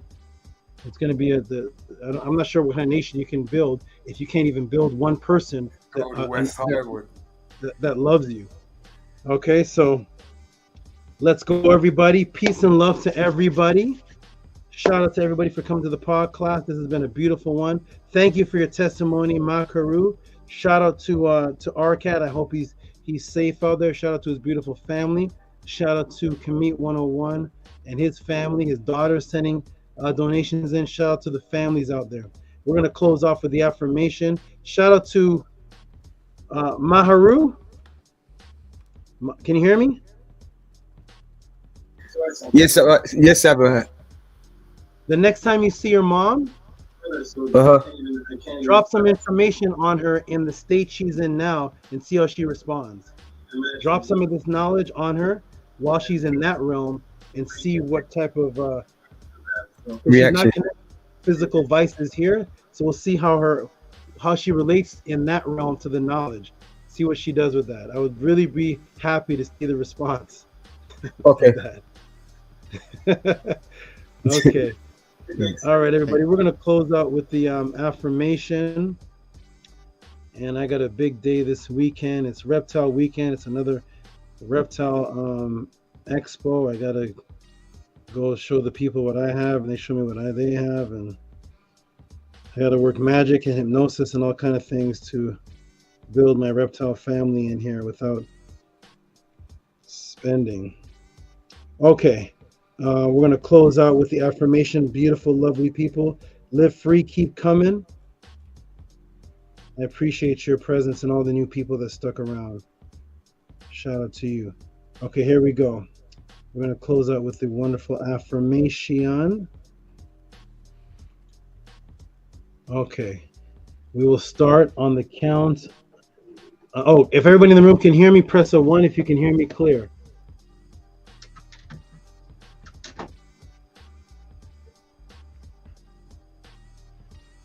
You're under the mud? Can you hear me clear? You're under the dirt? Dusty. Mitigated gall. Filthy. Dusty. What did he say? Filthy, dusty, unmitigated gall. Okay. Let me check the room and see if they can hear me clearly. Okay, beautiful, wonderful. Hika Kepara still here. Wonderful. We're going to go ahead and turn the music down a little bit and end this beautiful class. This has been a beautiful thinking class. Let me close the broadcast at the bottom. Good. All right, everybody, we're going to start on the count of 3. 1, 2, 3. Anki and Ma'at, an MS, Nin Tet Aset and Ma'at, Min Hebapet and Ma'at, her and Hukiui, per Ikut. I live for Ma'at, I exist within her. I do not speak in the place of Ma'at. Every day I advance towards Ma'at. My being is surrounded in darkness. I come forth as conscious light. Wonderful peace and love. Let me get this off the screen.